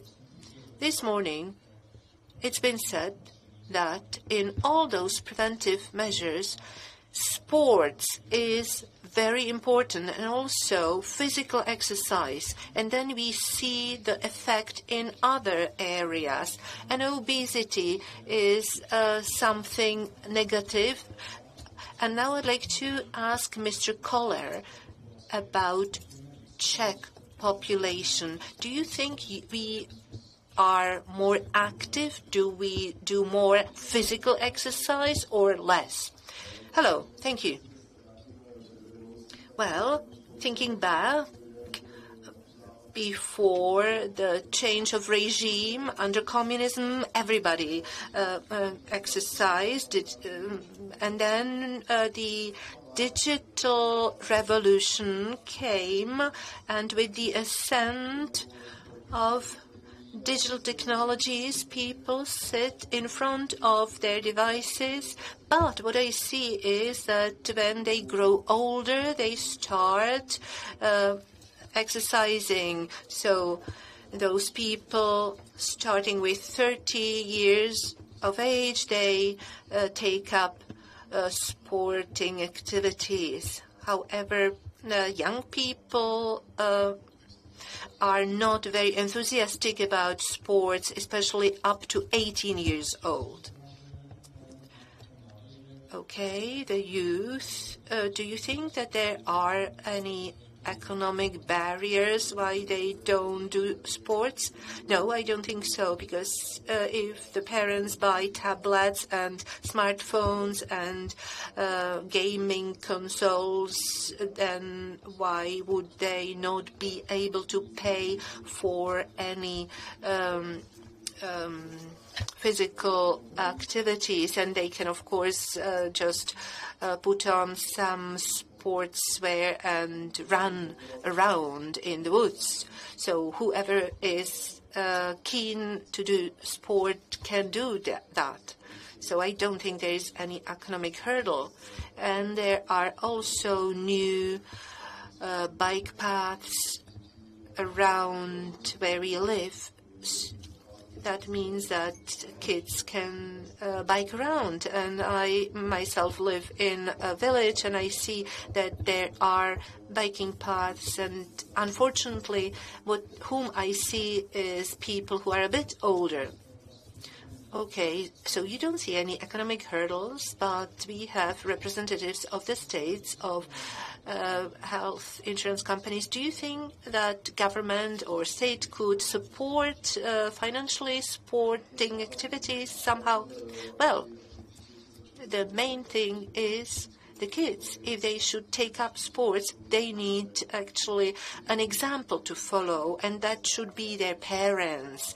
They should instill those physical exercise activities in them. And then, of course, schools.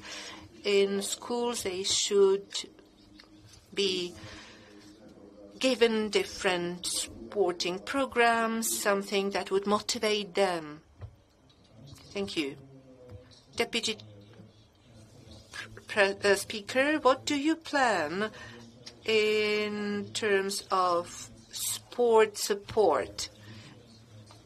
We have been speaking about the healthcare field, how multi-sectoral it is. Would you say that that would actually reflect the sporting activities as well? Do you prepare any sporting measures?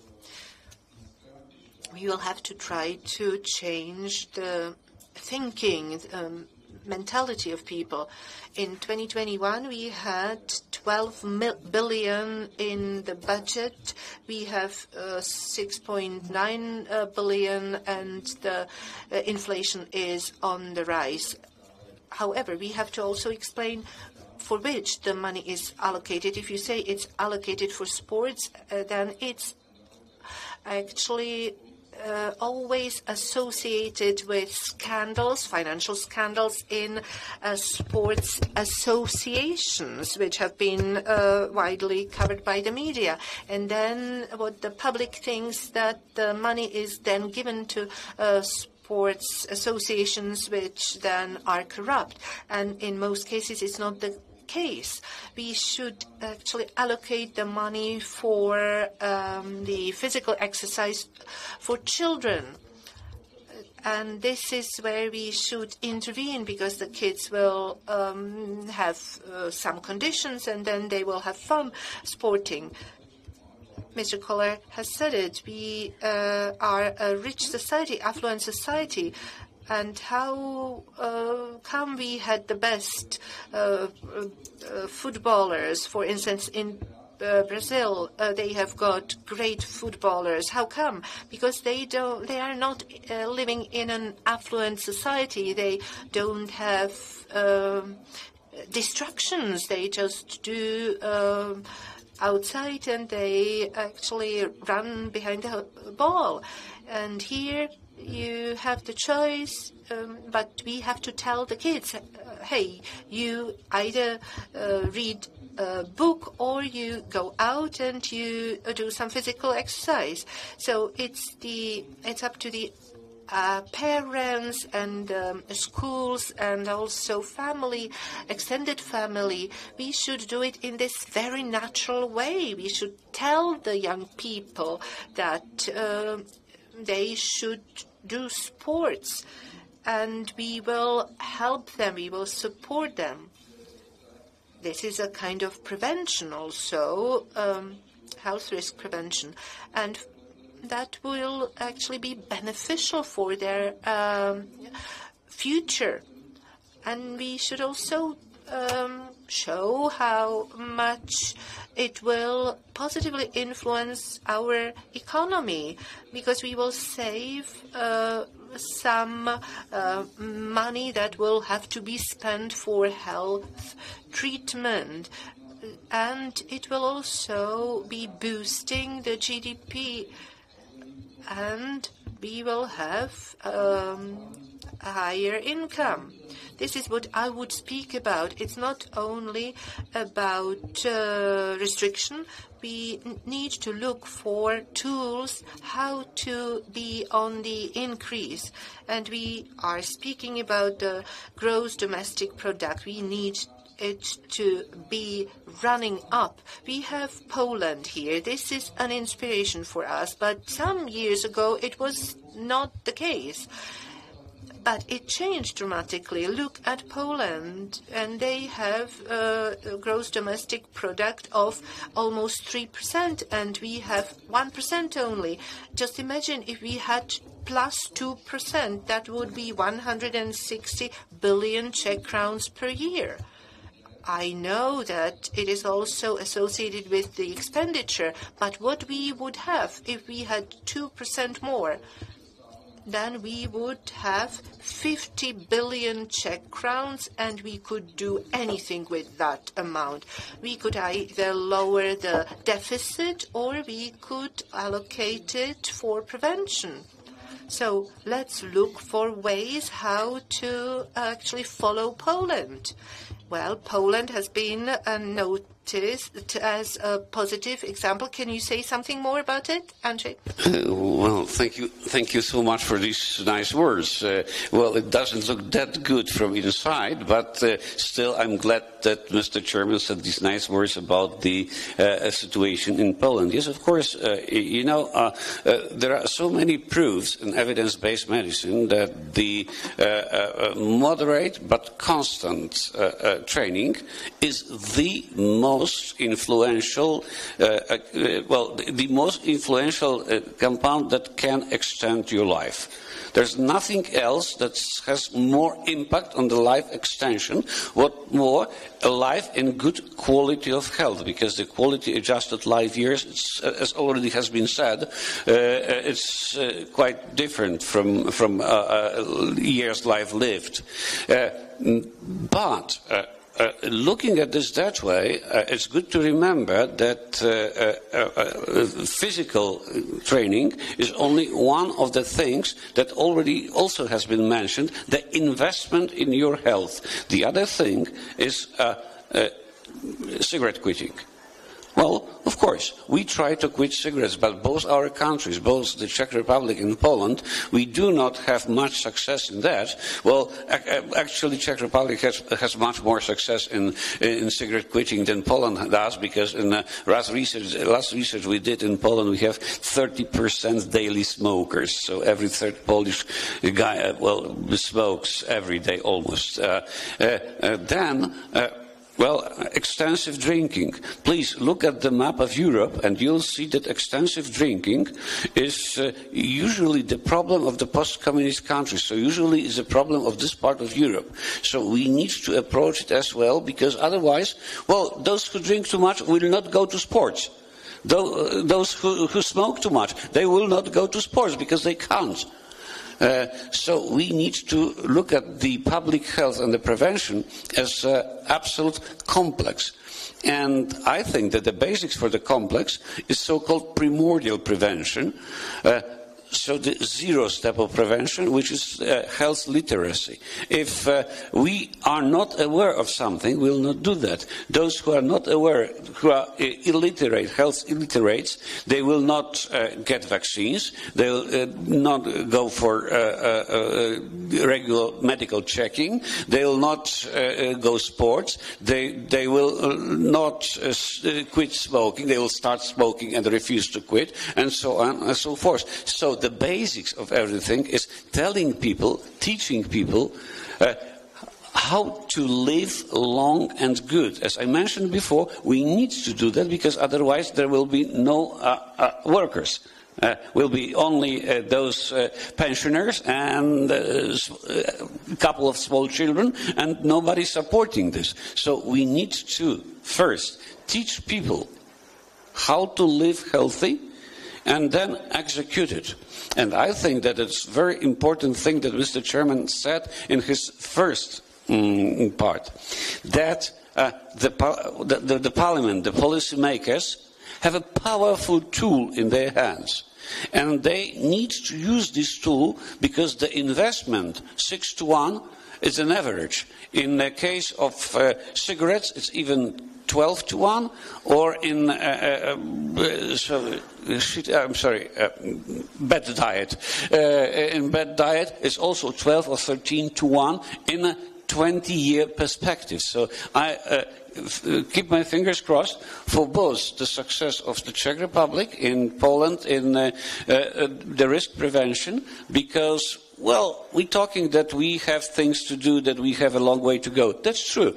But let's look at the entire Europe. None of the countries, except from the Nordic countries, I think these are the leaders in public health in Europe at present, none of the other countries is 100% successful player in the market of health risk prevention. Děkuji. Já bych nyní poprosil pana ředitele Kabátka, aby se ještě vrátil. Thank you. I would now like to ask Mr. Kabatek from the General Insurance Company. There has been a draft amendment of the law on insurance, general insurance, which ensures to expand portfolio of investment activities. Is there some prospect for better future when we talk about General Health Company? Before I answer, I will follow up to what Mr. Havlicek mentioned. Perhaps one problem when estimating costs in the Czech Republic is that they are not linked to the tax and to the social system. So we are unable to describe how the citizen as individual, what is his contribution, whether what he contributes with is not compensated by the fact that he is not presenting burden to the health system. Getting back to sport, I was listening to what Honza mentioned. Nowadays, strategies of prevention fund are failing because it shows that thanks to the program, we are supporting children that would be doing sport anyway. These are active families, active parents, active children who would do sport anyway, but now they are utilizing the financial support. So, for the future, we should focus on offering this support from the prevention fund to focus it mainly on convincing parents of children who do not do any sport at all. So they start with some sport or physical activity. So we should support more, not those who are already involved, but rather to focus on those who do not do any physical activity at all. And then, of course, to use the prevention fund in the new bill, in the new law, but there is still some room for improvement. I believe that the Institute for Statistical Data, they should also contribute more on some other funds, such as funds which we could do in cooperation with big employers, which could also attract their employees. There is a huge potential. So we should try to keep a health sector healthy, so that the situation which is not optimum now, and this applies for all the insurance companies. So we must try to stabilize the situation, to use the potential. I will get back to what Andrzej said, because Andrzej was talking about the Central European landscape where there is a quite high consumption of alcohol, quite a high rate of smoking, and it's commonly known that smoking is detrimental. I think it's a generally known fact. We talk here about education or the health literacy, because each strategy should bring measures. But it doesn't seem that, at least in our Central European region, the rate of dependencies, be it alcohol dependency or smoking dependency, that it would be decreasing. Will we have to innovate somehow in this aspect? Yes, because we are using most of the tools available. I mean, the excise tax to increase the prices. We are banning smoking and drinking in public, but still it's ineffective. Okay, well, you're not banning that much in Czech Republic yet, but you go in this direction. The alcohol, the cigarettes are too much available. Yeah, we see all that, but still, these are the old measures. These are the old measures of FCTC, the WHO initiative to cut smoking. But this initiative failed several years ago, because in 2015 there were 1.2 1.1 billion smokers in the world.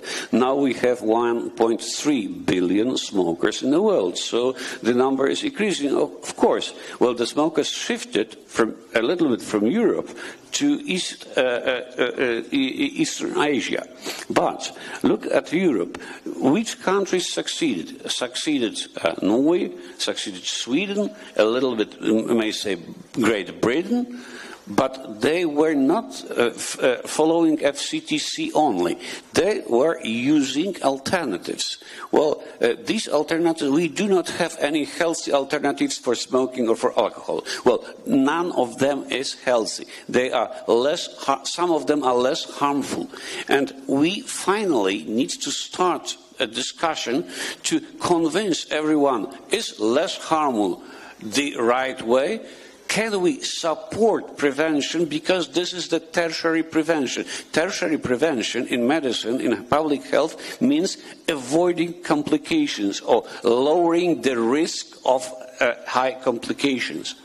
And harm reduction in sugar consumption, in alcohol drinking, in cigarette smoking means, well, providing an alternative at only providing them to those who do harm to themselves. We cannot provide these products to those who do not smoke or to children. We made this mistake in Europe with e-cigarettes, and we have a huge problem now. But having learned this lesson, I think that we need to introduce harm reduction at every of these things I mentioned, and not only them. The cannabis. We will also need very soon a harm reduction in this field, because it's increasing in the entire Europe. We will not stop it. But we have to be prepared that this is going to be a big problem, and we'll need also introduce some harm reduction projects in this field. So I think that adding to primordial prevention, the taxation, public banning, adding harm reduction will always help to achieve the effective prevention and effective health protection. Well, once again, we do not have healthy alternatives. The only thing we can say, well, they are, some of them less, some of them more or less harmful. Nice words, more or less harmful. Thank you. Děkuji, Andrej, za tvou, řekněme, středu. Thank you, Andrej, for this, Central European perspective that we are sharing. I would perhaps turn to Joan Madia, if there are some other, if you could contribute to this. Sorry, I was still listening. Yeah, I couldn't agree more about the harm reduction strategies, and I also acknowledge, of course, I am a health economist. I know resources are limited, so it's a matter of how we allocate them without generating new debt or debits, basically. But of course, there are ways that we can improve the health situation. There are policies. As a health economist, something that we are really interested in the economic dimension, because it's a dimension that is manageable by policy, right? It's more difficult to change culture sometimes, or very often, or it takes longer, let's put it in that way. But we can play with economic incentives to reduce harm in society, improve health, and also doesn't harm even the accounts of the governments. Just to give you a few examples, now in the UK there is a massive debate in terms of smoking, right? Where now they want to implement a generational ban. Basically, they are not going to allow to buy cigarettes to younger people, right? If you were born, like, let's say in early 2000 something, and you become 18 at a certain point, you are not, you cannot buy cigarettes. But of course, this is a policy that is looking just a small group of people, and we know already that the smoking is declining a lot, but doesn't really look at the other, right? The current smokers. So you are missing a big chunk of people. So we think that this actually is not the most efficient policy, and something that we are having analyzed it through models, because one of the things that we can do is we can get the data, and we can try to see, right, what happens if you implement certain policies or if you change certain conditions in the population. And the things that arise from the evidence that we have is basically that a regulated market where you have like a high cap levy, it could even outperform these policies, especially because if you start implementing ban, you shift the demand into a illicit market, right? There will be people that still will buy cigarettes in an illicit market. And what happened with that, basically? The first thing is that you will have a lot of people still consuming tobacco, so they will be affected by non-communicable disease, and we need more healthcare system. And on the other side, what happened to the government? There are less tax revenues, right? So there is money that you cannot use, you cannot utilize for treating that people. So you will need to find resources as well. This is in the case that the illicit market becomes too high. There is always, at least the evidence shows that this happens very often. So having a highly regulated, in the case that you put a high levy or cap into tobacco, that seems to be more efficient, especially because you consider all the population, not just a small group, and also because you play a little bit with the price signal, right? The idea is that you might incentivize because it's too expensive, but the key thing here, and going back to the point that was mentioned before, is that you always need to have an alternative, a low-risk alternative, because if you don't give any alternative, still you will have people that are willing to pay as much as they can for getting the tobacco, and they might even accept to not consume good, healthy goods just to continue with their habits. So you always need the alternative. Like it could be like vaping in this case. That's one of the alternatives that has been shown that it can work if you regulate that and you keep that option open. And this is of course part of our nature, right? If something that characterizes human as a species, that we hate uncertainty. And we are willing to pay, right, the price to reduce that uncertainty. That's why we have institutions, right? That's why we have the healthcare system. We are willing to pay for having the certainty that we can go somewhere and get treated if we are sick. But at the same time, we also hate when there is too much regulation and we cannot really choose. So you always need a certain amount of choose to compensate this amount of freedom that you are basically given to the government or to institutions. So can you see also it's not just clinical aspect but also behavioral ones. And the thing is that through research, actually, we can help both governments and we can help also the private sector. For something that we were evaluating now is if we increase the taxes on tobacco smoking, we could do it in a way also that we don't harm all the companies that are related to that. So we can implement a calendarization process where perhaps you design a scenario in a long term. Obviously, again, the problem here is related to politics because you need to get results in the short term.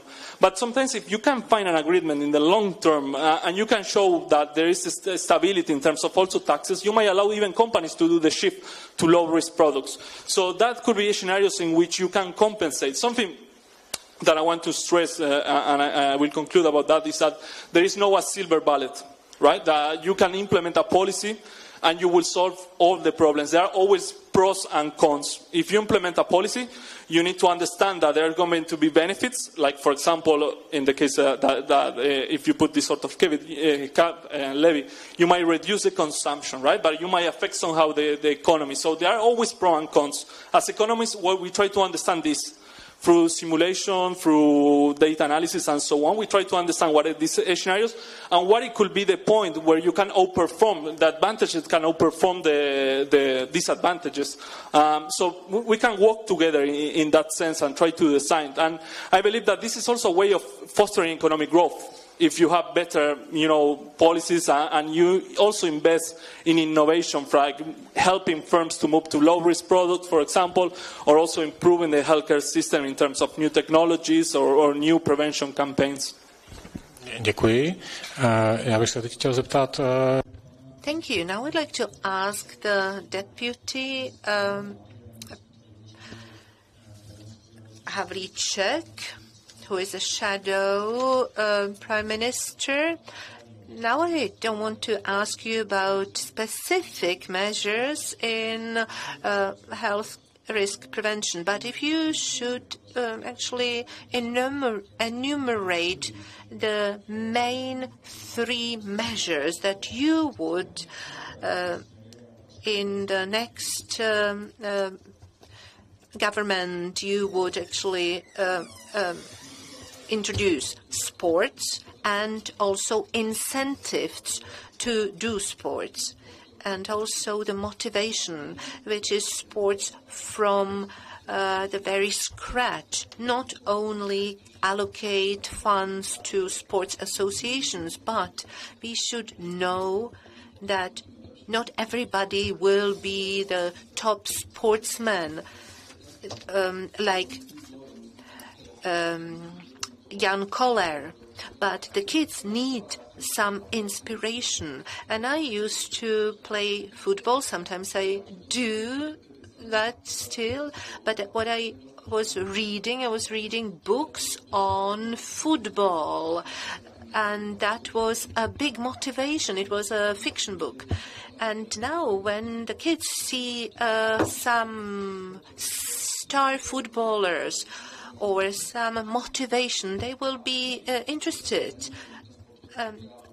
Not only in money, because a sportsman can earn a lot, and that is a certain benefit. But it is very important to see the footballer.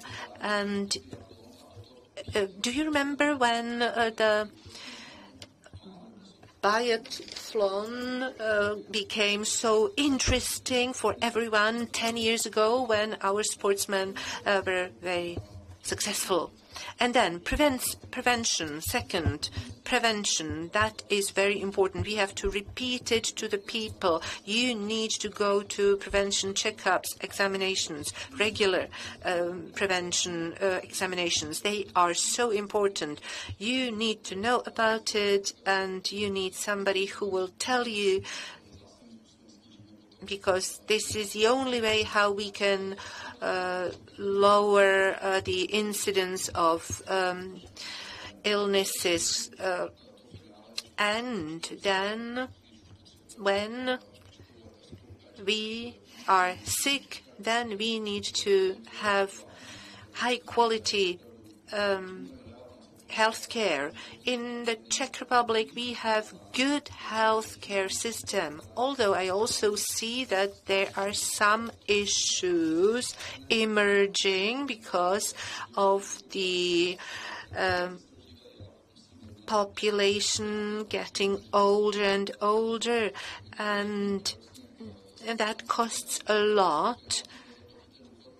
And of course, we will have a lot of pensioners too, and health care costs for the elderly are growing. So we need to work on the infrastructure to take care of the elderly population. Thank you. Let me ask the director of the General Health Insurance Company, Mr. Kabatek, speaking about the prevention policies and prevention program. There is a huge gamut we could talk about. So, what do you think would be actually fast to be implemented, and which ones would be needed but are very difficult to enforce? For instance, alcohol consumption, because people know that alcohol is harmful, but it's very difficult to bring them away from it. But we were also speaking about the screenings. The rates of people who go to screening appointments are relatively low. Could you tell us how to change the situation? And well, this is a very difficult question, I have to say. This is a very complex issue. Speaking about specific health policies, health lifestyle is important. Avoiding harmful behavior is important. We always criticize ourselves, but looking at the screening programs here in the Czech Republic, I would say that we are fairly successful in attracting our patients to screening programs. However, we also have had campaigns showing that low costs for screening examinations lower the costs for the future. But looking at specific prevention measures, I would say what is easily implemented, what I have seen here in the Czech Republic is that it is very difficult, and we need the stick and the carrot, both. Otherwise, we will fail. Together with primary health care, which is very important, we have to motivate our clients. We have to motivate them through the bonuses somehow. And they should change their approach to prevention. They should see it in a more positive way. They should see that it is worthwhile going to prevention checkups. Because once they see, the clients, that prevention examinations can prevent health complications later on, and if I smoke, if I drink alcohol, and if I am overweight, then I am maybe not motivated enough. We need positive motivation. We need to tell the people, you will be healthy, you will live a better life and a longer life. This is important. So we will focus on the change of our strategy. We need to actually motivate our clients who are not active sportsmen that they should do physical exercise. We don't have the ambition to have top sportsmen here, but the parents need to know that they should avoid obesity in their children by exercising. And then we want to focus on smoking prevention, and our colleagues are already preparing the alcohol prevention campaign. And we want to move further the basic screening programs because early detection of some type of disease is always, from the point of view of economy and even from the point of view of health of the patient, it's very important. What will be more difficult will be to incentivize our clients to some, say, more responsible lifestyle that could extend their expected lifespan. And, of course, what Mr. Vice Chairman of the Chamber of Deputies mentioned is true. The Czech health system still is of a top quality. And currently, of course, it starts to struggle with some problems, but it is not at the expense of lowering the care. So I still, as a Czech Republic, we are doing very well in terms of health care. Let's hope it will stay like this even for the future. Thank you. Joan Madia mentioned at the beginning how important is to involve employers, companies, to this public debate on public health and prevention of health risks or risk mitigation. But I would say it's also important to involve these employers to discussion about sport. Question to Mr. Koller, what is your experience with how Czech companies get involved in when it comes to supporting sport? Well, think they get involved. I myself, I am ambassador of several projects, of course, mainly football projects, soccer projects. And there I have to admit that the support is quite big. But as mentioned here, it is support for people who already do sport. The problem is how to find some incentives for children that do not do any sport at all. I believe we should use the role models, the successful sportsmen, people, when they see these role models, when they do not see the role models in their parents, then these sportsmen, successful sportsmen, they need to also help. I myself try to, when I go to schools, I try to tell them my story, to share all my experience. And I would be happy if I manage to be an incentive for, say, only one child, so that he or she starts moving or starts doing some sport, such as Katka Neumannová, the Czech cross-country skier who was here in the morning. Together we try to really visit many schools and many sports clubs. We want to convey our experience to the younger generation.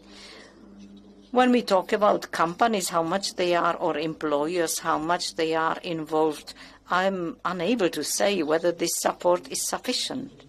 Mr. Havlicek, where do you see the role of employers, both in prevention of health risk and also in support of sport? Well, one thing is when they themselves realize it, and then can even earn quite a lot of money on this. This is the best option. Then it can be purely business purpose when they want to be more seen, which is also quite natural. They act like sponsors even on the top level. And then it's purely a question that literally they are building, they are sharing on building something. Very often, even their own children, when they do some sport, and so they put money to this sport. And it can be local sports clubs.